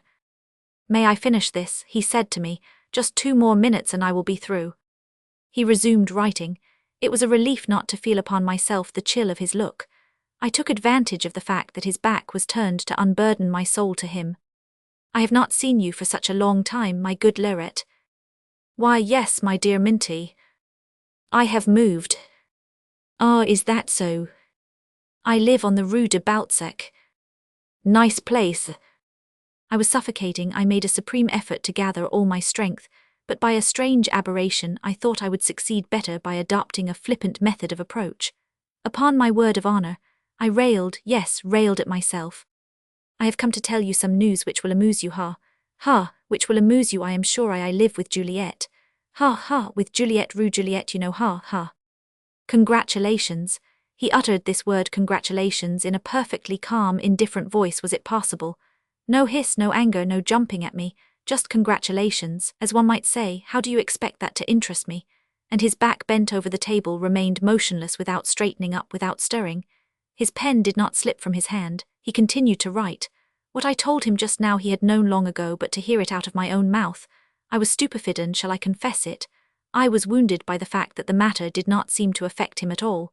Lurette rose and rubbing his hands. Well, what's new? He asked. I could not stand it any longer. I rushed toward him with tears in my eyes. Listen to me, I shouted, sobbing.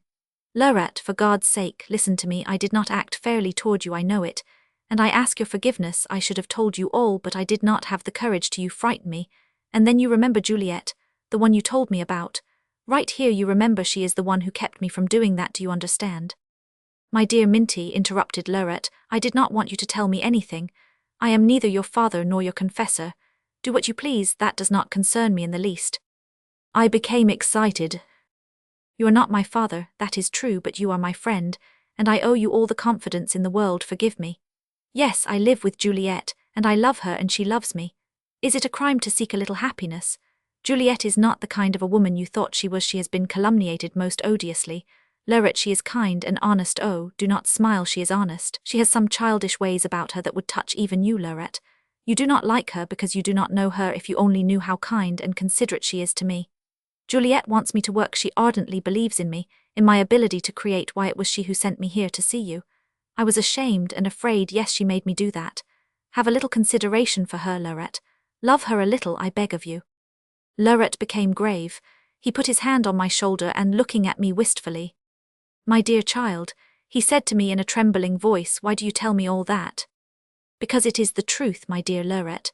Because I love you and I want to remain your friend. Show me that you are my friend no matter what happens here now. Come to have dinner with us this evening, as we used to in the past in my own house. Oh, please come. No, he said. And this no was relentless, final, curt like a gunshot. Lurette added, but you come often, and whenever you feel like crying the sofa is there. You know the tears of poor devils are quite known to it. When the door was shut behind me, it seemed that something huge and heavy had closed itself upon my past, that walls higher than the sky and darker than the night had separated me forever from my decent life, from my dreams of art. There was anguish in my whole being. For a minute I stood there, stupefied, with swinging arms, with eyes inordinately distended, staring at that prophetic door behind which something had just come to a close, something had just died. Chapter 6. Juliet was not long in wearying of this beautiful apartment where she had promised herself so much peace and happiness. Having arranged her wardrobes and put her knickknacks in order, she did not know what to do next and was surprised at this discovery. The tapestry no longer excited her admiration, reading afforded her no distraction. She passed from one room to another without knowing what to do, what to busy her mind with, yawning, stretching herself. She shut herself up in her room where she spent hours in dressing herself, in trying on new clothes in front of the looking-glass, in turning the faucet of the bathtub, which occupation amused her for a while, in combing Spy, and in making elaborate bows for him from the bands of her old hats. Managing the house might have filled the void of her idle days, but I soon realized with chagrin that Juliet was not at all the housekeeper she had boasted she was. She was careless, had no taste, was preoccupied only with her linen underwear and her dog.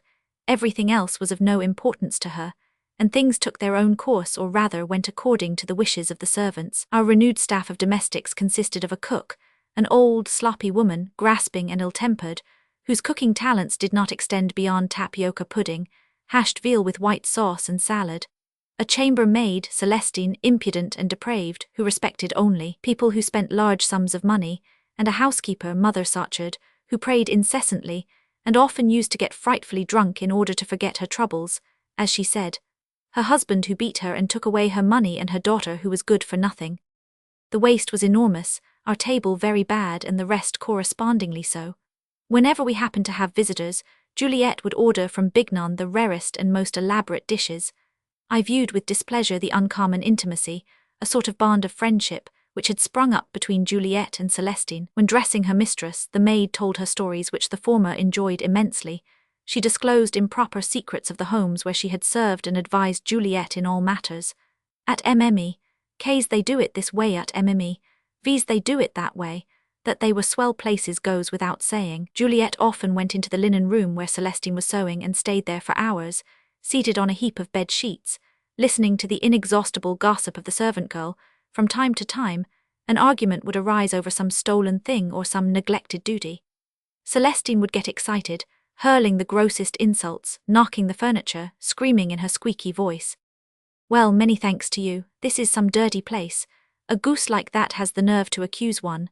Well, look here, my pretty one, I am going to shake myself free from you and your boob over there, who has the face of a dunce." Juliet would tell her to get out immediately, not wishing her even to stay out her week. "Yes, yes, pack up at once, you nasty girl, right away." She would come to sulk in my presence, pale and trembling. "Ah, my dear, that vile creature, that wretched woman, and I who was so kind to her." In the evening they would make up again, and amidst laughter which resounded louder than ever, Celestine's voice would bawl out. I should say the Countess was a rude slut. One day Juliet said to me, "Your little whiffy has nothing to put on. She is as naked as a new-born child, the poor thing." And so there were new visits to the dressmakers, to the milliners, to the linen shop, and she again became gay, vivacious, affectionate. The shadow of boredom which had crossed her countenance disappeared in the midst of materials, laces, among plumes and gewgaws, her whole being expanded and shone forth. Her tender fingers experienced a physical delight in handling satin, in touching crepe, in stroking velvet, in losing themselves in the milky white waves of fine batiste. The smallest piece of silk, when she draped it into something, at once assumed the pretty appearance of a living thing. Out of braid and lace trimmings, she could draw the most exquisite harmonies. Although I was very much alarmed by these expensive whims, I could not refuse Juliet anything, and I abandoned myself to the joy of seeing her so happy, to the delight of seeing her so charming, her, whose beauty rendered all inanimate objects about her beautiful, her, who put the breath of gracious life into everything she touched. For more than a month packages and strange cases were being delivered to us every evening. Dresses followed dresses, hats followed cloaks, umbrellas and embroidered chemises. The most expensive linens accumulated in heaps and filled all the drawers, presses, wardrobes. "You see, my dear," Juliet explained to me, discerning amazement in my glance, "you see, I did not have anything. This is all I need. From now on, all I will have to do is to receive people. Do not be afraid. I am very economical. See here, I have had a high body made in all my gowns for everyday use on the street, and a décolleté to wear at the opera. Just figure out how many dresses that will save me. 1, 2, 3, 4, 5 dresses, my dear. You see now." For the first appearance at the theatre, she put on a gown that was the sensation of the evening. As long as the tormenting affair lasted, I was the most miserable man in the world. I felt the covetous glances of the entire audience directed on Juliet, glances that devoured her, that disrobed her, glances that defile the woman one adores. I would have liked to hide Juliet deep in the loge and throw a thick dark woolen cloak on her shoulders, and with heart clawed by hatred, I wished the theatre had sunk into the ground through some sudden cataclysm, that by a sudden collapse of its ceiling and chandeliers it had crushed to a powder all these men, each of whom was stealing a little of Juliet's chastity, a little of her love from me. She, on the other hand, triumphant, seemed to say, "I love you all, gentlemen, for thinking me beautiful. You are nice people." Scarcely did we enter our house when I drew Juliet toward me, and for a long, long time held her pressed to my heart, repeating without end, "You love me, Juliet, do not you?" But the heart of Juliet was no longer listening to me. Seeing that I was sad, noticing that from my eyelids tears were about to fall upon her cheek, she freed herself from my embrace and said somewhat angrily, "What, I was the prettiest, the most beautiful of them all, and you are not satisfied yet, and you are crying yet. That is not nice at all. What more do you want?" Our first disagreeable quarrel arose over Juliet's friends. Gabrielle Bernier, Jesseline and some other people, formerly brought over to our house at the Rue de Saint Petersburg by Malterre, again began to pursue us at the Rue de Balzac. I frankly told her so. She seemed very much surprised. "What have you against Monsieur Jesseline?" she asked me. She used to call the others by their Christian names, but she pronounced the name Monsieur Jesseline with great respect. "I certainly have nothing against him, my dear, but I do not like him. He gets on my nerves. He is ridiculous. Here, then, I think are good reasons for not wishing to see that idiot." Juliet was shocked. That I should have called a man of Monsieur Jesseline's importance and reputation an idiot was quite incomprehensible to her. She looked at me with fear as if I had just uttered a terrible blasphemy. Monsieur Jesseline, an idiot? He's such a gentleman, so serious-minded, and who has been to India.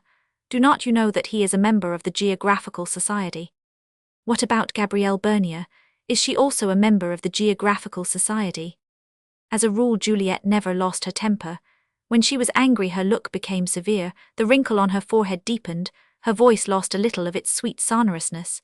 She answered simply, "Gabrielle is my friend." "That's just what I object to." There was a moment of silence. Juliet, seated in an armchair, was fingering the lace of her morning gown, thinking. An ironic smile wandered on her lips. "Do you mean to say that I must not see anyone? Is that what you want? Well, that's going to be very amusing. We shall never go out any more. We shall live like beasts." "That's not the question at all. My dear, I have some friends. I will ask them to come." "Oh yes, I know your friends. I can see them right before me. Writers, painters, people whom one does not understand when they talk, and who borrow money from us. Thank you very much." I felt offended and quickly replied, "My friends are honest people, do you hear, with talent, whereas that idiot and that nasty woman—" "I think we have had enough of this," Juliet imperiously said. "Is that your wish? All right, I shall close my door to them. Only when you insisted on my living with you, you should have told me that you wanted to bury me alive. I would have known what to do then." She rose. I was not even thinking of telling her that, on the contrary, it was she who had wished that we keep house together. Realizing that it was useless to argue any further, I took her hand. "Juliet," I entreated her. "Well, what do you want? Are you angry?" On the contrary, I am very much contented." "Juliet. Come, let go of me, quit, you hurt me." Juliet was sulky all day. When I said something to her, she did not answer or contented herself with articulating monosyllables curtly and with irritation. I was unhappy and angry at the same time. I would have liked to embrace her and to beat her, to shower kisses and kicks on her. At dinner, she still kept the air of an offended woman, with her lips firmly closed and a disdainful look in her eyes. In vain did I try to appease her by humble conduct and sad repentant looks. Her assumed sullenness remained unchanged. On her brow there was still that dark furrow which made me uneasy. At night, in bed, she took a book and turned her back to me, and the back of her perfumed neck, to which my lips loved to cling with rapturous joy, now seemed to me harder than a stone wall. Within me deep resentment was stirring, but I forced myself not to betray it. In the measure that I was filled with rage, my voice sought sweeter accents. It grew gentler and more beseeching. "Juliet, my Juliet, speak to me, please, speak to me. Did I offend you? Was I too harsh with you? I know I was. Well, I am sorry and I ask your forgiveness, but only speak to me." My impression was that Juliet was not listening to me at all. She was cutting the pages of the book, and the noise of the friction of the knife against the paper annoyed me terribly. "My Juliet, please understand me. It is because I love you that I said that. It is because I wish to see you pure, respected, and because it seems to me that all those are unworthy of you. If I did not love you, would that make any difference to me? And you think that I do not want you to go out? Why no, we shall go out often, every evening. Please do not be like that. I was wrong. Scold me, strike me, but only speak to me, please speak to me." She continued turning the pages of the book. The words were throttled in my throat. "It is not fair to act the way you do, Juliet. It is not nice at all to be like that since I admitted my guilt. What pleasure do you get out of torturing me like this? Did not I say I was sorry? Come on, Juliet, I admit I was wrong." Not a muscle in her body moved in response to my supplication. Her nape exasperated me more than ever. Amidst locks of silky hair, I now saw eyes which railed at me and a mouth which mocked me. And I had an impulse to strike her, to belabor her with my fists, to beat her till she bled. "Juliet," I shouted. And my fingers, shriveled, spread apart and hooked like talons of a bird of prey, came close to her in spite of myself, ready to claw this nape, impatient to tear it to pieces. "Juliet." Juliet slowly turned her head, looked at me with contempt without fear. "What do you want?" she asked. "What do I want? What do I want?" I was going to threaten her. I half arose in bed. I was gesticulating violently and suddenly my rage subsided. I came close to Juliet, crouched before her, filled with repentance, and kissing that perfumed and beautiful nape. "What I want, my dear, is that you should be happy, that you shall receive your friends. It was so foolish on my part to demand of you what I did. Are not you the best of women? Do not I love you? Hereafter I shall have no other wish than yours, I promise you.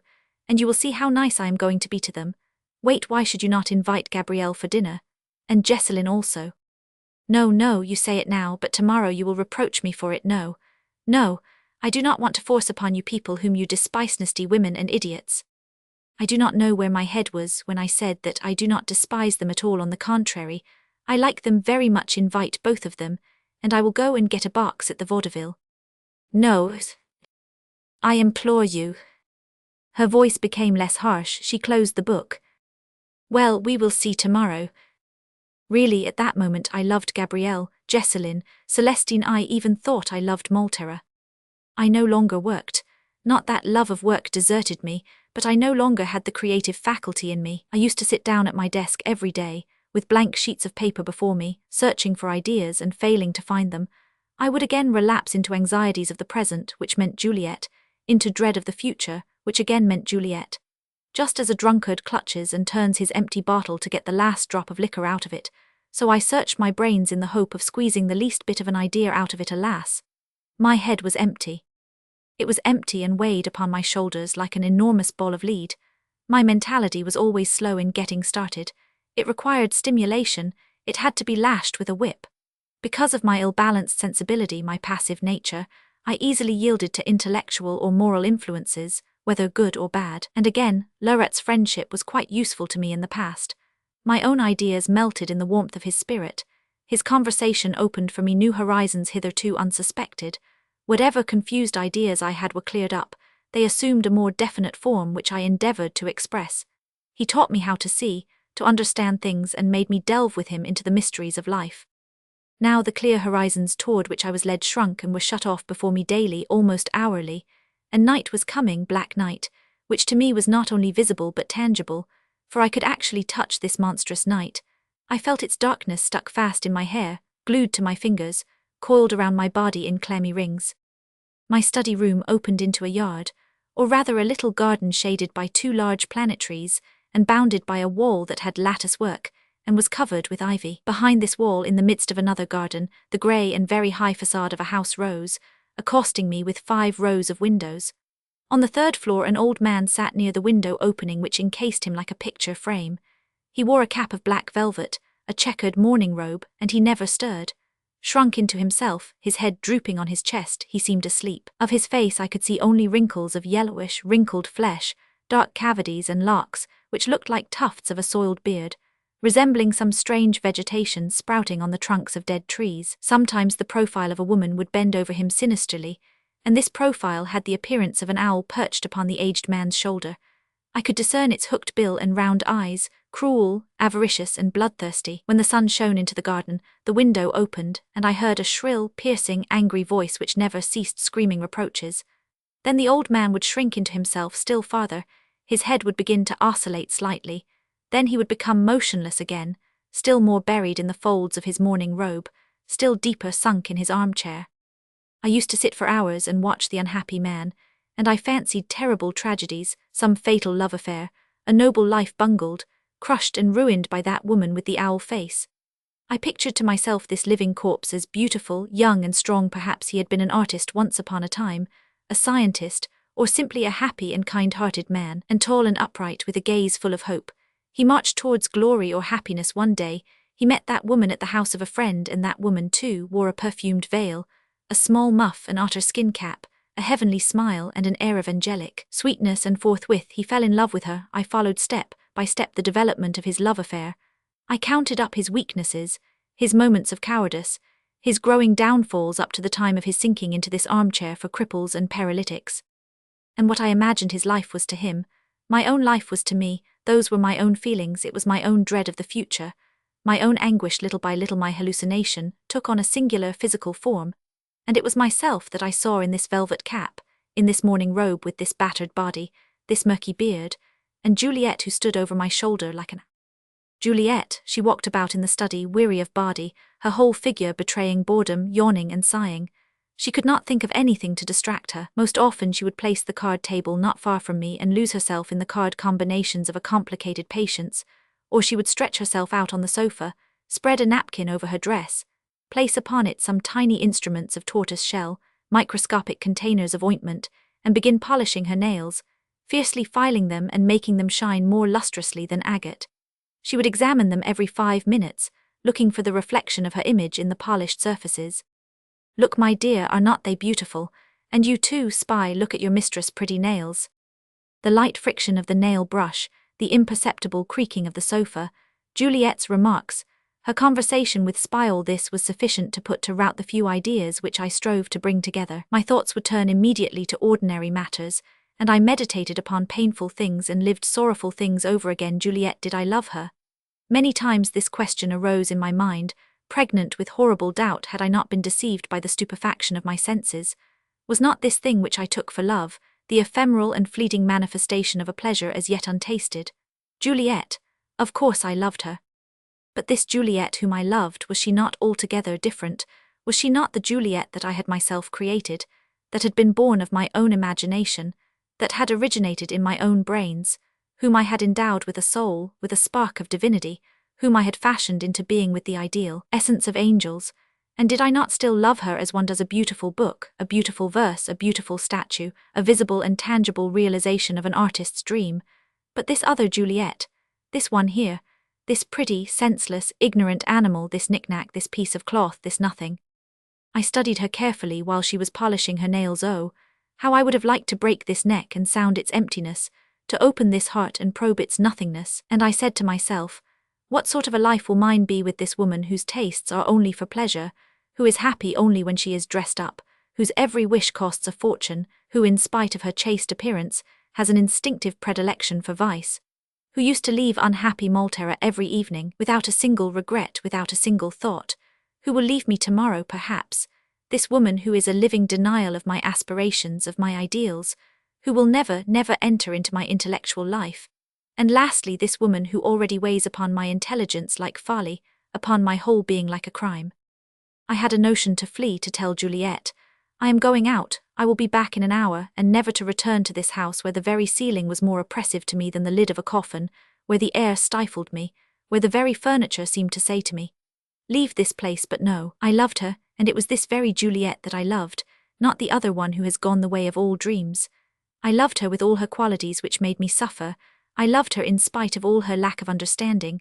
I loved her with all her frivolity, with all her suspected perversions. I loved her with that tormenting love which a mother has for her afflicted child. Have you ever met a poor creature huddled up behind the door on some wintry day, a wretched human being with chapped lips and chattering teeth, shivering in his tattered rags? And when you met him, were you not carried away by a feeling of keen pity, and did you not have a desire to take him and warm him against your breast, give him something to eat, cover his shivering body with warm clothes? That is how I loved Juliet.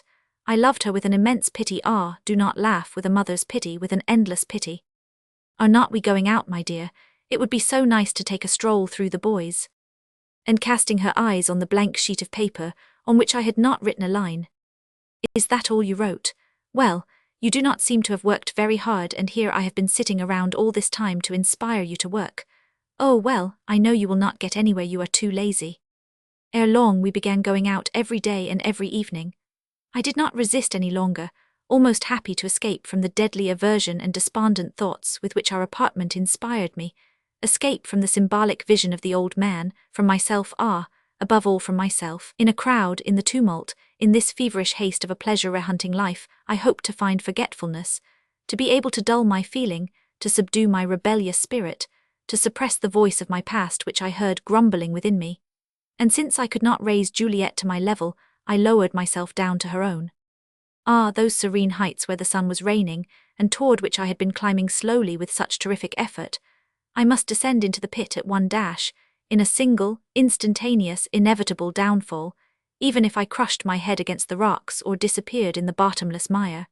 With me it was no longer a question of escape. If occasionally the idea did pierce the haze of my mind, if in the errings of my willpower, I sometimes did perceive a distant way out where duty seemed to call me, I, in order to break away from the idea, in order not to rush hastily toward that end, clung tenaciously to the false pretenses of honor. Could I leave Juliet, I who insisted that she leave Maltera? What will become of her when I am gone? Why, no, I was lying to myself. I did not want to leave her because I loved her, because I pitied her, but was it not myself that I loved, myself that I pitied? Ah, I no longer knew. And then again, you should not think that the abyss into which I had fallen was a sudden revelation to me. Do not you believe it? I saw it from afar, I saw its black opening yawning fearfully, and I ran toward it. I leaned over the edge to inhale the infected odor of its filth. I said to myself, there is where wasted lives and corrupted beings are dashed and swallowed up. Here one can never come up again, never. and I plunged into it. Despite the threatening sky overcast with clouds, the balcony of the café is crowded with people. There is not a vacant table. The cabarets, the circus shows, the theatres have poured forth the scum of their habitus here. Everywhere are bright-coloured dresses and black frock coats, ladies adorned with plumes like horses in a parade, weary, sick-looking and sallow. Flurried fops with heads drooped upon their buttonholes without flowers, and nibbling the ends of their canes with ape-like gestures, some of them with legs crossed in order to show their black silk socks embroidered with red flowerets, hats pushed over slightly toward the back, are whistling the latest hit air which has just now been sung at the Ambassadeur, to the accompaniment of the creaking of seats, the clatter of glasses and bottles. The last of the lights in front of the opera has been extinguished, but all around it the windows of the clubhouses and brothels are a red blaze, like openings into hell.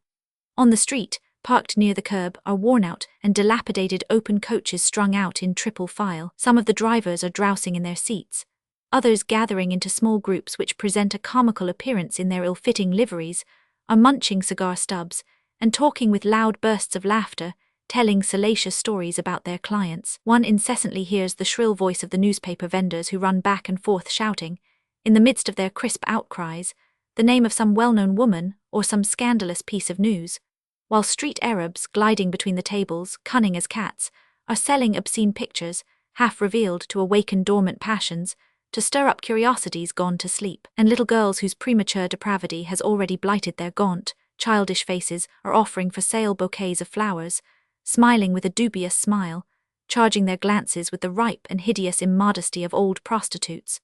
Inside the cabaret, all the tables are taken, there is not a single vacant place, people are drinking champagne without really wanting it, and munching sandwiches without in the least caring for them. Occasionally curious people enter the place, before going to their clubs or to bed, by force of habit or from a mere desire to show off or to see if there is anything doing there. Slowly and slouching in their walk, they slink about the groups of guests, stopping to chat with their friends here and there, and waving their hands in greeting to someone at a distance, look at themselves in the mirrors, fix their white cravats which stick out from under their light overcoats, then leave, their minds enriched with a few new slang expressions of the underworld, with a few more scandals picked up here, and upon which their idleness will thrive for a whole day.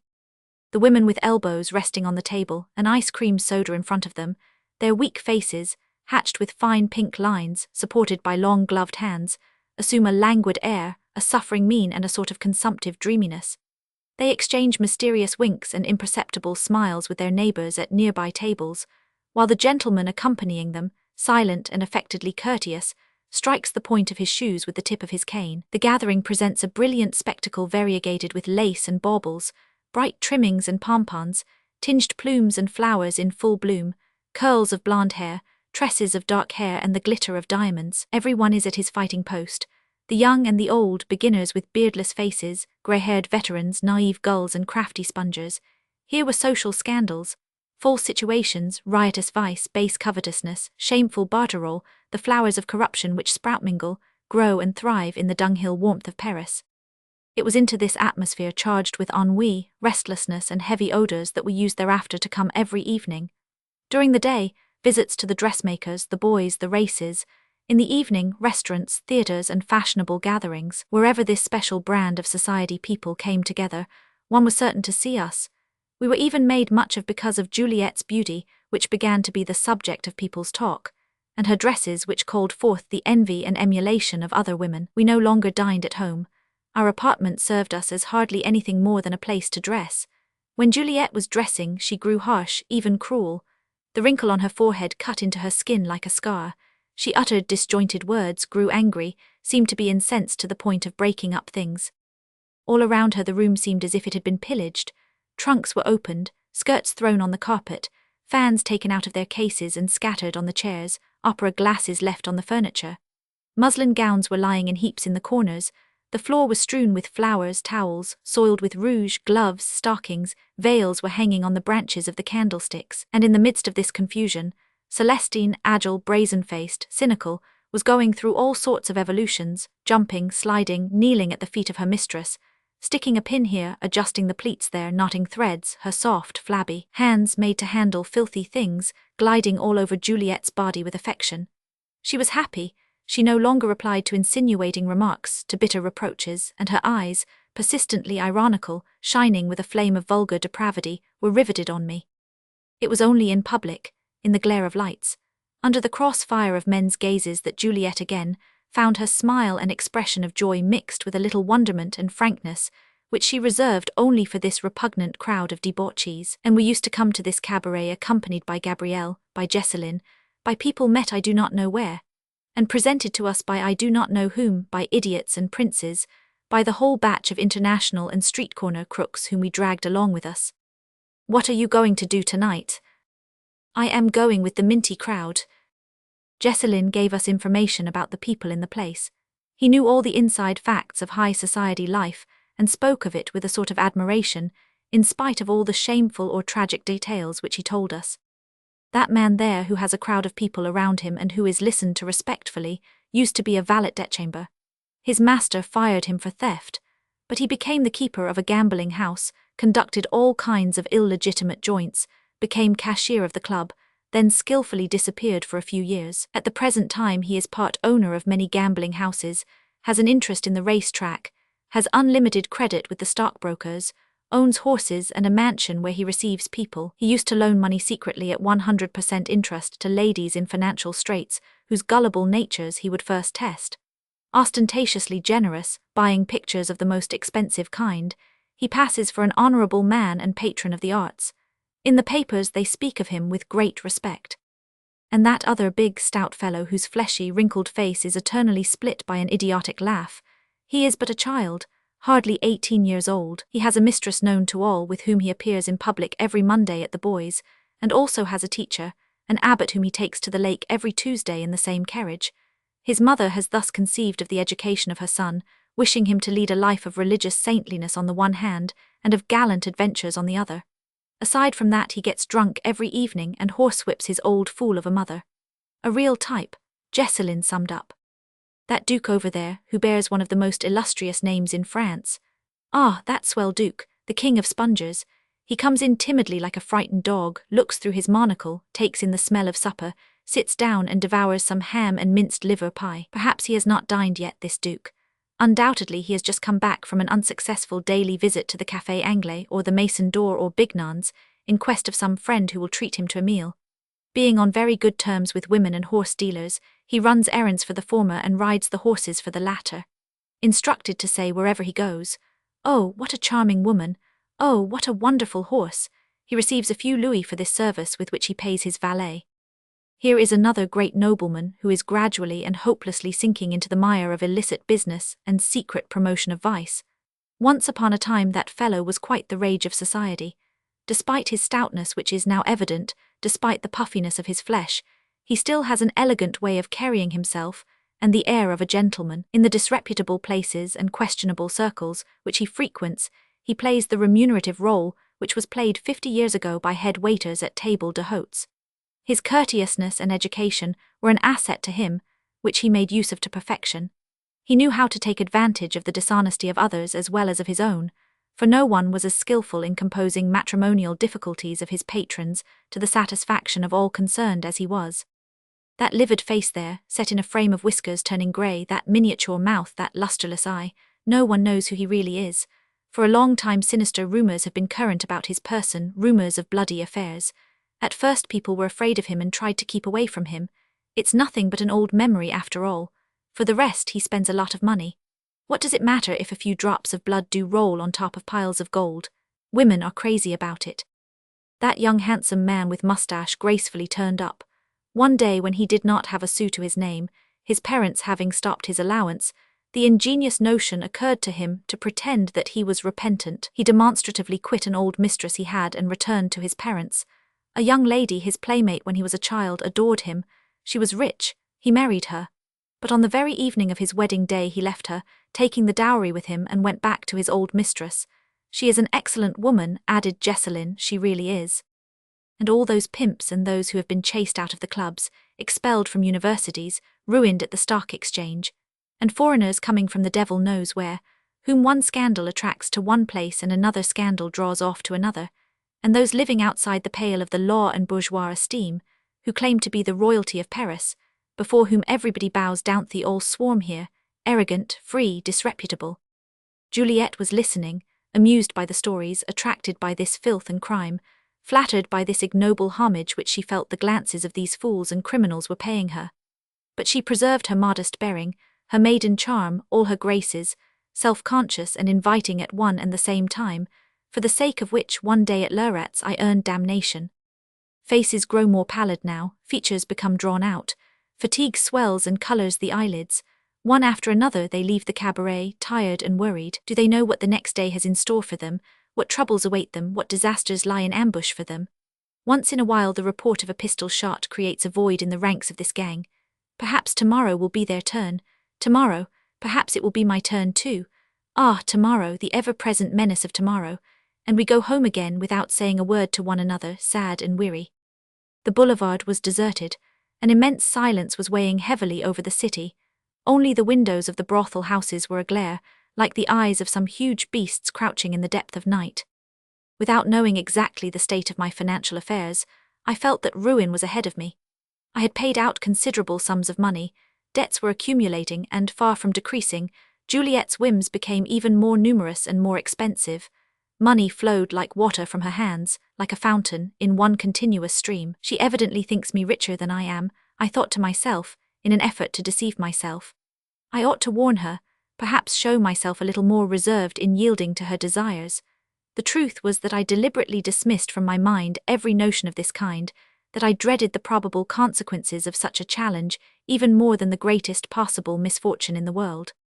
In my rare moments of clear-mindedness, of frankness with myself, I understood that beneath her air of sweetness, beneath her naivete of a spoiled child, beneath the robust and vibrant passions of her flesh Juliet, concealed a powerful desire to be always beautiful, adored, paid court to, concealed a fierce selfishness which would not flinch before any cruelty, before any moral crime.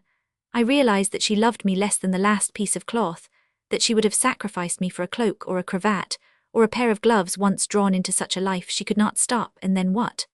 Cold shivers passed up and down my frame from head to heels, that she should leave me, no, that I did not want. The most painful moment to me was in the morning when I woke up. With eyes closed, pulling the cover over my head, my body huddled up into a ball, I used to ponder over my situation with terrible anguish. And the more faulty she appeared to me, the more desperately I clung to Juliet. No matter how often I said to myself that my money would soon be gone, that the credit on which I could dishonestly prolong the agony of hope against hope for another week or two would eventually be denied to me, I clung to the present and rapidly evolved all sorts of impossible plans. I pictured myself accomplishing superhuman tasks in the course of 1 week. I dreamed of finding millions in some hackney coach, fabulous inheritances dropped down from the skies for me. The idea of stealing haunted me. Gradually all these insane notions took hold of my distracted mind. I was presenting Juliet with palaces and castles. I overwhelmed her with diamonds and pearls. Gold streamed and glittered all around her, and I raised her high above the earth, upon dizzy, royal heights. Then the sense of reality would suddenly return. I buried myself deeper in the bed. I sought realms of non-existence in whose depth I could disappear. I forced myself to sleep. And suddenly, out of breath, with sweat on my forehead and a haggard look in my eyes, I would snuggle up to Juliet, press her in my arms with all my strength, sobbing. "You will never leave me, will you, my Juliet? Tell me that you will never leave me. Because you see, I will die if you do. I'll go crazy. I will kill myself. Juliet, I swear to you that I will kill myself." "Why, what has come over you? Why do you tremble so? No, my dear, I will never leave you. Are we not happy together? Besides, I love you so much, when you are nice as you are now." Yes, I will kill myself, I will kill myself." "You are so funny, my dear. Why do you tell me that?" "Because—" I was going to tell her everything, but I had not the courage, and I said, "Because I love you, because I do not want you to leave me, because I do not want to." Nevertheless, I finally had to bring this matter to a head. Juliet had seen in the window of a jewelry store on the Rue de la Paix a string of pearls of which she spoke without end, one day when we were in that neighborhood. "Let's go and see that beautiful jewel," she said to me. With her nose pressed against the window pane and eyes shining, she looked at the string arranged in a triple circular row of pink pearls upon the velvet of the jewel case. I saw a tremor passing up and down her skin. "Is not that beautiful? And it is not expensive at all. I have asked about the price, 50,000 francs, that's an exceptional bargain." I tried to draw her further on, but coaxingly hanging on my arm she held me back, and she sighed. "Ah, how nice that would look on the neck of your little Whiffy," she added with an air of profound grief. "Really, all the women have lots of jewels, only I have none. If you were really nice, really kind to me, you would give them to your poor little Juliet there now." I stammered out, "Certainly, I want to very much, but later next week." Juliet's face grew dark. "Why next week? Cannot you do it now, right now?" "Well, you see, now I am short of money, I am a little hard up." "What, already? You have not got a sou? Is that a fact? Where did all your money go? You have not a sou left?" "Why, yes, I have, only I am a little short of cash temporarily." "Well, if that's the case, it does not matter. I have also made inquiries about the terms. They would agree to accept promissory notes, 5 notes of 6,000 francs each. That is not such a mighty matter." "Undoubtedly, but a little later, I promise you. Is that all right?" "Ah," Juliet said simply. I looked at her, the wrinkle on her forehead terrified me. I saw a hidden glimmer flare up in her eyes, and in the space of a second, a world of extraordinary sensations hitherto unknown to me took hold of me. Very clearly, with perfect understanding, with cruel indifference, with a startling conciseness of judgment, I put the following question to myself: Juliet and dishonor, Juliet and prison. I did not hesitate. "Let's go in," I said. She took the string of pearls away with her. In the evening, wearing her pearls, she sat down on my lap, radiant, with her arms closed around my neck. She sat so for a long time, lulling me with her sweet voice. "Ah, my poor sweetie," she said, "I am not always sensible. Yes, I realize I am a little foolish sometimes. But I am through now. I want to be a good, a serious-minded woman. And you shall work undisturbed, you will write a good novella, nice play. Then we shall be rich, very rich. And then if you should happen to be very much short of money, we could sell this beautiful string of pearls. Because jewels are not like dresses, they are just as good as money. Press me in your arms strongly." Ah, how fast that night was gone. How the hours sped by, no doubt frightened to hear love shrieking with a horrible voice of one who is damned. Disasters followed one another, and soon reached their climax. The promissory notes that I had given Juliet's jeweler remained unpaid. I had a hard time borrowing enough money to satisfy our everyday needs. My father had left some uncollected debts at St. Mitchell. Generous and kind-hearted, he liked to help out small farmers in a pinch. Pitilessly, I started the process servers after these poor devils, causing them to sell their hovels, their piece of land, the things with the aid of which they made a miserable living, depriving themselves of everything. In the shops where I still had credit, I bought things which I immediately resold at a very low price. I stooped to putting through the most questionable deals. My brains teemed with original plans of blackmail, and I tired Jessalyn with my endless requests of money. Finally, one day I went to see Leuret. I needed 500 francs that evening, and I went to Leuret deliberately, boldly. In his presence, however, in that studio full of painful memories, my self-assurance deserted me, and I felt a sense of belated shame. I was with Leuret a quarter of an hour, without venturing to explain to him the thing that I expected of his friendship, At last I made up my mind to go. "Well, goodbye, Leuret." "Goodbye, my friend." "Ah, I forgot. Could you lend me 500 francs? I am expecting my farm rents, they are overdue." And I added rapidly, "I will give them back to you tomorrow morning." Leuret fixed his glance on me for a moment. I can still see that glance, it was truly sorrowful. 500 francs, he said. "Where in the devil do you expect me to get them? Have I ever had 500 francs? I insisted, repeating, "I will give them back to you tomorrow morning." "But I have not got them, my poor Minty.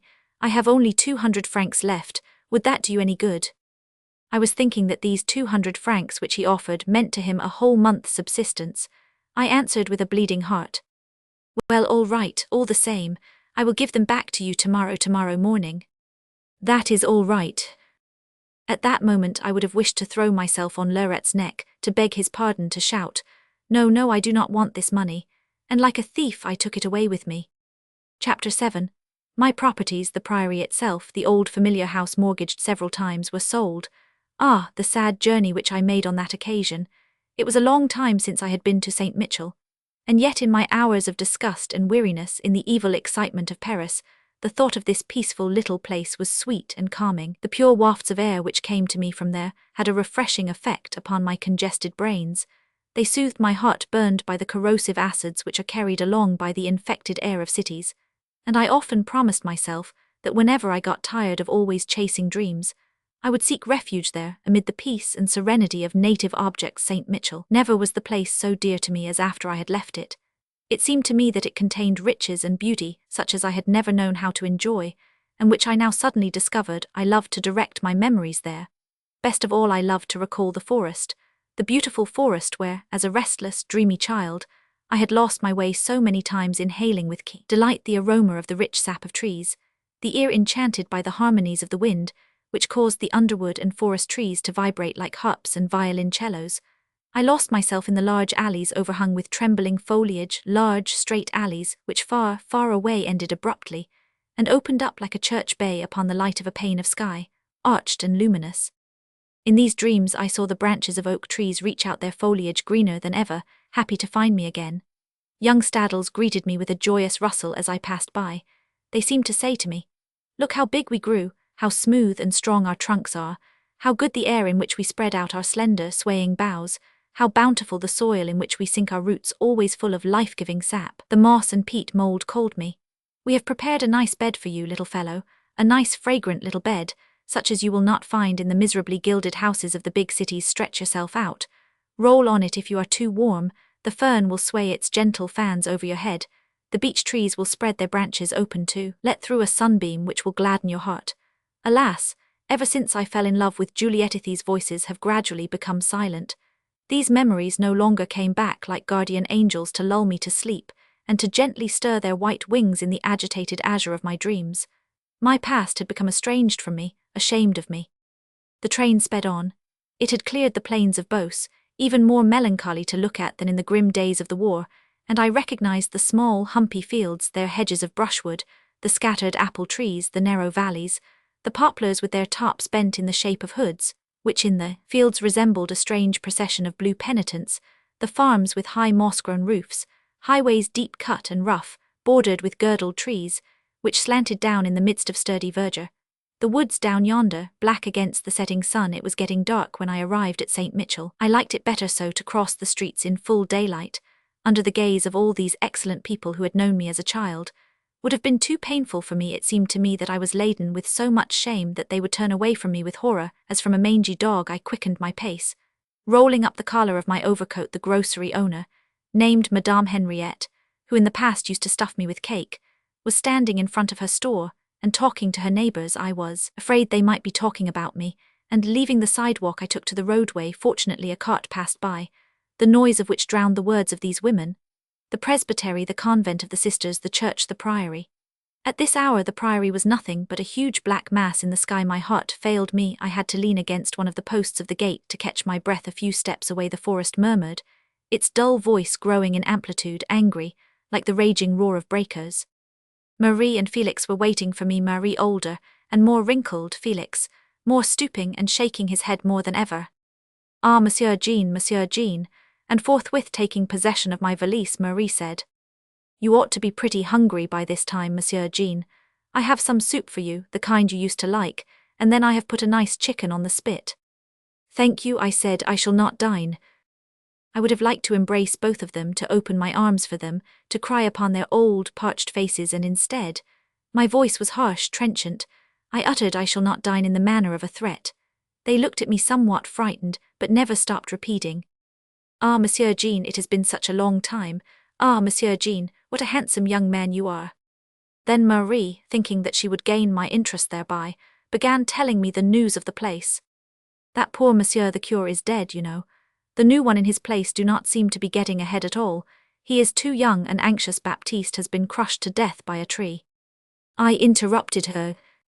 All right, Marie, you will tell me about it tomorrow." She took me to my bedroom and asked, "Shall I bring you a bowl of milk, Monsieur Jean?" "If you please." And closing the door, I flung myself on the lounge and sobbed for a long, long time. The next day I got up at dawn. The priory had not changed much. There was only more grass in the alleys, more moss on the steps, and a few trees were dead. Again I saw the gate, the scurfy lawn, the puny-looking sorbs, the aged chestnut trees. Again I saw the basin where the little kitten had been shot, the curtain of fir trees which hid the commons from view, the abandoned study. I saw the park, its twisted trees and stone benches that looked like ancient tombs in the kitchen garden. Felix was digging a border bed for flowers. Ah, poor man, how battered his frame was. He showed me a hawthorn and said, "That is where you used to come with your poor deceased father, to lie in wait for the blackbirds. Do you remember, Monsieur Jean?" "Yes, yes, Felix. And also the thrush." "Yes, yes, Felix." I walked away. I could not bear the sight of this old man any longer, this man who thought he was going to live to the end of his days at the Priory, and whom I was about to drive out. And where was he to go? He had served us faithfully, he was almost one of our family, poor, unable to gain a livelihood otherwise. And I was going to chase him out. Ah, how could I bring myself to do that? At breakfast Marie seemed nervous. She walked around my chair, unusually excited. "Beg pardon," she said to me at last. "I must clear up all my doubts about this matter. Is it true that you are selling the Priory?" "Yes, Marie." The old woman opened wide her eyes, stupefied, and placing her hands on the table repeated, "You are selling the Priory?" "Yes, Marie." "The Priory where all your family was born, the Priory where your father and your mother died, the Priory, holy Jesus." "Yes, Marie." She recoiled as if frightened. "Then you are a wicked son, Monsieur Jean." I made no reply. Marie left the dining room and did not speak to me any more. 2 days later, my business having been attended to, the deed signed, I left. My money was hardly enough to last me a month. I was done for. Overwhelming debts, ignoble debts was all that was left to me. Ah, if the train could only carry me on and on, always further on, never to arrive anywhere. It was only in Paris that I reminded myself that I had not even gone to kneel down at the grave of my father and mother. Juliet received me tenderly. She embraced me passionately. "Ah, dear, dear, I thought you would never come back. 5 days, just think of it. Next time if you have to go again, I want to go with you." She appeared so affectionate, so truly moved. Her caresses gave me such confidence, and then the burden on my soul was so heavy that I did not hesitate to tell her everything. I took her in my arms and put her on my lap. "Listen to me, my Juliet," I said to her, "listen to me. I am lost, ruined, ruined, do you hear, ruined. We have only 4,000 francs left." "Poor boy," Juliet sighed while placing her head on my shoulder, "poor boy." I burst out sobbing and cried out, "You understand now that I must leave you, and I am going to die if I do. Come now, you are silly to talk that way. Do you believe I could live without you, my dear? Come now, do not cry, do not grieve so much." She dried the tears from my eyes and continued in her voice, which grew sweeter with every word. "First of all, we have 4,000 francs. We can live 4 months on that. During these 4 months you will work. Let us see if you cannot write a good novel in 4 months. But do not cry, because if you cry, I will not tell you a great secret, a great, great secret. Do you know what your little Whiffy did? Who little suspected that herself, do you know? Well, for 3 days she went to the riding school. She took lessons in horsemanship, and next year, when she is well trained, Franconi will engage her. Do you know what a woman rider in a fashionable riding school makes? 2,000, 3,000 francs a month. You see now, there is not much to grieve over, my poor little boy." All nonsense, all folly seemed logical to me. I clung to it desperately as a shipwrecked sailor clings to the insecure wreckage tossed by the waves. Provided it kept me afloat for an instant, I did not care toward what dangerous reefs, toward what blacker depths it swept me on. I also cleaved to that absurd hope of one doomed to perish, which even on the slaughter stake, which even under the knife, still expects the impossible to happen. A sudden change, an earthly catastrophe which will deliver him from death. I permitted myself to be deluded by the pretty purring of Juliet's words. A firm resolve to work heroically filled my spirit, and threw me into raptures. I had visions of multitudes of people bending breathlessly over my books, of theatres where grave and painted men were coming forward and uttering my name to the boundless enthusiasm of the audience. Overcome with fatigue, worn out with emotion, I fell asleep. We finished dinner.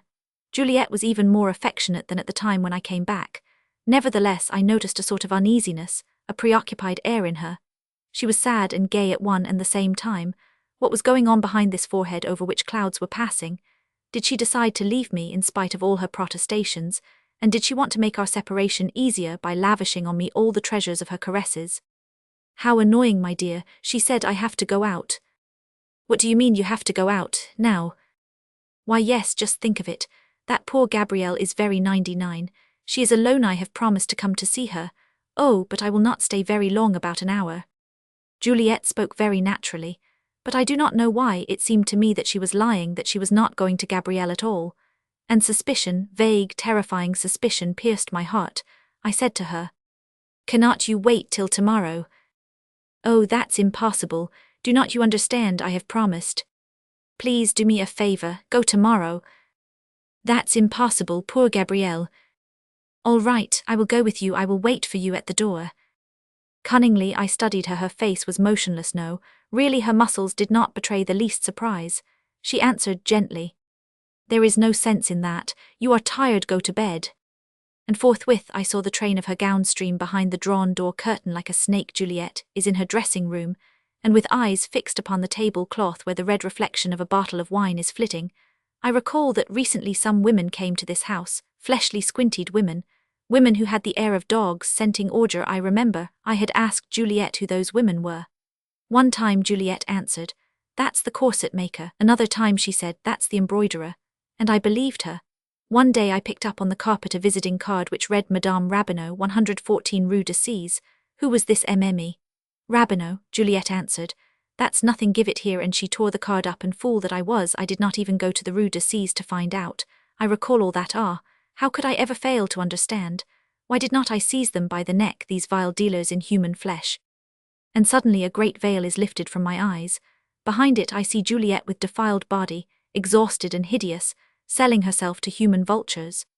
Juliet is there, putting on her gloves in front of me, in a dark dress with a thick veil which hides her features. The shadow of her hand dances upon the table cloth, lengthens out, grows broader, shrinks again, disappears and comes back again. I shall always see this diabolic shadow, always. "Kiss me, dearie." "Do not go out, Juliet, do not go out, I implore you." "Embrace me closer, closer yet." She is sad. Through the thick veil I feel on my cheek the moisture of a tear. "Why do you cry, Juliet, Juliet, for pity's sake, stay with me. Embrace me, I adore you, my Jean, I adore you." She is gone. Doors open.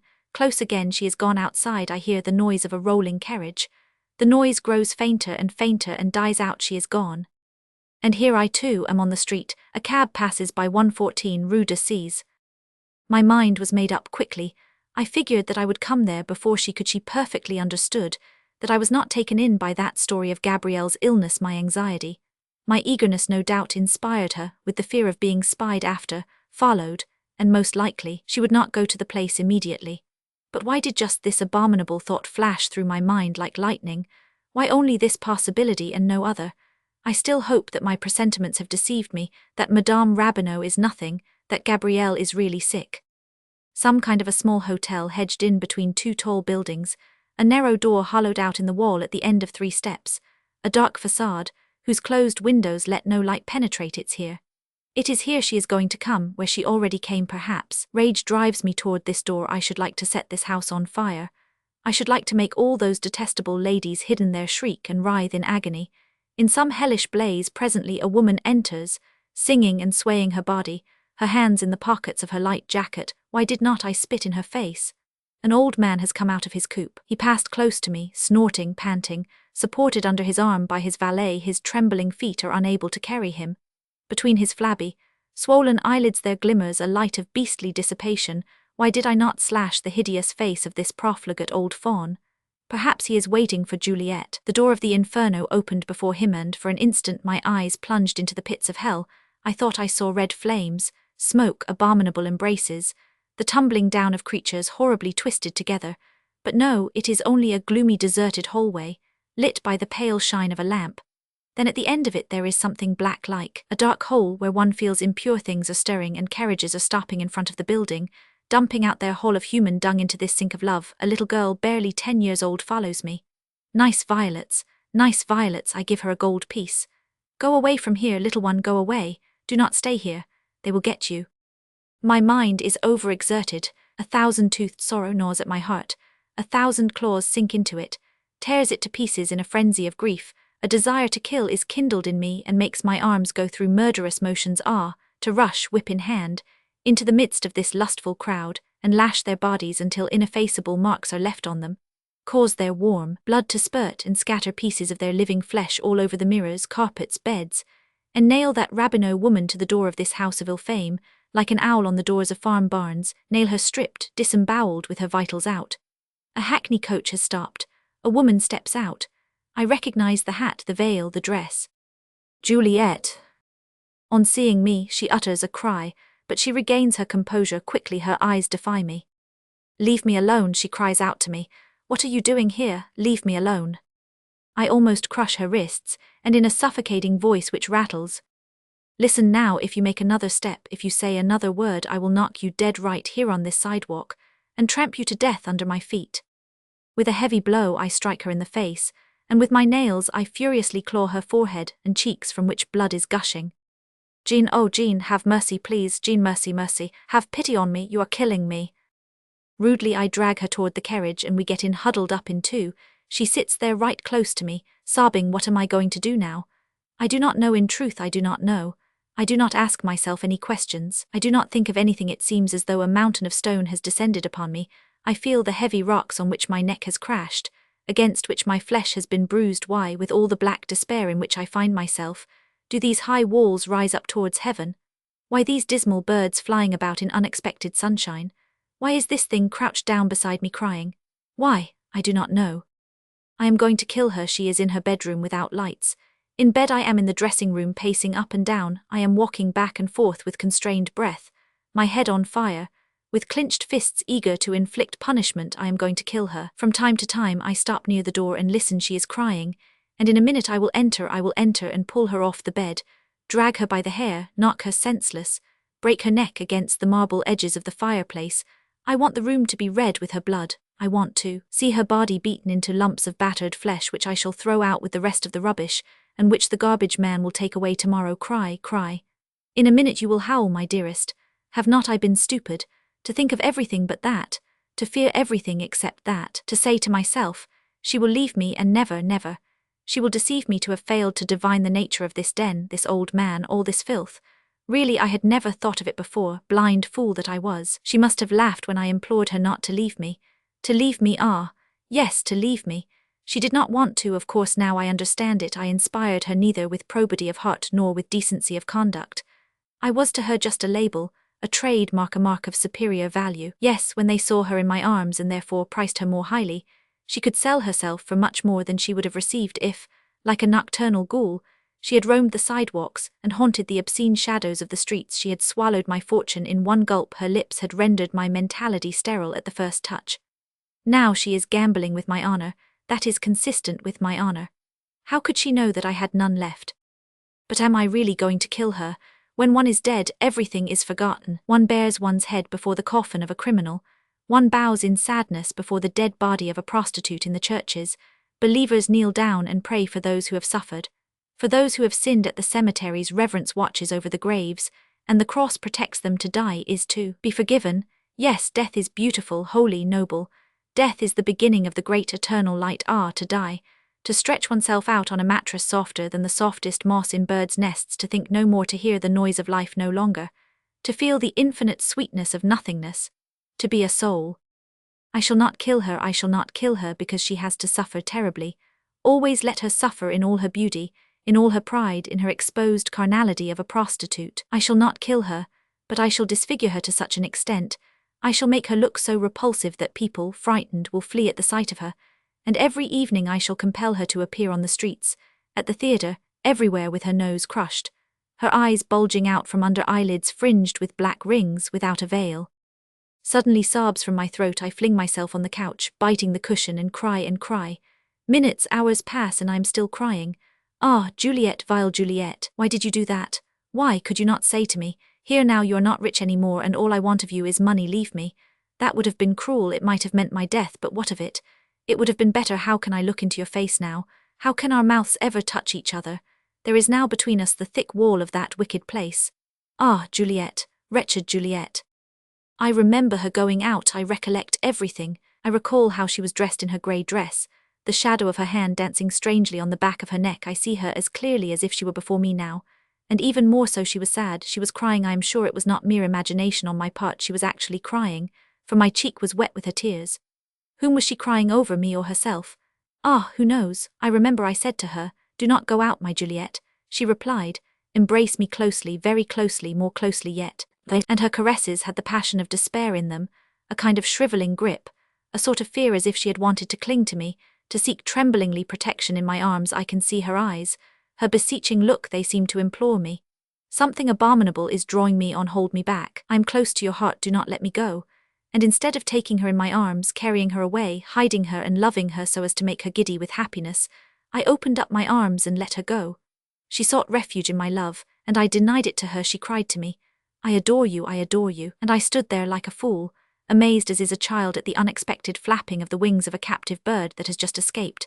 I did not understand that sadness, those tears, those caresses, those words more tender than usual. That trembling, it is only now that I hear those silent, melancholy words. My dear Jean, I am a poor little woman, a little foolish and so weak. I had no idea of anything big or worthwhile. Who was there to teach me what chastity, duty, virtue meant? When I was a child yet, evil surroundings contaminated me, and vice was taught to me by the very people who were supposed to be my guardians. Still, I am not wicked, and I love you more than I ever loved you. My beloved Jean, you are strong, you know many beautiful things which I do not well. Protect me. An overpowering desire draws me there. The trouble is I have seen too much jewelry, too many gowns and other exquisite and expensive trifles, which you cannot buy me any longer, but which others have promised to get me. I have an instinctive feeling that it's wrong and that it will cause you suffering. Well, subdue me. I ask for no other chance than to be good and virtuous. Teach me how. Beat me if I resist. Poor Juliet. It seems to me that she is down on her knees before me, with clasped hands. Tears are rolling from her eyes, from her big eyes downcast, and sweet tears are streaming from her eyes endlessly as they used to stream from the eyes of my mother in the past. And at the thought that I wanted to kill her, that I wanted to disfigure her delightful and sorrowful face through horrible mutilation, I am seized with remorse, and my wrath gives way to pity. She goes on, forgive me. Oh, my Jean, you must forgive me. It is not my fault. I assure you. Try to recall. Did you ever warn me, even once? Did you ever show me even once the way which I should follow? Through weakness, through fear of losing me, through excessive and criminal kindness, you have yielded to all my whims, even the most wicked ones. How could I know that it was wrong, when you have never told me anything? Instead of stopping me on the brink of the precipice where I was headed, you yourself have pushed me into it. What example have you placed before my eyes? Whither have you led me? Have you ever tried to take me out of this alarming atmosphere of debauchery? Why did not you chase Jesseline or Gabrielle out of our house, all those degenerates whose very presence only helped to increase my wickedness? To breathe into me a particle of your own soul, to send a ray of light into the darkness of my brains, that is what you should have done. Yes, you should have given me another life, you should have made me over again. I am guilty, my Jean, and I am so ashamed of myself that I can never hope to be able to atone for the infamy of this evil hour, even with a whole life of sacrifice and repentance. But you, is your conscience satisfied that you have done your duty?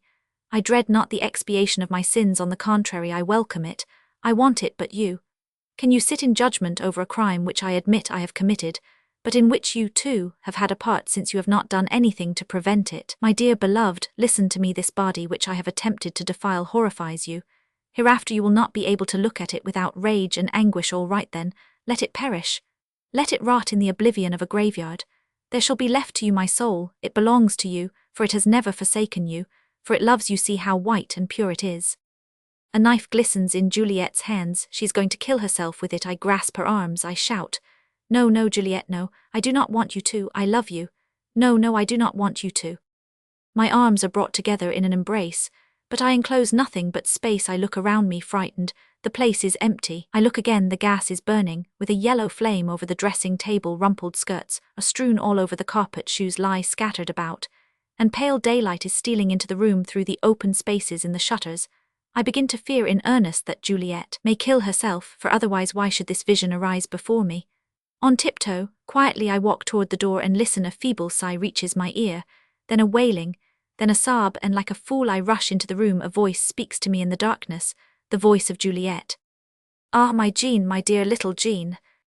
And chastely as Christ kissed Magdalene, I kissed her on the forehead. Chapter 8, Lurette. Ah, at last it is you. For a week I have been looking for you, have been writing to you, have been calling you, have been waiting for you. Lurette, my dear Lurette, save me.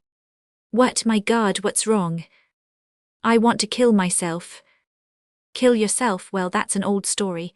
Come, there is no danger. I want to kill myself. I want to kill myself. Lurette looked at me, blinked his eyes, and paced up and down the study with long strides.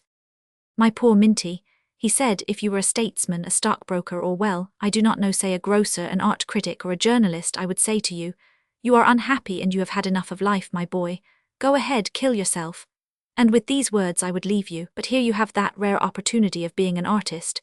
You possess that divine gift of seeing, understanding, feeling things which others cannot see, cannot understand, and cannot feel. There are harmonies in nature which exist only for you, and which others will never hear. You have all the real joys of life, the only joys, the noble, grand, and pure ones, the joys which make you forget men and which render you almost godlike.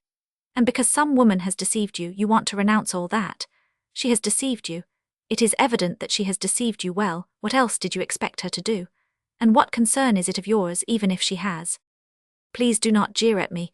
You do not know anything, Lorette. You do not suspect anything. I am lost, dishonored. Dishonored, my friend, are you sure of it? Do you have unclean debts? You will pay them off. It is not a question of that. I am dishonored, do you understand? It has been 4 months since I have given Juliet any money. 4 months. And here I live, I eat, have my amusements. Every evening before dinner late at night Juliet re-enters the house. She is worn out, pale, her hair dishevelled. From what dens, what alcoves, what arms is she returning? Upon what pillows has her head reclined? Sometimes I see pieces of bed clothes insolently hanging on the top of her hair. She no longer feels ashamed of it. She does not even take the trouble to lie about it. One might think it had been arranged between us. She undresses, and I believe she takes a perverse delight in showing me her ill-fastened skirts, her unlaced corset, all the disorder of her rumpled clothes, of her loosened garments which come off, falling to the ground about her, and lie conspicuously on the floor, filling the bedroom with the breath of other people. I tremble with rage and want to sink my teeth into her body. My wrath is kindled to a frenzy, and boils within me. I feel like killing her, and I say nothing. Often I even come up to her to embrace her, but she pushes me away. No, leave me alone, I am tired. At first, when this abominable life started, I used to beat her, for you must know, Lorette, there is not a disgraceful act that I have not committed. I have exhausted every form of indecency as I beat her. She bent her back and hardly uttered a complaint.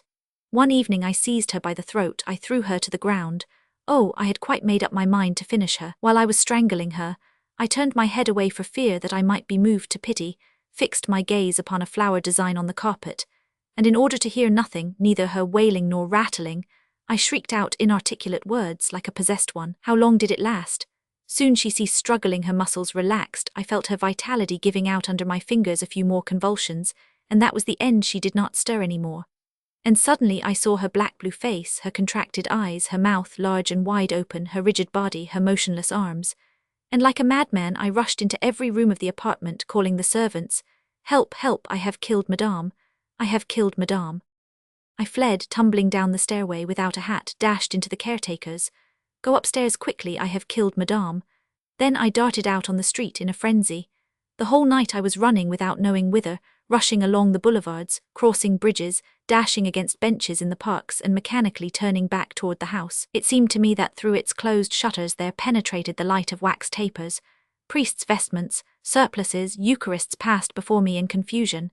It seemed to me that I could hear funeral chants, the rumble of organs, the noise of ropes rubbing against the wood of the coffin. I pictured Juliet stretched out on the bed, dressed in a white robe, her hands clasped, a crucifix on her breast and flowers about her.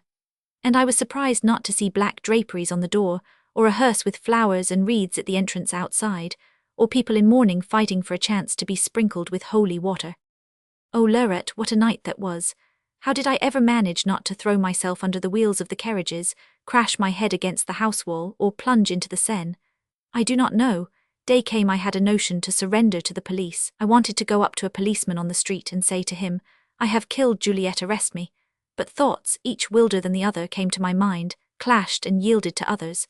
And I ran as if pursued by a pack of barking hounds. It was Sunday, I remember. There were many people on the streets flooded with sunshine. I was sure that all looked at me, that these people, seeing me run, cried out in horror, "Here is Juliet's murderer." Toward evening, worn out, on the verge of collapsing on the sidewalk, I met Jesselyn. "I say," he exclaimed, "you have done a nice thing, you have. Do you already know it?" "Why, all Paris knows it, dear friend. A little while ago at the races, Juliet showed us her neck and the marks which your fingers had left on it. She said, 'Jean did this to me. Why, man, you are getting on fine.' And while parting, he added, 'For the rest, she has never been more beautiful. And such a success. And so you see that while I believed her to be dead, she was promenading at the racetrack." I had left the house and she could have thought that I would never come back again, and yet she went to the races prettier than ever. Lurette gravely listened to me. He was not pacing about any more. He seated himself and shook his head.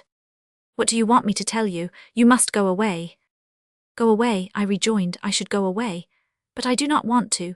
An adhesive force like glue which is getting thicker every day holds me fast to her carpets. A chain growing heavier every day holds me riveted to her walls. I cannot leave her. Look, at this very moment I am dreaming of committing all sorts of mad, heroic acts. To cleanse myself of all this baseness, I am ready to throw myself in front of the fire-spitting muzzles of 100 cannons. I feel myself strong enough to crush whole formidable armies single-handed. When I walk on the street, I look for runaway horses, fires, or any other dangerous adventure where I can sacrifice my life. There is not a perilous or superhuman deed that I have not the courage to perform.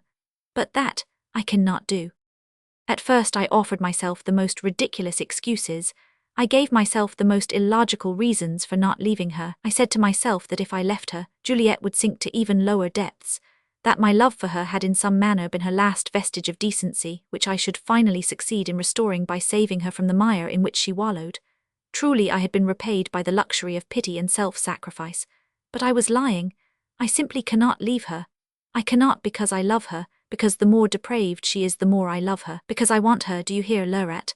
And if you only knew what it means to me, this love, what frenzies, what shame, what tortures. If you only knew to what depths of hell passion can sink, you would be horrified. At night when she is asleep, I prowl about in her dressing room, opening drawers, digging among the cinders of the fireplace, putting together pieces of torn letters, smelling the linens which she has just removed, devoting myself to the vilest spying, to the most shameful searching. It was not enough for me to know, I had to see as well. I have no longer a mind, a heart, or anything. I am just the embodiment of disordered, raving, famished sex, which demands its share of living flesh, like the fallow deer that howl in their frenzy on rutting nights. I was exhausted, the words came out of my throat. With a hissing sound, still I continued. Ah, it is beyond all comprehension. Sometimes it happens that Juliette is sick. Her members, overstrained by pleasure, refuse to obey her. Her constitution, worn out by nervous shocks, revolts. She takes to her bed. If you could only see her then. A child, Lurette, a sweet and touching child. She dreams only of the country, little brooks, green prairies, simple joys. Oh, my dear, she exclaims, with 10,000 francs of income, how happy we should be. She makes all sorts of Virgilian and charming plans. We ought to go far, far away to live in a house surrounded by tall trees. She will raise chickens which will lay eggs she herself will take out of the hatching place every morning. She will make cream cheese, and she will wear aprons like this and straw hats like that, jogging along pathways astride a donkey that she will call Joseph. Jeho, Joseph, Jeho, ah, how nice it will be. When I hear her say that, I feel hope returning, and I let myself be taken in by that impossible dream of a rustic life with Juliette disguised as a shepherdess.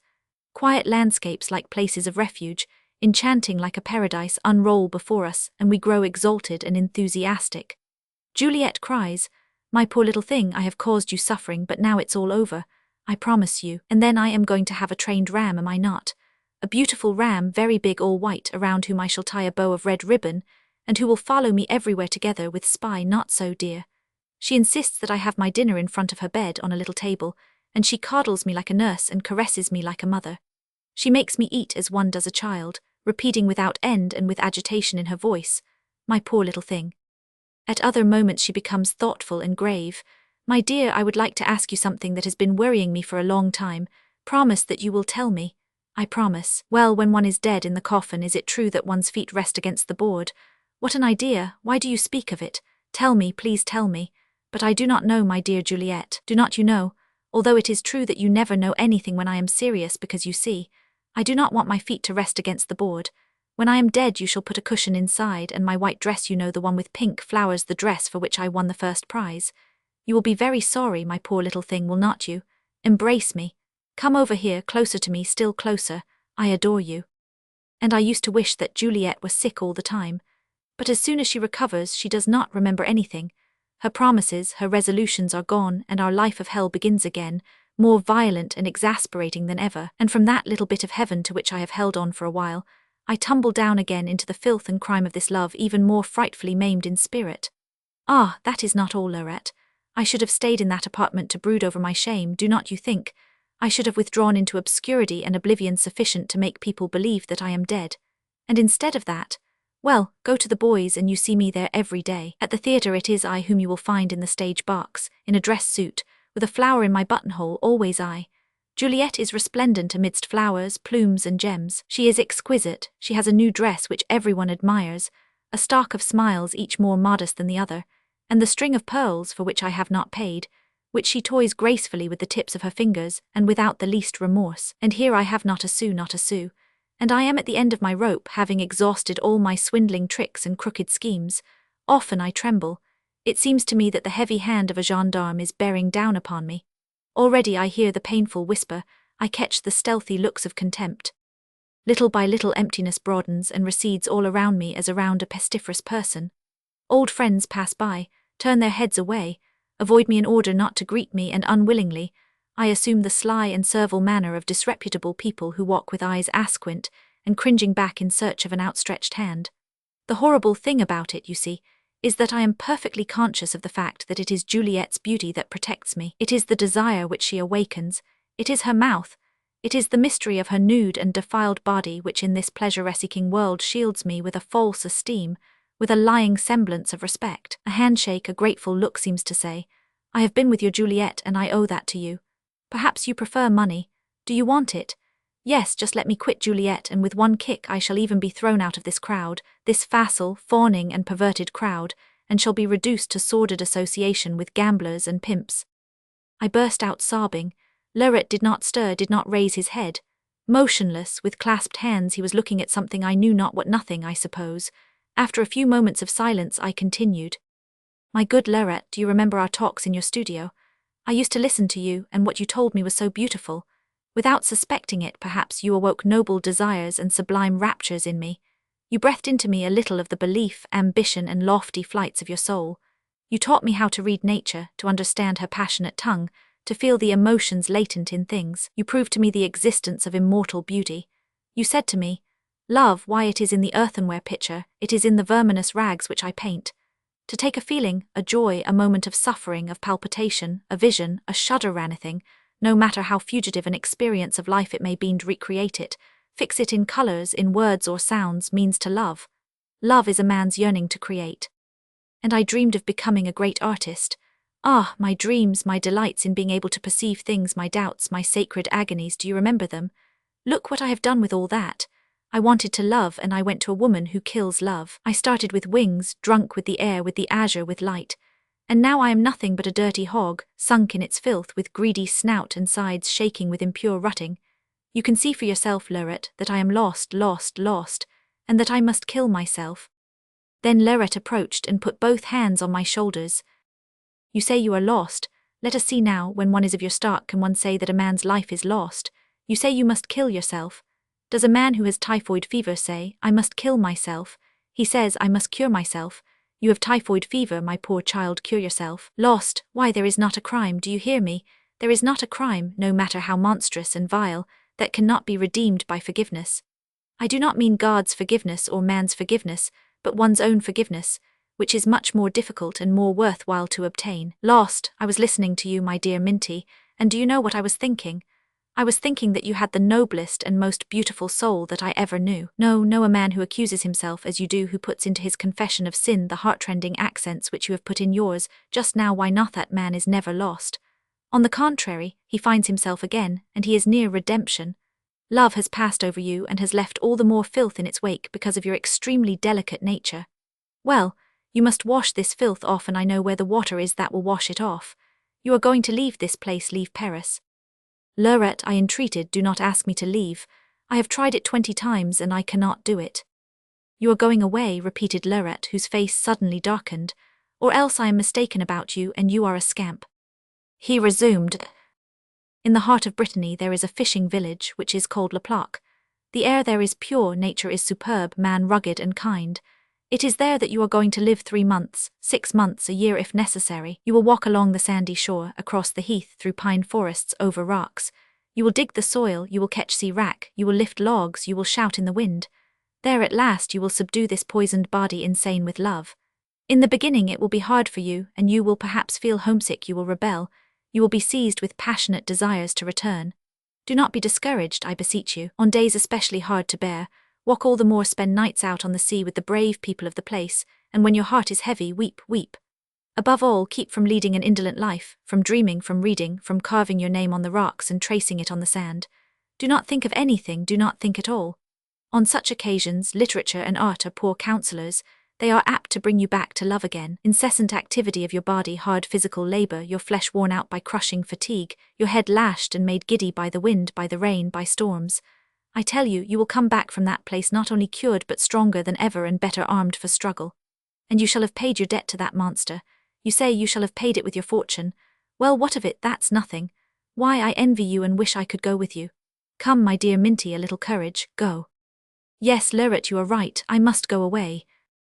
Well, go then. I am going away tomorrow, I swear. Tomorrow, tomorrow, she's going to come back, is not that the idea?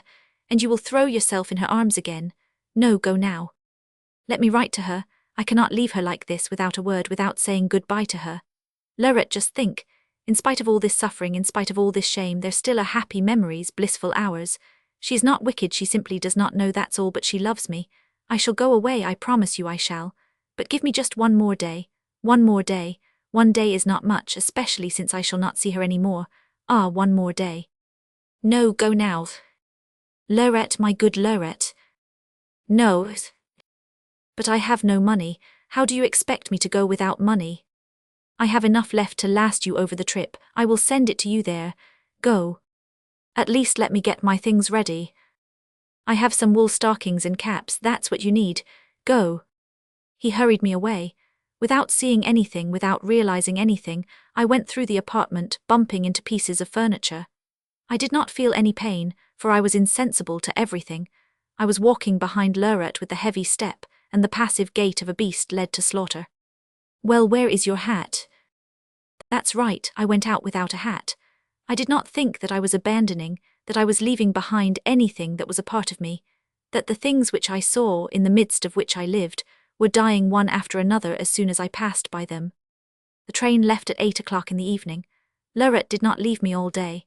Wishing, no doubt, to occupy my mind and to keep my willpower at its highest pitch, he spoke to me with broad gestures, but I did not hear anything except a confused noise, annoying me and buzzing about my ears like pestering flies. We dined in a restaurant near the Montparnasse railroad station.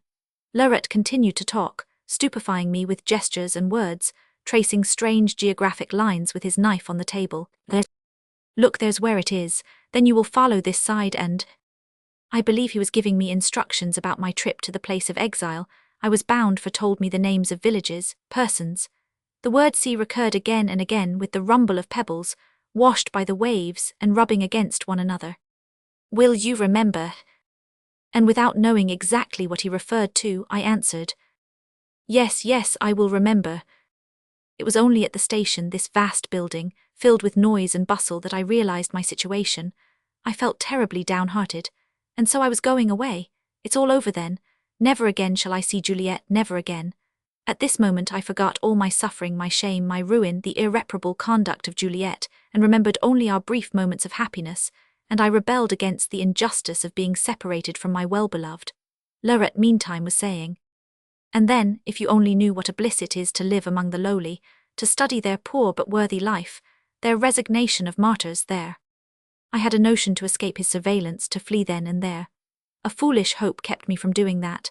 I said to myself, Celestine will no doubt bring word to Juliet that Lyrit has been at the house, that he has led me away by force. She will understand at once that something horrible is happening, that I am at this station, that I am going to leave, and she will come running. I really believed she would. So strong was my faith that through the large open windows I watched the people who were entering. I searched among the various groups, examined closely the dense crowd of passengers standing in front of the track gate, and whenever some elegant lady appeared I gave a start, ready to dart toward her. Lyrit went on. And to think that there are some people who consider them brutes, these heroes. You will see those magnificent brutes with their horny hands, their eyes full of infinitude, and their backs which make one weep. Even on the platform I was still hoping for Juliet's arrival. Surely in a second she will be here, pale, vanquished, suppliant, with outstretched arms. My Jean, I was a bad woman, forgive me. Do not bear me ill will on account of that, do not forsake me. What do you expect me to become without you? "Oh, come back, my Jean, or else take me along," and silhouettes flitted and disappeared in the cars. Fantastic shadows crept along and split against the walls. Long whitish columns of smoke spread out under the vaulted roof. "Embrace me, my dear Minty, embrace me." Lurette drew me close to his breast. He was crying, "Write to me as soon as you get there. Goodbye." He pushed me into a car and drew the door curtain. "Goodbye." A whistle, then a dull rolling, then lights chasing one another, things receding somewhere, then nothing except black night. Why did Juliet not come? Why? And in the midst of rumpled skirts on the carpets in her dressing room, in front of her looking-glass, I clearly see her, bare-shouldered, applying rice powder to her face. Celestine, with her soft, flaccid fingers, is sewing on a band of crepe at the bottom of the low-cut waist, and a man whom I do not know, reclining on the sofa with crossed legs, watches Juliet with eyes in which desire is gleaming. The gas is burning, candle lights are blazing, a bouquet of roses which someone has just brought mingles its more delicate perfume with the violent odors of dresses, and Juliet takes a rose, twists its stem, straightens out its petals and sticks it in the buttonhole of the man with a tender smile. A bonnet with hanging strings is perched on top of a chandelier. And the train is moving on, puffing, panting. The night is ever black and I am plunging into nothingness.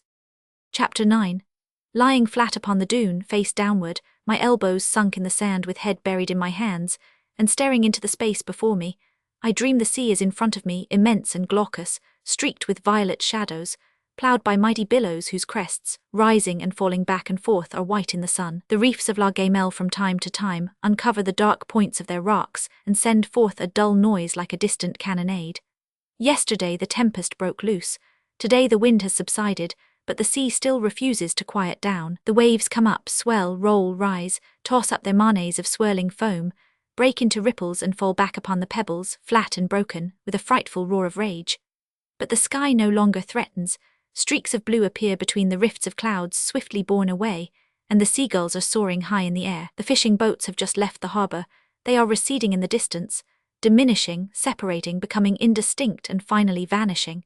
To my right, dominated by sinking dunes, is the strand extending as far as Plock, which one can see behind a rise in the ground in the midst of dreary verdure, the roofs of the nearest houses, the belfry of granite stone at the end of which there rises a lighthouse. Beyond the pier the eye can see limitless expanses of pink shores, silvery bays, soft blue cliffs covered with mist, so faint in the distance that they look like columns of vapour, and the ever-present sea and the ever-present sky, which blend together yonder into a sort of mysterious and poignant elimination of all things. To my left the dune, where the broomrape spreads its corymbs of purple flowers, ends abruptly. The ground rises, becomes steep, and the rocks pile up, topple over, form openings of roaring abysses, or plunge into the sea, cleaving its body like the prows of giant vessels. Further on there is the beach again. The sea, held back by the shore, ever turbulent and white with foam, leaps and beats impetuously against the side of the cliffs. And the shore continues jagged, indented and worn away by the eternal onrush of the waves, crumbling into a chaotic mass or rising and shaping themselves into awesome shadows against the sky.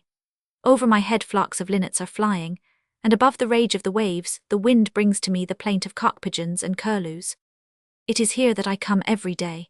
Whether it be windy or rainy, whether the sea howl or hum peacefully, whether it be clear or dark, I always come to this place. It is not, however, because the sight impresses and moves me, or that the terrible or charming aspect of nature consoles me. I hate this nature. I hate the sea, I hate the sky, the cloud that passes, the wind that blows, the birds that circle in the air.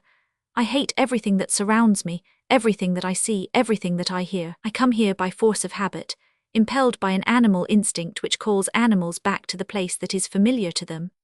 Like the hare, I have dug my seat in the sand, and I always come back to it.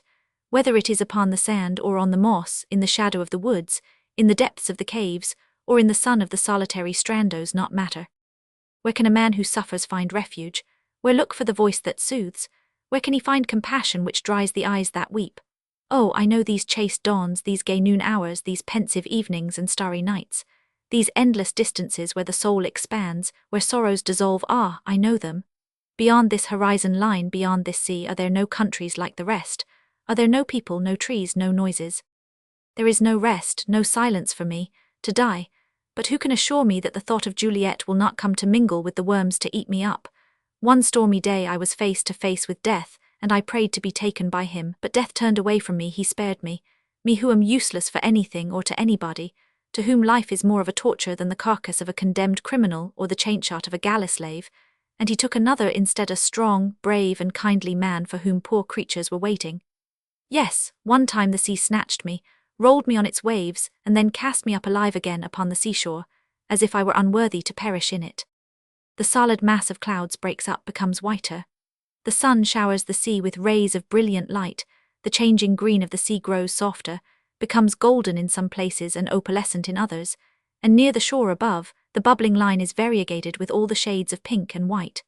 The reflections of the sky which the waves endlessly divide, which they break up into a multitude of small fragments of light, glitter upon the agitated surface. Behind the harbour, the slender mast of a cutter, which men are towing on the bowline, glides along slowly, then the hull appears, the hauled-up sails swell out, and gradually the vessel moves away, dancing on the waves. Along the beach which the ebb tide uncovers, an angler is walking hastily, and shipboys come running to the shore bare-legged, wade in the mud puddles, pick up rocks covered with seaweed, in search of loaches and crabs. Pretty soon the vessel is nothing but a greyish speck on the horizon line which grows thinner. Enveloped in a vacuous fog, one can see that the sea is getting calm. It is already 2 months that I have been here, 2 months. I have walked on the roads, in the fields, through the heaths.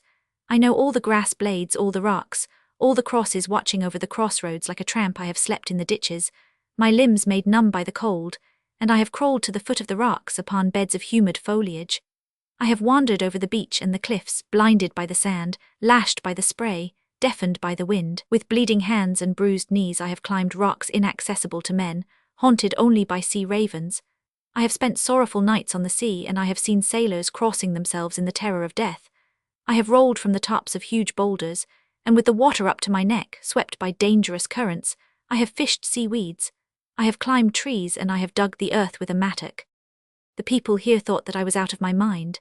My arms are broken, my flesh is bruised, and yet not for a minute, not for a second has my passion deserted me. It has possessed me even more than in the past. I feel how it strangles me, how it squashes my brains, crunches my chest, gnaws my heart, dries up my veins. I am like a small animal attacked by a polecat.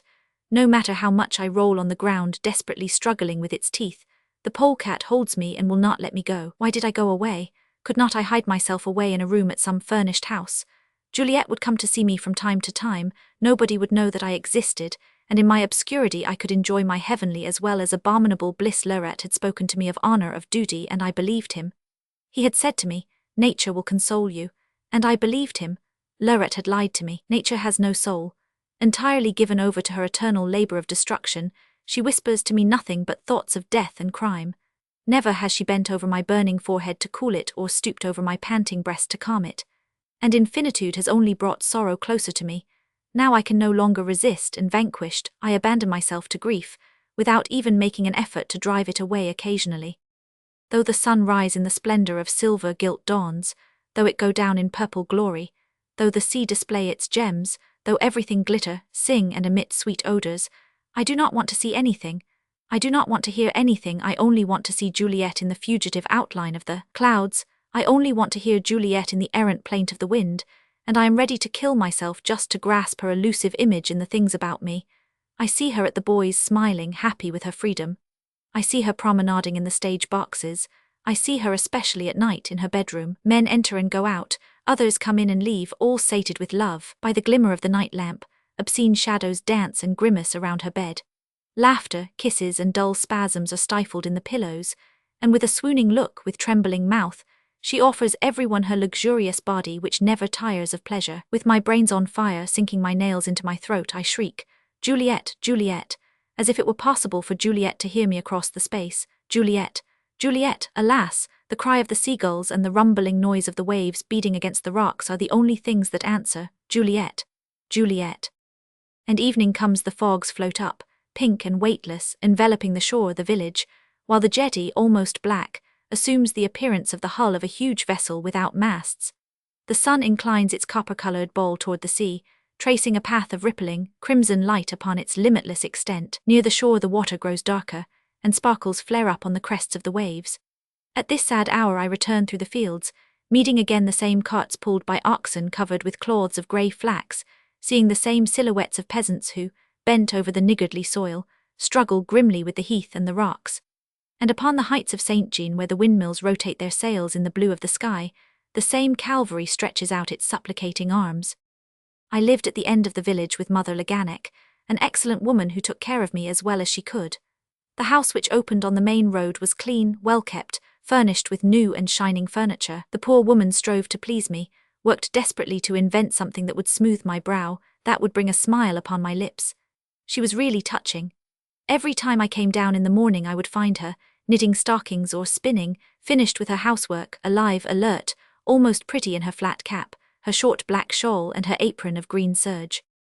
"Friend Minty," she would exclaim, "I have cooked some nice shellfish fricassee for supper for you. If you like seal soup better, I will make you some seal soup." "Just as you please, Mother Leganic." "But you always say the same thing."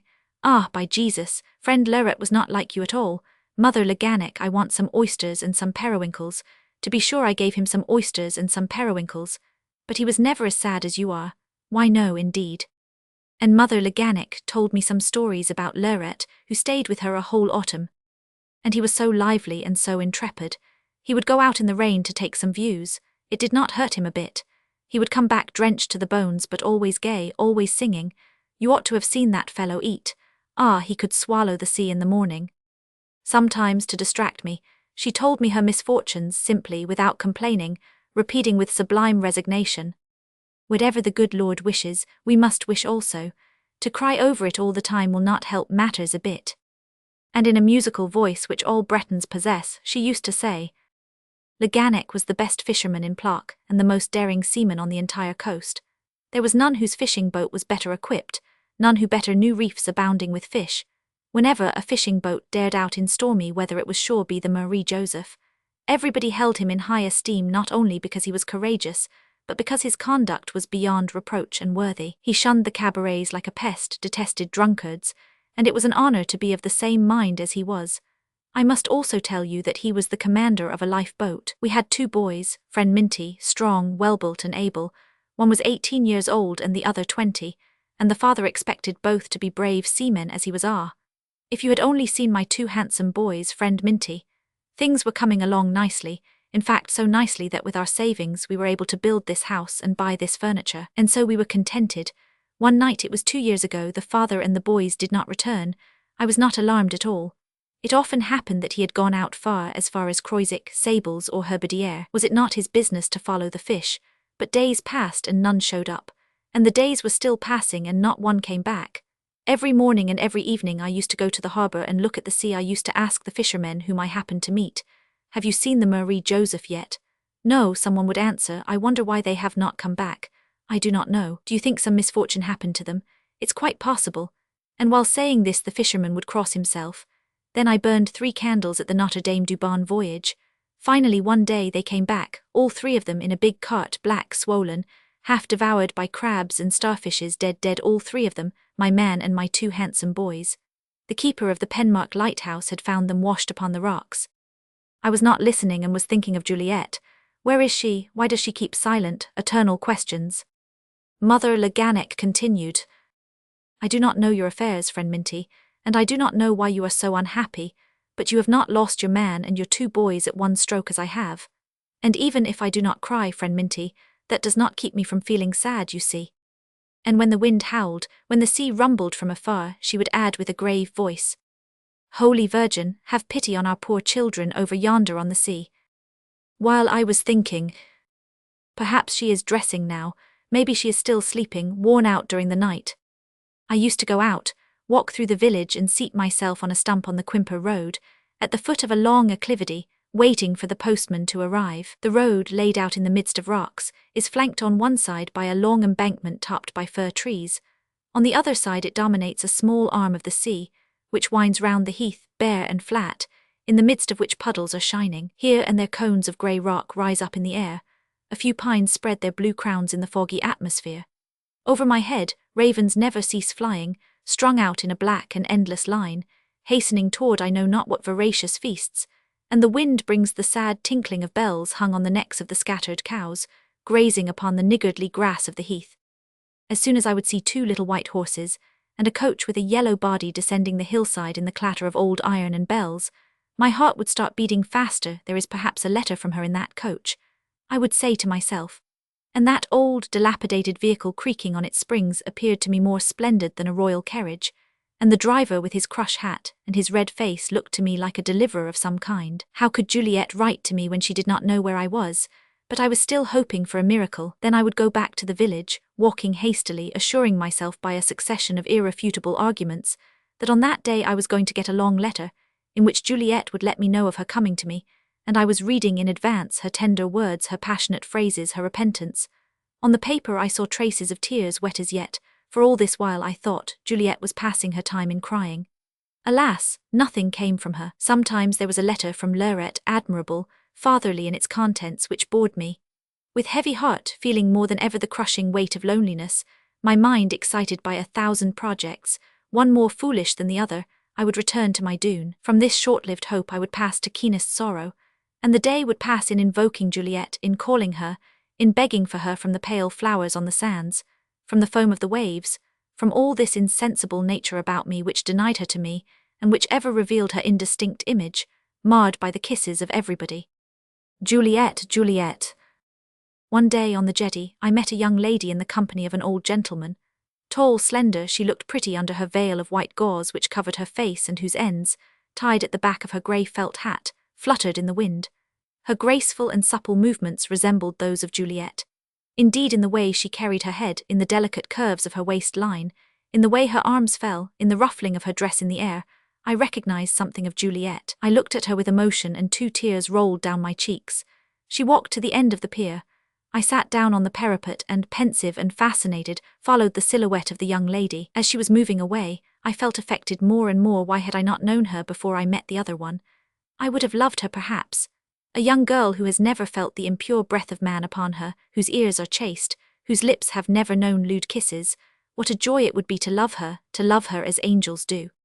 The white veil was fluttering above her like the wings of a seagull, and suddenly she disappeared behind the lighthouse. At the bottom of the jetty, the sea splashed back and forth like a child's cradle, rocked by a nurse who hums a lullaby, and the sky was cloudless. It was stretched above the motionless surface of the water like a huge flowing curtain of light muslin. The young lady was not long in coming back. She passed so near that her dress almost brushed against me. She was blonde. I should have liked it better if she were dark as Juliet was. She walked away, left the jetty, took to the village road, and pretty soon I saw only a white veil which seemed to say, "Goodbye, goodbye, do not be sad, I shall come back." In the evening I asked Mother Leganic about her. "That's Demoiselle Languedec," she replied, "a very excellent and well-deserving girl, friend Minty. The old gentleman is her father. They live in the big chateau on the St. Jean road. You know which one I mean, you have been there several times." "How is it that I have never seen them?" "Ah, Lord, that's because the old man is always sick, and the girl stays at home to take care of him, the poor thing. Undoubtedly he must have felt better today, and she took him out for a walk." "Has not she got a mother?" "No, her mother has been dead for quite some time." "Are they rich?" "Rich, not so very. But they help everybody. If you only went to Mass on Sunday you would see the kind young lady." That evening I remained to talk with Mother Leganic much longer. I saw the kindly lady again several times on the jetty, and on those days the thought of Juliet was less oppressive. I wandered in the neighbourhood of the chateau, which looked to me as desolate as the priory. Grass was sprouting in the courtyard, the lawns were not well kept, the alleys of the park were broken up by the heavy carts of nearby farmers. The grey stone facade, turned green by rain, was as gloomy as the large granite rocks that one saw on the waste land. The following Sunday I went to Mass, and I saw Demoiselle Languedec praying among the peasants and fishermen. Kneeling on her prayer stool, her slim body bent like a primitive virgin, her head over a book, she prayed with fervour. Who knows, perhaps she understood that I was unhappy and mentioned my name in her prayers, and while the priest was chanting his orison in a tremulous voice, while the nave of the church was being filled with the noise of wooden shoes beating against the slabs, and with the whisper of lips in prayer, while the incense in the censer rose to the ceiling together with the shrill voices of the children in the choir, while the young lady prayed as Juliet would have done had she prayed at all, I was dreaming I was in the park, and the young lady approached, bathed in moonlight. She took my hand, and we walked on the lawns and in the shadow of rustling trees. "Jean," she said to me, "you are suffering and I have come to you. I have asked God if I could love you. God permits, I love you. You are too beautiful, too pure, too holy to love me. You must not love me." I love you, put your arm in mine, rest your head on my shoulder and let us walk together always. No, no, is it possible for the lark to love the owl? Is it possible for the dove that flies in heaven to love the toad which hides itself in the mud of stagnant waters? You are not an owl, and you are not a toad, for I have chosen you. The love which God has permitted me to bear blots out all sin and assuages all sorrow. Come with me and I shall give you happiness. No, no, my heart is cankered, and my lips have drunk the poison which kills souls, the poison which damns angels like you. Do not look at me so, for my eyes will defile you and you will be like Juliet. The mass was over, the vision disappeared. There arose a noise of moved chairs and heavy steps in the church, and the children of the choir put out the tapers on the altar still kneeling. The girl was praying. Of her face I could distinguish only a profile lost in the shadow of the white veil. She got up after making the sign of the cross. I had to move my chair to let her pass. She passed, and I felt a real joy, as though in refusing the love which she offered me in thought I had just now fulfilled a great duty. She occupied my mind for a week. I resumed my furious walks through the moor on the Strand, and I wished I could conquer my passion, while walking, driven by the wind, carried along by that peculiar exaltation occasioned by rain pelting the seashore. I imagined all sorts of romantic conversations with Demoiselle Languedoc and nocturnal adventures, which took place in enchanted and lunar places. Like the characters in an opera, we vied with each other in sublime thought, in heroic sacrifices, in wonderful devotion. Under the spell of the passionate rhythms and stirring recurrences of the song of the elements, we extended the boundaries of human self-denial. A sobbing orchestra accompanied the anguish of our voices. I love you, I love you. No, no, you must not love me. She in a very long white gown, with a bewildered look and outstretched arms, I, gloomy, inexorable, the calves of my legs swelling under the violet silk tight garment, my hair dishevelled by the wind. I love you, I love you. No, no, you must not love me. And the violins emitted inaudible plaints, the wind instruments moaned, while the double basses and the dulcimers rumbled like tempest and peals of thunder. Oh, the tragicomedy of sorrow! A curious thing, Demoiselle Languedoc and Juliet became one.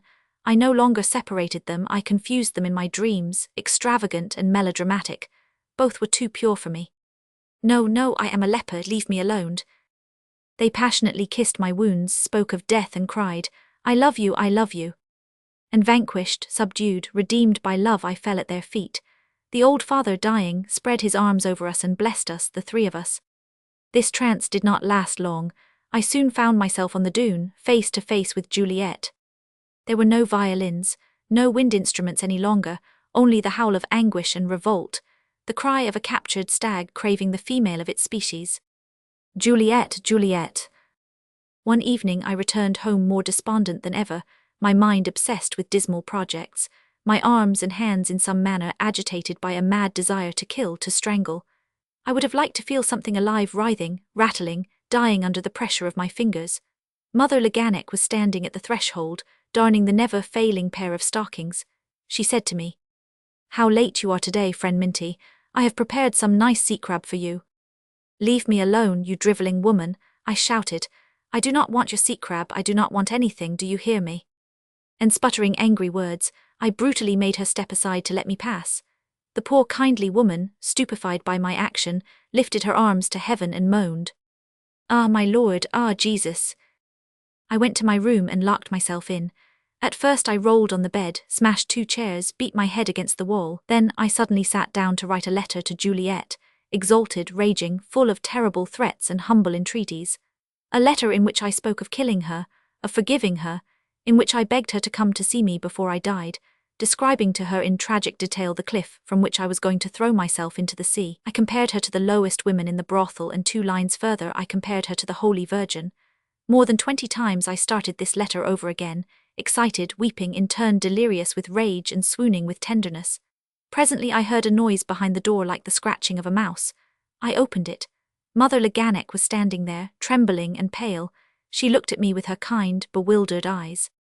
What are you doing here? I shouted. Why do you spy on me? Go away.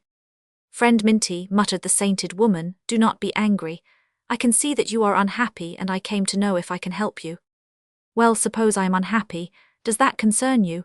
Here, take this letter to the post office and leave me in peace. For 4 days I did not leave my room. Mother Leganic came to make my bed and serve my meal. She was humble, timid, more attentive than ever, sighing. "Ah, what a misfortune, my lord, what a misfortune." I realized that I was not acting as I should. She had been so kind to me, I wanted to ask forgiveness for my rudeness. Her white coif, her black shawl, her sad figure of an afflicted mother touched me, but a sort of foolish pride threw a damper on this effusion. She walked near me, resigned, with an air of infinite motherly pity. From time to time she repeated, "Ah, what a misfortune, my lord, what a misfortune." The day drew to a close. While Mother Leganic, after having mailed the letter, was sweeping the room, I sat at the window, my elbows resting on the ledge. The sun had disappeared behind the horizon line, leaving of its dazzling glory only a reddish transparency on the sky, and the sea, grown dark, dull, no longer reflecting light, assumed a sad hue. Night came, silent and slow, and the air was so calm that one could hear the rhythmic noise of oars striking the water of the wharf, and the distant creaking of halyards on the masts' tops. The beacon light was turned on, its red light turning in space like some irrational astral body, and I felt very unhappy. Juliet did not answer me. Juliet would not come. My letter, no doubt, had frightened her. She had recalled furious, savage, strangling scenes. She was afraid and would not come. And besides, were there not races, banquets, dinners, a line of impatient men at her door, waiting for her, claiming her, men who had paid in advance for the promised night? Why should she come after all? There was no casino on this desolate beach. In this God-forsaken corner of the coast, there was no one to whom she could sell herself. As for me, she had taken all my money, my brains, my honor, my future, everything. What more could I give her? Nothing. Why then should she come? If I had only told her that I had 10,000 francs left, she would have come running. But to what purpose? Ah, let her not come. My anger subsided, self-disgust replaced it, a frightful disgust. How could it be possible that a man who was not bad, whose past aspirations lacked neither nobility of character nor ardor, should fall so low in such a short time, into a mire so deep that no human force could lift him out of it? What I now suffered from was not so much my own follies, my own disgrace and crimes, as the misery which I had caused those around me. Old Marie, old Felix. Oh, the poor couple, where were they now? What were they doing? Did they have anything to eat at least?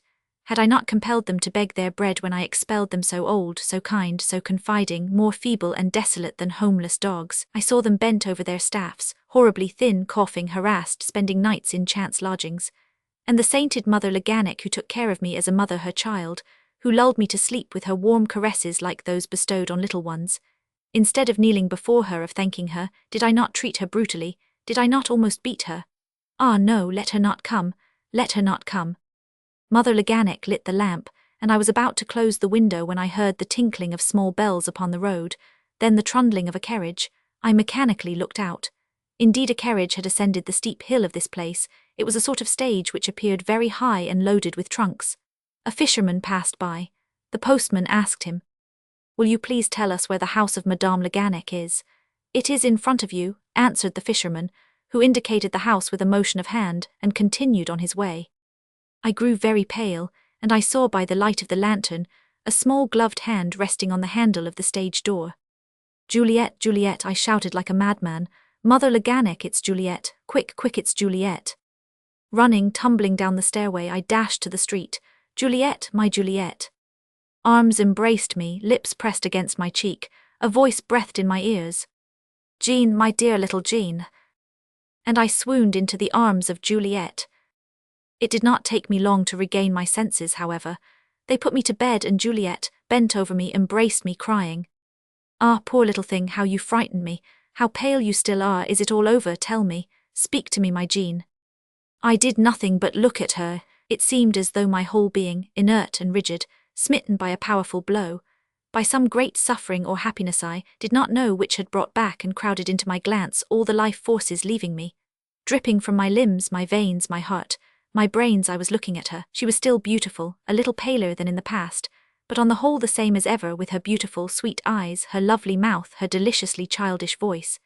In her countenance, her gestures, the movements of her body, her words, I wanted to find some sorrowful traces of her unknown existence, some blemish, some evidence of depravity, something new and more withered. But no, she was paler, and that was all. And I burst into tears. "Sit still, I want to look at you more, my little Juliet." She drank in my tears and wept, holding me in a close embrace. "My Jean, ah, my adored Jean." Mother Leganic rapped at the door of the room. She did not speak to Juliet, pretending not to see her. What shall I do with the trunks, friend Minty? She asked. Have someone bring them up here, Mother Leganic. You could not bring them all up here, the old woman harshly replied. Have you got many of them, dearie? Many? Why no, there are only 6, these people are stupid. Well, Mother Leganic, I said, keep them downstairs tonight, we shall see tomorrow. I got up while Juliet examined the room, occasionally exclaiming, Why, it's so nice here, there's a lot of fun here, my dear, and you have a bed too, a real bed, and I thought they slept in wardrobes in Brittany. Ah, what is that? Do not stir, Jean, do not stir. From the mantelpiece, she took a large shell and put it to her ear. Wait, she said with disappointment, wait now, it does not make that shshsh sound. Why is that? She suddenly rushed into my arms and covered me with kisses. Ah, your beard, you are growing whiskers, you villain. Ah, how long your hair is and how thin you are, and have I changed much, am I still beautiful? She placed her arms around my neck and rested her head on my shoulder. Tell me what you have been doing here, how you have spent your time, what you have been thinking about. Tell it all to your little Whiffy, and do not tell lies, tell her everything, everything. Then I described my furious walks, my prostrations on the dune, my sobbing, the fact that I had been seeing her everywhere, calling her like a madman in the wind, in the tempest. Poor little thing, she sighed, and you probably have not even a raincoat. And you, my Juliet, did you ever think of me? Ah, when I found you gone from the house I thought I would die. Celestine told me that a man had come to take you away. Still I waited, he will come, but you did not come back. The next morning I ran to Lorette. Oh, if you only knew how he received me, how he treated me. And I asked everybody, do you know where Jean is? And no one could answer me. Oh, you naughty boy, to leave me like that without a word. Do not you love me any more? Then you understand, I wanted to forget myself. I was suffering too much. Her words had a sharp, curt ring in them. As for Lorette, you may rest assured, my dear, I will get even with him. You will see, it will be a farce. What a mean person your friend Lorette is, but you will see. One thing tormented me. How many days or weeks would Juliet stay with me? She had brought 6 trunks with her, hence she intended to remain at Plaque for a month at least, perhaps longer. Together with the great anticipated joy of possessing her without fear or obstacle, there mingled a keen uneasiness. I had no money, and I knew Juliet too well not to realize that she would not resign herself to a life like mine, and I foresaw expenditures which I was not in a position to make. What was to be done? Not having enough courage to ask her directly, I answered. We have plenty of time to think of it, my dear. In about 3 months from now, when we shall go back to Paris. 3 months? Why no, my poor little thing, I leave in a week. I am so sorry. Stay here, my little Juliet, I implore you, stay here altogether. Stay longer, a fortnight. It is impossible, really. Oh, do not be sad, my dear, do not cry. If you cry I will not tell you something very nice. She became more affectionate, nestled and resumed. Listen, my dear, I have only one thought, and that is to live with you. We shall leave Paris, we shall move into a small house, hidden so well, you see, that no one will know that we are living. All we need is an income of 20,000 francs. Where do you expect me to get that much now? I exclaimed, discouraged. Now listen to me, continued Juliet. We need only 20,000 francs. Well, I have figured it all out. In 6 months we shall have it. Juliet looked at me with a mysterious air and repeated, We shall have it. Please do not talk like that, my dear. You do not know how you hurt me. Juliet raised her voice. The wrinkle on her forehead grew rigid. Then you want me always to belong to others. Oh, keep still, Juliet, keep still. Never talk to me like that, never. You are so funny. Come now, be nice and embrace me. The next morning, while dressing in the midst of open trunks and scattered dresses, very much disconcerted by the absence of her chambermaid, she made all sorts of plans for the day.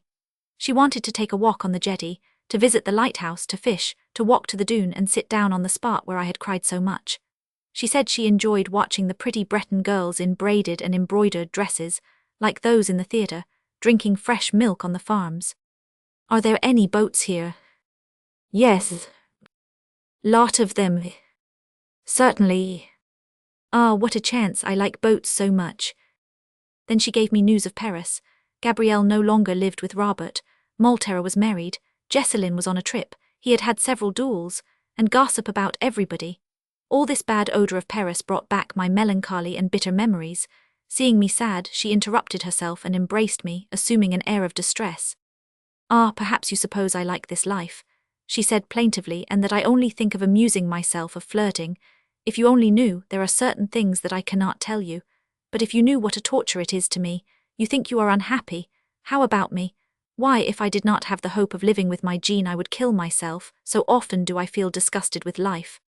And dreaming and wheedling, she would revert to the subject of farming, of hidden paths covered with verdure, of the peace and sweetness of a retired life amid flowers, domestic animals and love. Ah, devoted, humble, eternal love, love that was to brighten our life like the dazzling sun. We went out after the breakfast which Mother Leganic sullenly served us, without once opening her mouth. We were hardly out when the wind freshened, it dishevelled Juliet's hair. She wanted to return to the house. "Ah, the wind, dear, I cannot stand the wind. It spoils my hair and makes me sick." She was bored all day, and our kisses could not dispel the feeling of emptiness. Just as in the past in my study, she spread a napkin on her dress, placed a few small nail brushes and files on the napkin, and gravely began to polish her nails. I suffered cruelly, and the vision of the old man at the window obsessed me. The next day Juliet announced that she had to leave that very evening. "Ah, what a misfortune, my dear, I have forgotten. Quick, quick, get me a carriage. Oh, what a misfortune." I made no effort to detain her. Sunk in my chair, motionless, gloomy, my head buried in my hands, I sat throughout the preparations for her departure without uttering a single word or making a single request. Juliet went out, returned, folding her gowns, arranging her dressing case, locking her trunks. I heard nothing, saw nothing, knew nothing. Men came in, their heavy steps caused the floor to creak. I understood that they were taking the trunks away. Juliet sat on my lap. "My poor little dear," she cried, "you suffer because I leave so soon. You should not feel hurt, be sensible. Besides, I will come back shortly and stay a long time. Do not act so. I will come back, I promise you. I will bring Spy along. I will also bring a horse to ride on. Yes, you will see how well your little Whiffy rides on horseback. Now embrace me, my Jean. Why do not you embrace me? Come on, Jean. Goodbye, I adore you, goodbye." It was growing dark when Mother Leganic came into my bedroom. She lit the lamp and gently approached. Friend Minty." I lifted my eyes. She was so sad, there breathed such merciful pity from her that I threw myself into her arms. "Ah, Mother Leganic," I sobbed. "That is what is killing me." Mother Leganic murmured, "Friend Minty, why do not you pray to the merciful Lord? That will relieve you." Chapter 10. It is a week since I have been able to sleep. There is a hood of red-hot iron upon my head. My blood thickens, one might say that my dilated arteries were bursting, and I have the sensation of tongues of fire licking my loins. Whatever human qualities there still remained in me, what little shame, remorse, self-respect, and vague hopes buried under the heap of filth have been left in me by moral suffering, the little that has still held me bound by a thread, be it ever so weak, to thinking creatures, all this has now been destroyed by the madness of a frenzied brute. No longer do I entertain thoughts of good, truth, justice, the inflexible laws of nature. I am no longer conscious of the sexual aversion which exists between the various species in the animal kingdom, keeping the world in constant harmony. Everything is in a whirl, everything is confused into one tremendous and sterile carnal essence, and in the delirium of my senses, I rave only of unnatural embraces. Not only does the image of prostituted Juliet no longer torment me, but on the contrary it excites my passions. And in my mind I cling to her, I try to fix her in my memory by ineffaceable marks. I confound her with things, with beasts, with monstrous creatures, and I myself lead her to criminal debauchery, spurred on by burning pains. Juliet is no longer the only image that tempts and haunts me. Gabrielle, the Rabineau woman, Mother Leganic, Demoiselle Lanjudec, pass before my eyes in wanton postures. Neither virtue, nor goodness, nor unhappiness, nor sacred old age holds me back, and for the scene of these frightful frenzies I purposely choose holy and hallowed places, altars in churches, tombs at the cemeteries. I no longer suffer in my soul, I suffer only in my flesh. My soul died in Juliet's last kiss, and now I am nothing but a form of foul, sensuous flesh, into which demons have been furiously at work pouring streams of molten, seething metal. Oh, I could never have foreseen such castigation. The other day I met a fisherwoman on the strand. She was black, dirty, foul-smelling like a heap of putrefied sea wrack. I made advances to her with silly gestures, and suddenly I fled, for I felt a diabolic temptation to rush upon her and throw her down amid the pebbles and small pools of water. I roamed and tramped across the country with dilated nostrils, taking in like a harrier the odor of sex one night with burning throat, driven mad by abominable visions, I found my way into the crooked alleys of the village and rapped at the door of a loose woman. And I went into this den. But as soon as I felt the unknown contact, I uttered a cry of rage. I wanted to leave. She held me back. "Let me go," I shouted. "Why are you going away? Let me go. Stay here, I will love you. I often followed you on the beach. I often roamed about the house where you are staying. I wanted you. Stay here. Let me go, I tell you. You do not know how disgusting you are to me." And when she hung on my neck, I struck her. She groaned. "Oh my God, he is mad." Mad, yes, I am mad. I have looked at myself in the mirror and I am afraid of my own image. My distended eyes shine from the midst of their orbits which are hollow. My bones protrude from under the yellow skin. My mouth is pale, trembling, hanging like the mouths of lascivious old men. My gestures are erratic, and my fingers, constantly agitated by nervous sharks, crack, seeking a prey in the air. Mad, yes, I am mad. Whenever Mother Leganic is moving about me, when I hear her slippers dragging on the floor, when her dress brushes against me, criminal notions come and take possession of me. They pursue me and I cry, "Go away, Mother Leganic, go away." Mad, yes, I am mad. Often at night I stand for hours at the door of her room, my hand upon the knob, ready to plunge into the darkness of the room. I do not know what is holding me back. Fear, no doubt, for I say to myself, she will struggle, cry, call for help, and I shall be compelled to kill her. Once, alarmed by the noise, she got up bare-legged. She was dumbfounded for a moment upon beholding me. "What is the matter? It's you, friend Minty. What are you doing here? Are you ill?" I stammered some incoherent words, and went upstairs to my room. Ah, let them drive me out, beat me with forks, stakes, scythes. Is it possible that men will not come in here in a moment, rush upon me, gag and drag me into the eternal night of the dungeon? I must go away, I must find Juliet again, I must vent this accursed madness upon her. When dawn came, I went downstairs and said to Mother Leganic, "I must leave. Let me have some money, I shall pay it back to you later. Let me have some money, I must leave." Chapter 11. Juliet had chosen a room for me on the second floor of a furnished house in the Faubourg Saint-Honor near the Rue de Balzac. The furniture of the room was rickety, the tapestry worn, the drawers creaked when opened, the pungent odor of decaying wood and accumulated dust filled the window curtains and bedstead hangings. But by placing knickknacks here and there, she succeeded in imparting an air of intimacy to this banal, cold place, where so many unknown lives had been spent without a trace being left behind. Juliet reserved to herself the task of arranging my things in the hanging press, which she filled with bunches of fragrant flowers. "You see, my dear, here are your socks and there are your night shirts. I put your neckties in the drawer, your handkerchiefs are there. I hope your little Whiffy has put everything in order, and every day I will bring you a sweet-smelling flower. Now do not be sad. Tell yourself that I love you, that I love no one but you, that I shall come often. Oh, I have forgotten a few things. Well, I will send them to you with Celestine, together with my pictures in the beautiful red plush frames. Do not feel lonesome, my poor little thing. You know, if I am not here at 12:30 tonight, do not wait for me. Go to bed. Sleep well. Promise me." And casting a last glance about the room, she left. Indeed, Juliet came every day, while going to the boys and on her way home before dinner. She never remained more than 2 minutes at a time. Excited, impelled by a feverish desire to be outside, she would stay long enough to embrace me and to open the drawers to see whether my things were in order.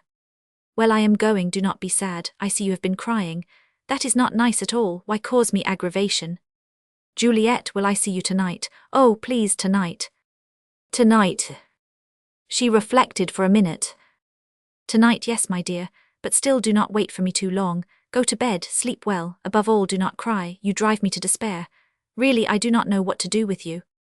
And so I lived here, stretched out on the sofa, never going out, counting the minutes which slowly, drop by drop, vanished into the eternity of waiting. The frenzied excitement of my senses was succeeded by a period of great depression. I spent whole afternoons apathetically, without stirring, my body lifeless, my limbs hanging, my brains in a state of torpor. Like the morrow of a day of drunkenness, my life resembled a heavy slumber disturbed by painful dreams, interrupted by sudden awakenings even more painful than the dreams. And in the annihilation of my willpower, in the blotting out of my intellect, I again felt, but more keenly than ever, the horror of my moral decay. In addition, Juliet's life caused me perpetual anguish. As in the past, on the dune of Plaque, I could not dismiss from my mind the loathsome vision which grew, intensified and assumed even more cruel forms to lose a person whom you love, a person who has been the source of all your joys, the memory of whom is associated with happiness only, is a heart-rending sorrow. But where there is sorrow there is also consolation, and suffering is eventually put to sleep, lulled in some way by its own tenderness. But here I was losing Juliet, losing her daily, every hour, every minute, and with this chain of successive deaths, with this process of impenitent dying, I could only associate memories of torture and disgrace. No matter how eagerly I searched in the stirred-up depths of our two hearts for a flower bud, for a tiny blossom whose fragrance it would have been so sweet to inhale, I could not find it. And yet I could not conceive anything dissociated from Juliet. All my thoughts had Juliet for their starting point, and for their final goal, and the more she escaped me the more fiercely obdurate I grew in my absurd desire to win her back. I had no hope at all that she would ever stop, carried away as she was by this life of evil pleasure. Yet in spite of myself, in spite of her, I was planning for a better future. I said to myself, it is impossible that some day disgust will not seize her, that some day sorrow will not awaken remorse and pity in her heart. Then she will return to me. Then we will move into a plain workman's house, and I shall work like a galley slave. I will enter journalism, I will publish novels, I will ask for a job as a plain copyist. Alas, I forced myself to believe all this so as to accentuate the state of misery into which I had fallen. With the proceeds from the sale of 2 sketches by Leuret, of a few jewels I still had, of my books, I had realized a sum of 4,000 francs, which I was saving like a treasure for that chimeric eventuality. One day when Juliet was pensive and tenderer than usual, I ventured to lay my project before her. She clasped her hands. Yes, will not that be nice? A little bit of an apartment, a tiny one, I will do the housekeeping, I will have pretty bonnets, a pretty apron, but with you it will be impossible. What a pity it's impossible. Why is it impossible? Because you will not work and we will starve. That's your nature. Did you work at Plock? Are you working now? Why, you have never worked. How can I? Do not you know that the thought of you never leaves me for a moment? It is the uncertainty of your life, it is the cruel anguish of everything I feel, of everything I suspect about you that gnaws at my heart, devours me, sucks my brains. When you are not here I do not know where you are, and still I am always with you wherever you are. Ah, if you only wished to know that you are near me, loving and tranquil, far from everything that besmirches, from everything that torments. Why, I could then have the strength of a god in me. Money, why, I will make it for you by the shovelful, by the cartful. Ah, Juliet, if you only wished. She looked at me, excited by the great noise of gold, which my words caused to ring in her ears. Well, make it right away, dearie. Yes, make a lot of it, piles of it. And do not think about those vile things which make you suffer. Men are so funny, they do not want to understand anything. Tenderly, she sat down on my lap. Why, I adore you, my dear little thing. Why, I detest the others, and I give them nothing of myself, do you hear? Nothing. I am very unhappy. With tear-filled eyes she tried to nestle near me, repeating, yes, very, very unhappy. I was seized with fear and pity. Ah, he thinks it is a pleasure, she cried, sobbing, he thinks so. But if I did not have my Jean to console me, my Jean to lull me to sleep, my Jean to give me courage, I could not stand it any longer. I could not stand it any longer, I would rather die. Suddenly, changing the subject, and with a voice in which I seemed to hear a plaint of regret. First of all, you need money for that, for the little apartment, I mean, and you have not got it. Why, yes, my dear, I exclaimed triumphantly, I have some money. We have enough to live on for 2 months, 3 months while I make my fortune. You have money, let me see it. I showed her 4 1,000-franc bills. Juliet greedily snatched them one after another, counted them, examined them. Her eyes shone, surprised and delighted. 4,000 francs, dear, you really have 4,000 francs, why, you are rich, well. She hung on my neck, caressed me. Well now, she resumed, since you are so rich, I should like to have a little travelling dressing case that I saw at the Rue de Paix. You will buy it for me, will not you, dearie? I felt a tug at my heart so painful that I nearly fell to the floor, and a well of tears blinded me. Still, I had the courage to ask, how much does your dressing case cost? 2,000 francs, my dear. All right, take 2,000 francs out of that, you will buy it yourself. Juliet kissed my forehead, took the 2 bills which she quickly hid in her coat pocket, and her gaze fixed on the 2 bills which still remained, and for which she no doubt regretted she had not asked, she said, really, do you want me to? Ah, that's nice. That will give me a chance to come to see you with my new dressing case if you should return to Plock. When she was gone, I abandoned myself to an outburst of anger against her, above all against myself, and when the anger subsided I suddenly realized to my astonishment that I no longer suffered. Yes, I breathed more freely, I was able to stretch out my arms with greater vigor. I felt a new buoyancy in my limbs.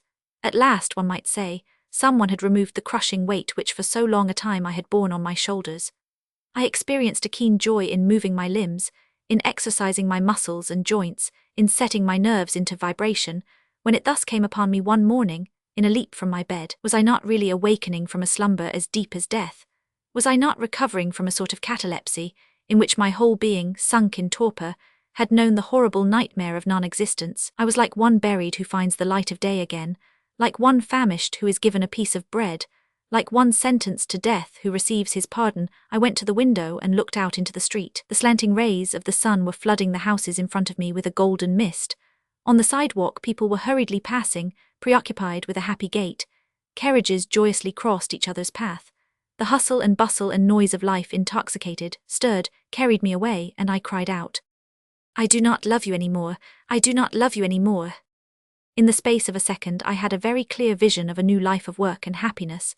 I was to cleanse myself of this filth, to seize my interrupted dreams.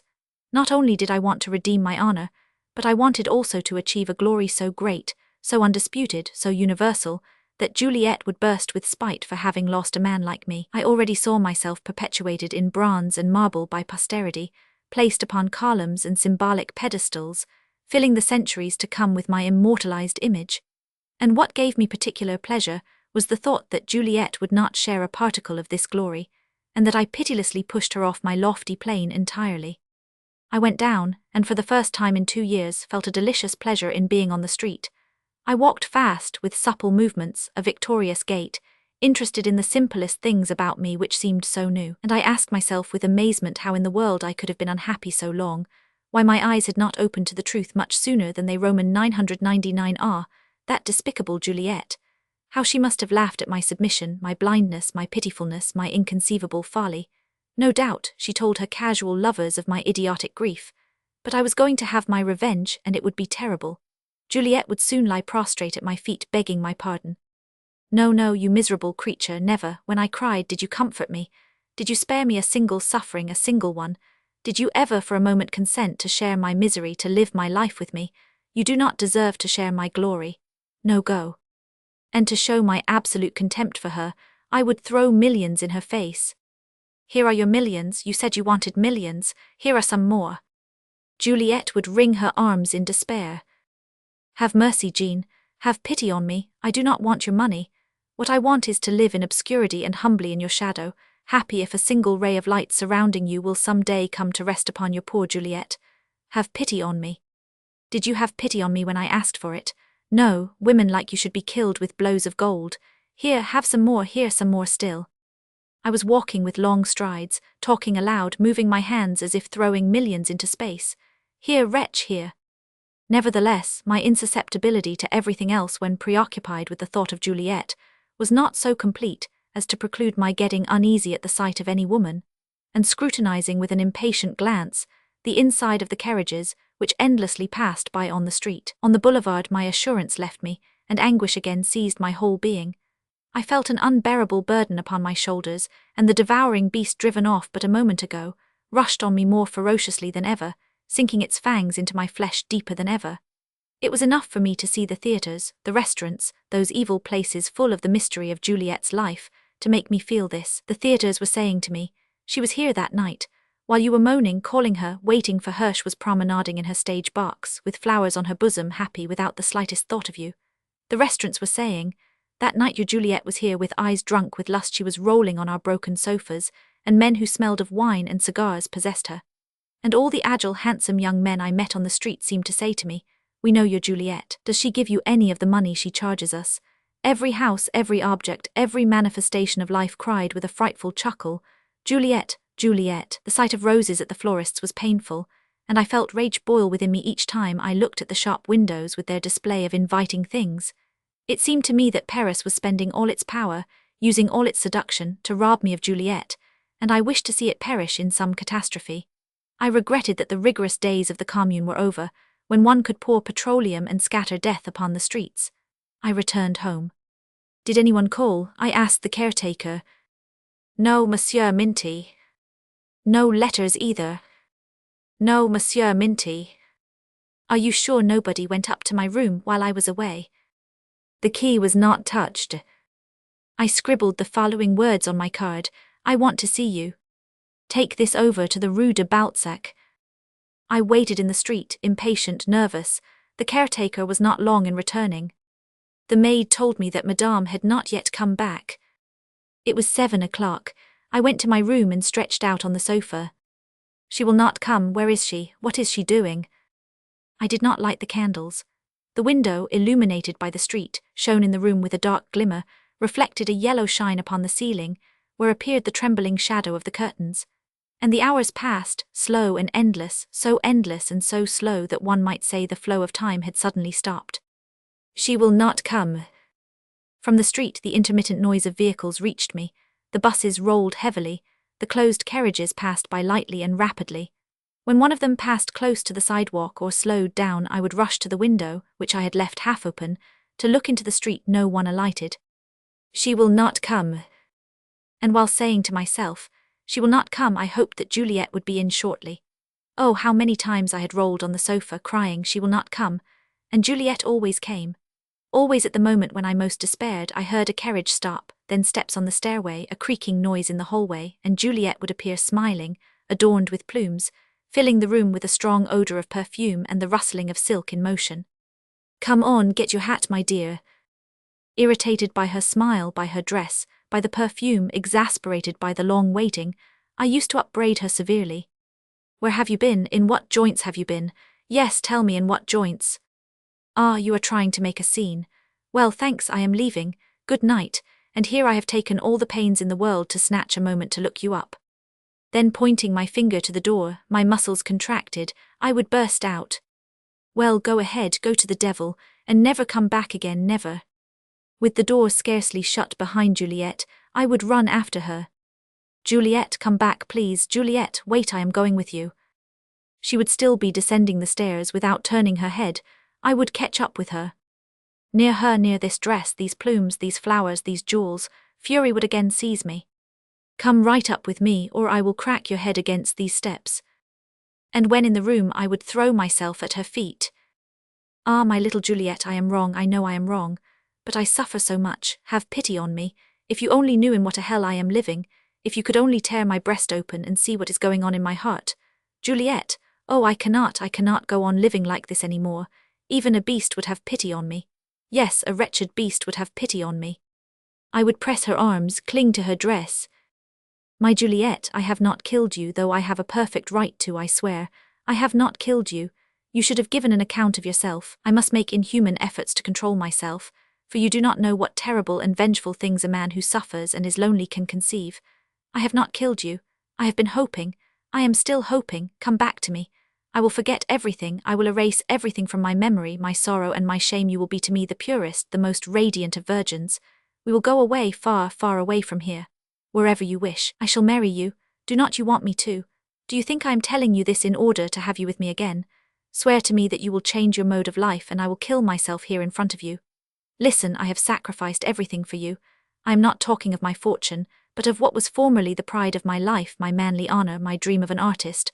All this I have given up for you without the least regret. You should make some sacrifice for me in turn, and pray, what is it I ask of you? Nothing except the gladness of being honest and good. To devote, to consecrate oneself to something, why that's so grand, so noble. Oh, if you only knew the infinite pleasure of sacrifice. Look now, Molterra is rich, he is a good fellow, better than the others, he loved you. I will go to him, I will say to him, you alone can save Juliet, you alone can save Juliet, you alone can bring her back from the life she is living. Go back to her and do not be afraid of me, I am going out of her life. Do you want me to do that? Juliet would look at me, greatly astonished. An uneasy smile would play on her lips. She would murmur, "Come, my dear, you say silly things, do not cry, come." While going out I would continue to lament, a beast would have pity on me, yes, a beast. At other times she would send Celestine for me, and I would find her in bed, cold, sad and tired. I could see that someone had been there just a moment ago, someone who had just left. I could see it in everything that surrounded Maine, the bed just made, in the toilette articles arranged with over-scrupulous care, in all the carefully removed traces which in my imagination reappeared again in all their hidden and sorrowful reality. I would linger in the dressing room, rummage among the drawers, examine objects, even lower myself to a shameful scrutiny of her personal belongings. Juliet would call me. "Come over here, my dear, what are you doing there?" Oh, if I could only reconstruct his image, find the least trace of that man. I inhaled the air, inflated my nostrils, hoping to come upon the strong male scent, and it seemed to me that the shadow of a mighty torso spread itself over the hangings, that I distinguished huge athletic arms, quivering thighs with bulging muscles. "Are you coming?" Juliet would repeat. On those nights Juliet would talk of nothing but the soul, the sky, the birds, telling me that she was in need of an ideal, of celestial dreams. Huddled in my arms, chaste as a child, she would say with a sigh, "Oh, how nice it is to sit like this. Tell me something beautiful, my Jean, some such thing as one reads about in poetry. I love your voice so much. It is so musical. Speak to me long. You are so good, you comfort me so well. I would like to live all my life like this, always in your arms, without stirring, listening to you. Do you know what else I would like to have? Ah, I am dreaming of it all the time. I would like to have a nice little baby girl who should be like a cherub, all pink and blonde. I would nurse her myself, and you would sing her some pretty little songs to put her to sleep. My Jean, when I am dead you will find in my jewelry case a little pink writing book with gold ornaments. That's for you, take it. There I have written down my thoughts, and you will see whether I loved you or not. You will see. Ah, tomorrow one must get up again, go out, how annoying. Rock me, speak to me, tell me that you love my soul, my soul." And she would fall asleep, and in her sleep look so white, so pure, that the bed curtains would seem like wings attached to her. Night came on, the suburb grew quiet. From afar belated carriages were returning, and on the sidewalk 2 policemen paced with heavy, dragging strides, keeping in step. Several times the door of the furnished house opened and closed. I heard some creaky noise, the rustling of a woman's dress, whispering voices in the hallway. But it was not Juliet. The silent house seemed to have been asleep a long while. I left the sofa, lit my lamp, looked at the clock. It was 3 o'clock. She will not come, now it's all over, she will not come. I stood at the window. The street was deserted, the dark sky hung over the houses like a leaden 549. Over yonder in the direction of Boulevard horsemen, large vehicles were coming downhill, shaking the night with their loud jolting. A rat darted from one sidewalk to the other, and disappeared into a hole in the gutter. I saw a homeless dog with hanging head and tail between its hind legs passing, stopping at the doors, smelling the gutter, dolefully walking away. I shook with fever, my brain was inflamed, my hands were moist, and again I felt a stifling sensation in my chest. She will not come, where is she? Did she go back to her house? Where, in what filthy hole of this great impure night is she wallowing? What made me particularly angry was that she did not let me know ahead of time. She had received my card, she knew she was not coming, and she did not send me a single word. I had cried, implored, begged her on my knees, and not a word from her. How many tears, how much blood must one shed to soften that heart of flint? How could she run after pleasure with her ears still full of the echoes of my sobs, her mouth still moist with my entreating kisses? The most wretched women, the most detestable creatures at some time or other call a temporary halt to their life of dissipation and pray. There are moments when they permit the sun to penetrate their chilled hearts, when turning their eyes to heaven they pray for love that pardons and redeems. But Juliet never. Something more insensible than fate, something more relentless than death was driving her, was eternally drawing and spurring her on without respite, without pause, from impure to criminal love, from that which dishonors to that which kills. The more days passed, the more marks of infamy, debauchery left on her. With her passion, formerly so normal and healthy, were now mingled a depraved inquisitiveness, and that savage unsatiableness, that overstimulation of irrepressible lust which comes as result of excessive and sterile pleasures. Except on the nights when exhaustion invested the sordid reality of her existence with unexpected forms of the purest ideal, one could see upon her the imprints of 1,000 different and refined corruptions, of 1,000 grotesque perversions, practiced upon her by those palled by vice and age. Words and cries often escaped her which suddenly lit up her whole life and opened up vistas of frenzied sensuality, and although she would thereby communicate to me the consuming passion of her depravity, although I myself relished in all this a sort of infernal criminal voluptuousness, I could not look at Juliet without a shudder, and when leaving her embrace, ashamed and disgusted, I felt the need, often experienced by reprobates, of looking at tranquil, restful sights, and I envied, oh, with what keen regret, the superior beings who had made purity and virtue the inflexible laws of their life. I dreamed of convents where one spent one's life in prayer, of hospitals where one devoted oneself to others. I was seized with a mad desire to enter the disreputable joints and preach the gospel to the unfortunate people who wallow in vice there, never hearing a single word of kindness. I promised myself to follow the prostitutes at night, into the shadow of public squares, to console them, to speak to them of virtue with such passionate earnestness in accents so touching that they would be moved, would burst into tears and would say to me, "Yes, save us." I like to spend hours in the Monceau Park, watching the children play, discovering a paradise of goodness in the glances of young mothers. I was moved to reconstruct their lives so remote from my own, to live through, while near them, their sacred joys forever lost to me. On Sundays I used to loiter at the railway stations where I mingled with the merry crowds, among petty officials and working men leaving town with their families to get a little fresh air for their affected lungs, to gather a little strength to be able to withstand the fatigue of their work during the week. I followed the steps of some labourer whose face interested me. I would have liked to possess his bent back, his deformed hands turned brown through hard work, his stiff walk, his trusting eyes of a house dog. Alas, I would have liked to have everything I did not have, to be everybody that I was not. These wanderings, which rendered the realization of my downfall even more painful, did me some good, however, and I used to come home each time with all sorts of courageous resolutions. But in the evening I would see Juliet again, and Juliet was to me the oblivion of all honour and all duty. Above the houses the sky was brightened by a feeble light announcing the approaching dawn, and at the end of the street in the shadow I noticed two glaring points, the two lights of a carriage, vacillating, swerving, approaching, which resembled two errant gas lamps. Hope revived in me for a moment. The carriage came nearer, dancing on the pavement, the lights grew larger, the rattling quickened. I thought I recognized the familiar trundling of Juliet's brougham. But no, suddenly the carriage turned to the left and disappeared. Within an hour it would already be day. She will not come, this time it is all over. She will not come.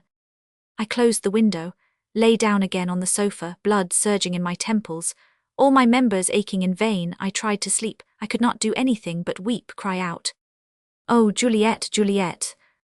My chest was burning. I felt the sensation of boiling lava swirling in my head. My thoughts were in confusion, turning into hallucinations. Along the walls of my bedroom weasels were chasing one another, jumping, abandoning themselves to obscene frolics. I was hoping that I would succumb to fever, that it would chain me to my bed, that it would cause my death. To be sick. Ah, yes, to be sick long forever. I had visions of Juliet installing herself in my room. She nursed me, she lifted my head to make me take medicine. She saw the doctor to the door while talking to him in a low voice, and the doctor had a grave air. "No, no, madame, not all is lost yet. Calm yourself." "Ah, doctor, save him, save my Jean." "Only you can save him, because it is on account of you that he is dying." "Ah, what can I do? Tell me, doctor, please." "You must love him, you must be good to him." And Juliet threw herself into the arms of the physician. "No, it's you I love, come." She dragged him, clinging to his lips, and in the bedroom they danced and jumped to the ceiling and fell on my bed, enlaced. "Die, my Jean, please die. Ah, why does it take you so long to die?" I fell into a slumber. When I awoke it was broad daylight. Buses were again rolling on the street, hawkers were screaming out their morning yells. I heard the scratching of a broom sweeping against my door in the hallway where people were passing. I went out and proceeded in the direction of the Rue de Balzac. As a matter of fact, I had no other intention than to see Juliet's house, to look into its windows and perhaps come across Celestine or Mother. Soutured more than 20 times, I passed back and forth on the sidewalk. In front of it, the windows of the dining room were open, and I could see the copper plates which were shining in the shadow. A rug was hanging from the balcony. The windows of the bedroom were closed. What was there behind these closed shutters, behind this white impenetrable wall? A disarranged, untidy bed, the heavy odour of carnal passion, and two outstretched bodies asleep. The body of Juliet, and who else? The body of Mr. Everybody, a body that Juliet had picked up casually under a cabaret table or on the street. They were asleep, sated with lust. The caretaker came to shake the rug on the sidewalk. I walked away, for ever since I had left the apartment I avoided the mocking glance of this old woman. I blushed every time my eyes met hers, bulging and vicious, seeming to jeer at my misfortune. When she was finished, I returned to the place, and stood there for a long time to fret against this wall, behind which something horrible was going on and which guarded the cruel mystery of a sphinx crouched upon the sky. Suddenly, as if struck by thunder, a mad fury shook me from head to foot, and without realizing what I was going to do, without even thinking of it, I entered the house, went up the stairway and rang at Juliet's door.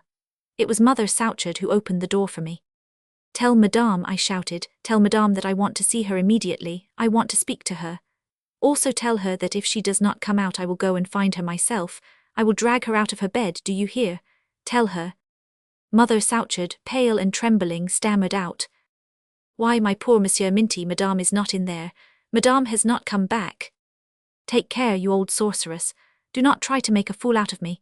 And do as I tell you, or I will kill and smash everybody and everything, Juliet, you, the furniture, the house." The old servant raised her arms to the ceiling in bewilderment. "I swear to you by the Lord, she has not come back yet, Monsieur Minty. Go into her bedroom and see for yourself, I am telling you." In 2 bounds I was in the bedroom. The bedroom was empty, the bed had not been touched. Mother Souchard followed every step I made, repeating, "See, Monsieur Minty, see, because you are no longer together at this hour." I passed into the dressing room. Everything was in order just as it had been when we used to come home late at night. Juliet's things were lying on the sofa, a boiler full of water was on the gas stove. "And where is she?" I asked. "Ah, Monsieur," Mother Souchard replied, "does anybody know where Madame goes? There was a man here this morning who looked like some kind of a valet and spoke to Celestine, and then Celestine went out taking with her a change of clothes for Madame, that's all I know. While prowling in the study, I found the card which I had sent her the day before." "Did Madame read this?" "Probably not." "And you do not know where she is?" "Why, I am sure I do not know. Madame never tells me her affairs." I went back to the bedroom, seated myself on a long couch. "All right, Madame Souchard, I am going to wait here. And let me tell you that something funny is going to happen. Ha, ha, in the end, you see, Mother Souchard, this thing is bound to come to a head. I have been patient long enough. I have been, well, that's enough." I shook my fist in the air. "And it is going to be very funny, Mother Souchard. And you will be able to brag about having taken part in something very funny, something you will never forget, never. You will dream about it at night with terror, so help me God." "Oh, Monsieur Minty," the old woman implored, "for the love of God, calm yourself. Go away, you will commit a crime as sure as I live. And what is it you are going to do, Monsieur Minty? What are you going to do?" At this moment, Spy, having come out of his corner, was advancing toward me, shaking his back, dancing on his hind legs like those of a spider. And I looked at Spy persistently. I was thinking that Spy was the only creature that Juliet loved, that to kill Spy would be to inflict the greatest sorrow on Juliet. The dog raised its paws toward me and tried to get on my lap. He seemed to say, "Even if you do suffer so much, I am not to blame for it. To avenge yourself on me so small, so feeble, so trustful would be cowardly. And then you think she really loves me so much. I amuse her as a plaything, I serve as a distraction for her for a moment, and that is all. If you kill me now, she will get another little dog like me this very evening, one whom she will call Spy as she did me, and whom she will overwhelm with caresses as she did me, and nothing will be changed." I did not heed Spy any more than I heeded any of the voices that spoke within me, whenever evil was drawing me on to commit some reprehensible deed. Brutally, ferociously, I seized the little dog by his hind legs. "Here is what I am going to do, Mother Souchard," I shouted, "look!" And hurling Spy into the air with all my force so that he turned over several times, I crashed his head against the corner of the fireplace. Blood streamed all over the looking-glass and the hangings, bits of brains stuck to the candlesticks, and a torn-out eye fell on the carpet. "What am I going to do, Mother Souchard?" I repeated, flinging the cadaver into the middle of the bed, upon which a pool of blood appeared. "What am I going to do? Ha ha, you see this blood, this eye, these brains, this cadaver, this bed. Ha ha, well, that's what I am going to do to Juliet, Mother Souchard. That's what I am going to do to Juliet, do you hear me, you old drunkard?" "Ah, for the life of me," Mother Souchard stammered out, terrified. "For the life of the good Lord, Roman 1. She did not finish. With bulging eyes, her mouth wide open and distorted into a horrible grimace, she was staring at the black body on the bed, and at the blood absorbed by the bedclothes, the red stain on which was becoming purple and larger. Chapter 12. When I regained my senses, the killing of Spy appeared to me a monstrous crime. I was as horrified as if I had killed a child. Of all the cowardly acts committed, I thought that was the most cowardly and loathsome. To kill Juliet. That would have been a crime, of course, but perhaps there could be found, if not an excuse, at least a reason for that crime in the revolt of my anguish. But to kill Spy, a dog, a poor, inoffensive creature. Why, For no other reason than that I was a brute, that I had in me the savage and irresistible instinct of a murderer. During the war I had killed a man who was kindly, young and strong, and I had killed him just at the moment when, fascinated with beating heart, he was rapturously watching the rising sun. I had killed him while hidden behind a tree, concealed by the shadow like a coward. He was a Prussian. What difference does it make? He too was a human being, a man like myself, better than myself. Upon his life were depending the feeble lives of women and children. A portion of suffering humanity was praying for him, waiting for him. Perhaps in that virile youth, in that robust body that was his, he had the germs of those superior beings for whom humanity had been living in hope, and with one shot from an idiotic trembling gun I had destroyed all that. And now I killed a dog, and killed it when it was coming toward me, when it was trying with its little paws to climb on my lap. Verily, I was an assassin. That small cadaver haunted me. I always saw that head hideously crushed, the blood squirting all over the white clothes of the bedroom, and the bed indelibly stained with blood. What was also tormenting was the thought that Juliet would never forgive me the loss of Spy. She would be horrified at the mere sight of me. I wrote her letters of repentance, assured her that from now on I was going to be satisfied with what little attention she might give me, that I would never again complain, that I was not going to reproach her for her behavior. My letters were so humble, so self-degrading, so vilely submissive that a person other than Juliet would feel disgusted on reading them. I sent them with a messenger whose return I would anxiously await on the corner of the Rue de Balzac. No answer. Are you sure you did not give it to the wrong person? Did you deliver it to the party on the first floor? Yes, monsieur, the maid even said to me, no answer. I went to her house. The door was opened only to the extent allowed by the chain lock which Juliet, fearing me, had ordered put on, since the evening of that terrible scene, and through the half-opened space I could see the mocking and cynical face of Celestine. Madame is not in. Celestine, my good Celestine, let me in, please. Madame is not in. Celestine, my dear little Celestine, let me go in and wait for her. I will give you a lot of money. Madame is not in. Celestine, I beg of you, go and tell Madame that I am here, that I am all right now, that I am very sick, that I am going to die. And you shall have 100 francs, Celestine, 200 francs.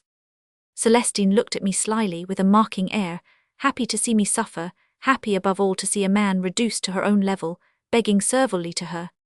For just 1 minute, Celestine, I will just look at her and go away. No, no, monsieur, she will scold me. The ringing of a bell was heard. I heard the noise of it quicken. You see, monsieur, she is calling me. Well now, Celestine, tell her that if she does not come to my house by 6 o'clock, if she does not write to me by 6 o'clock, tell her that I am going to kill myself. 6 o'clock, Celestine. Do not forget now, tell her that I am going to kill myself. All right, monsieur. The door was shut behind me with the clang of a chained lock. It occurred to me to see Gabrielle Bernier, to tell her my troubles, to ask her advice, and use her offices for a reconciliation with Juliet. Gabrielle was finishing breakfast with a friend of hers, a short, skinny woman of dark complexion, with a pointed chin like a mouse which when speaking seemed always to be nibbling at something. In a morning robe of white silk, soiled and rumpled, her hair kept from falling by a comb stuck across it on top of her head, her elbows resting on the table, Gabrielle was smoking a cigarette and sipping chartreuse from a glass. Why, Jean, and so you have come back? She showed me into her dressing room, which was very untidy. At the very first words which I spoke of Juliet, she exclaimed, Why, do not you know? We have not been on speaking terms for 2 months since the time she beat me out of a consul, my dear, an American consul, who paid me 5,000 a month. Yes, she beat me out of it, that skinflint did. And how about you? You have made her come down a peg lower, I hope. Ah, I answered, I am very unhappy, and so a consul is her lover now. Gabrielle relit her extinguished cigarette and shrugged her shoulders. Her lover, do you think women like that can keep a lover? She could not keep the Lord himself, my dear. Ah, men do not stick to her very long, I tell you. They come one day and then the next they pitch camp somewhere else. Well, thanks very much. It's all right to fleece them, but you must do it with your gloves on, do not you think? And you are still in love with her, poor boy. Still I am more so than ever. I have done everything to cure myself of this shameful infatuation which makes me the lowest of men, which kills me, but I cannot. Well now, she is leading a loathsome life, is not she? Ah, well that's true, Gabrielle exclaimed, blowing a cloud of smoke in the air. You know that I myself do not play the prude. I am enjoying myself just like everybody else, but honestly I can swear I would feel ashamed to do what she does.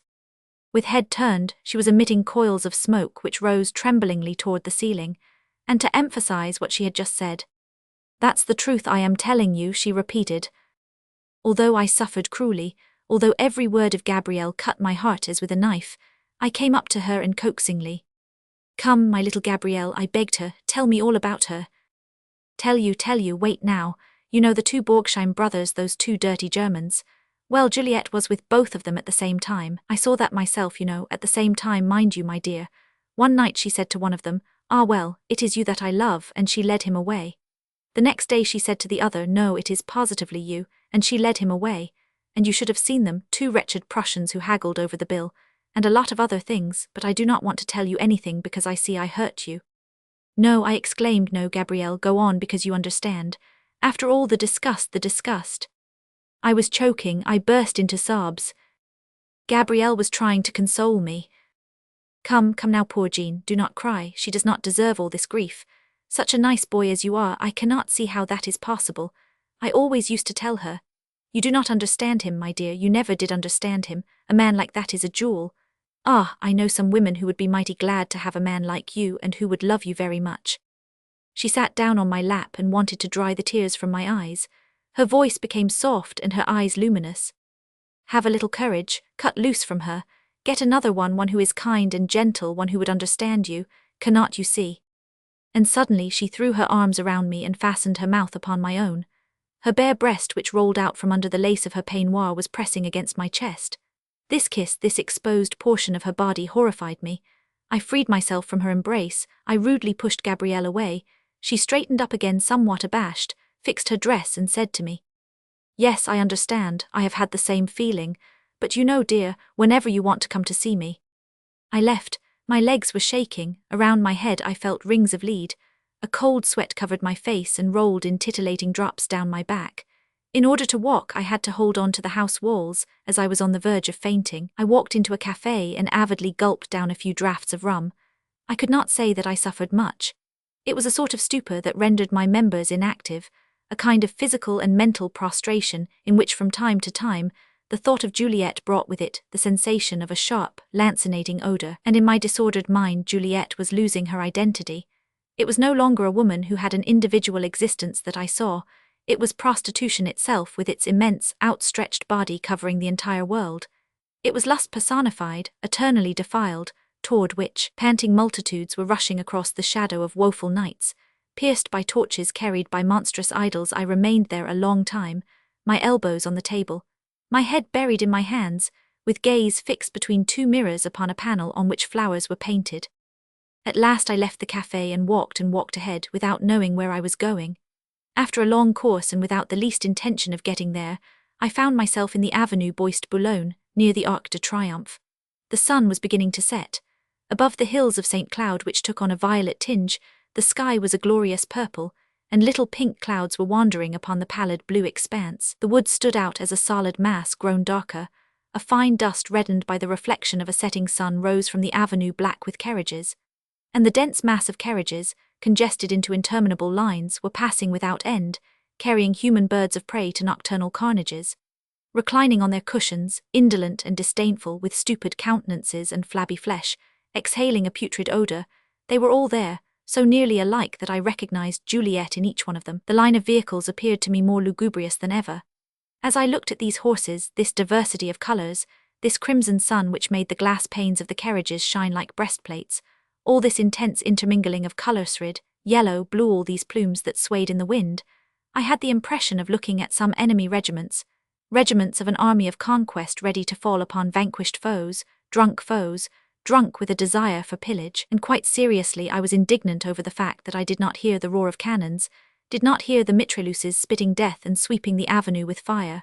A laborer who was returning from work stopped at the end of the sidewalk. With tools on his shoulder and crooked back, he was watching the street. Not only did he have no hatred in his eyes, but there was a sort of ecstasy in them. Anger seized me. I wanted to come up to him, grab him by the collar and cry out, "What are you doing here, you fool? Why do you look at these women so? These women who are an insult to your torn coat, to your arms trembling with fatigue, to your whole wretched body emaciated by daily hardships. In the days of revolution, You thought you could avenge yourself upon society, which kept you down by killing soldiers and priests, humble and suffering human beings like yourself. And you never thought of erecting scaffolds for these infamous creatures, for these ferocious beasts who steal from you your bread, your son. Look, society which is so cruel to you, which tries to make ever heavier the chains that hold you riveted to eternal misery, that society offers them protection and riches. The drops of your blood it transforms into gold, with which to cover the flabby bosoms of these despicable creatures. It is in order that they may live in palaces that you are spending your strength, that you are dying from hunger, or that they break your head on the barricades. Look, when you beg for bread on the streets the police beat you with clubs, you poor wretch, but see how they make way for their coachmen and horses. Look, what a juicy grape gathering they have. Ah, these vintage tubs of blood. And how on earth can the pure wheat grow tall and nourishing in the soil where these creatures rot? Suddenly I saw Juliet. I saw her for a second in profile. She wore a pink hat, looked fresh, was smiling, she seemed happy. Answering greetings with a slow motion of her head, Juliet did not see me, she passed on. She is going to my house, she has come back to her senses. She is going to my house. I was sure of it. An empty carriage passed by, I went in. Juliet had disappeared. If I could only get there at the same time she does, for I know she is going to my house. Hurry up, driver, hurry up. There is no carriage in front of the door of the furnished house. Juliet is already gone. I rushed down to the caretaker. Was there someone here a minute ago asking about me? Was it a lady? MME, Juliet Roux. Why no, Monsieur Minty. Well, is there a letter for me? Nothing, Monsieur Minty. I was thinking. She will be here in a minute. I waited, no one came, I continued waiting. Nobody came, time passed, and still no one came. The contemptible creature, and she was still smiling, and she looked gay, and she knew that I was going to kill myself at 6 o'clock. I ran to the Rue de Balzac. Celestine assured me that Madame had just gone out. Listen, Celestine, you are a nice girl, I like you very much. Do you know where she is? Go and find her and tell her that I want to see her. But I do not know where Madame is. Yes, you do, Celestine, I implore you. Please go, I suffer so. Upon my word of honor, Monsieur, I do not know where she is. I insisted. Perhaps she is at her lover's, at the restaurant. Oh, tell me where she is. But I do not know. I was getting impatient. Celestine, I have been trying to be nice to you. Do not make me lose my temper because... Celestine crossed her arms, shook her head, and in the drawling voice of a blackguard. Because what? Oh, I am getting tired of you, you miserable wretch, you. And if you do not betake yourself from here in a hurry, I am going to call the police, do you hear? And pushing me rudely toward the door, she added, Yes, I mean it, these sluts here are worse than dogs. I had sense enough not to start a quarrel with Celestine, and burning with shame, I went down the stairway. It was midnight when I returned to the Rue de Balzac. I had gone through several restaurants, my eyes seeking Juliet in the mirrors, through curtain openings. I had gone into a few theatres. At the Hippodrome where she used to go on subscription days I had made a search of the stalls. This large place with its dazzling lights above all, this orchestra which played a slow and languid air, this had unstrung my nerves and made me cry. I had approached groups of men, thinking that they might be talking about Juliet, and that I might perhaps learn something. And every time I saw a man dressed in evening clothes, I had said to myself, Perhaps that's her lover. What was I doing here? It seemed it was my fate to run after her everywhere always, to live on the sidewalk at the door of evil places and wait for Juliet. Exhausted with fatigue, a buzzing sensation in my head, unable to find a trace of Juliet, I had found myself on the street again. And I was waiting. For what? Really, I did not know. I was waiting for everything and nothing at the same time. I was there either to bring myself as a voluntary offering once more or to commit some crime. I was hoping that Juliet would come home alone. Then I thought I would go up to her and move her to pity with my words. I was also afraid I might see her in the company of a man. Then I would perhaps kill her. But I was not premeditating anything. I had simply come here, that's all. To surprise her all the better, I hid myself in the shadow of the door of the house next to her own. From there I could observe everything without being seen, if it were necessary not to show myself. I did not have to wait very long. A hackney coach coming from Faubourg Saint-Honor passed into the Rue de Balzac, crossed the street diagonally to the side where I was standing and, grazing the sidewalk, stopped in front of Juliet's house. I held my breath. My whole body trembled, shaken by convulsions. Juliet came out first. I recognized her at once. She ran across the sidewalk and I heard her pull the handle of the doorbell. Then a man came out. It seemed to me that I knew the man also. He came to the lamp post, searched in his pocketbook, and awkwardly took out a few silver pieces which he examined by the light with upraised arm, and his shadow upon the ground assumed an angular and monstrous form. I wanted to rush out of my place of hiding. Something heavy held me nailed to the ground. I wanted to shout. The cry was throttled in my throat. At the same time a chill rose from my heart to my brains. I had a feeling as though life was slowly leaving my body. I made a superhuman effort, and with tottering steps I went toward the man. The door was opened and Juliet disappeared through it, saying, "Well, are you coming?" The man was still searching in his pocketbook. It was Leurat. Had the houses, the very sky crashed upon my head, my astonishment would have been no greater. Leurat going home with Juliet. That could not be. I had lost my senses. I came still closer.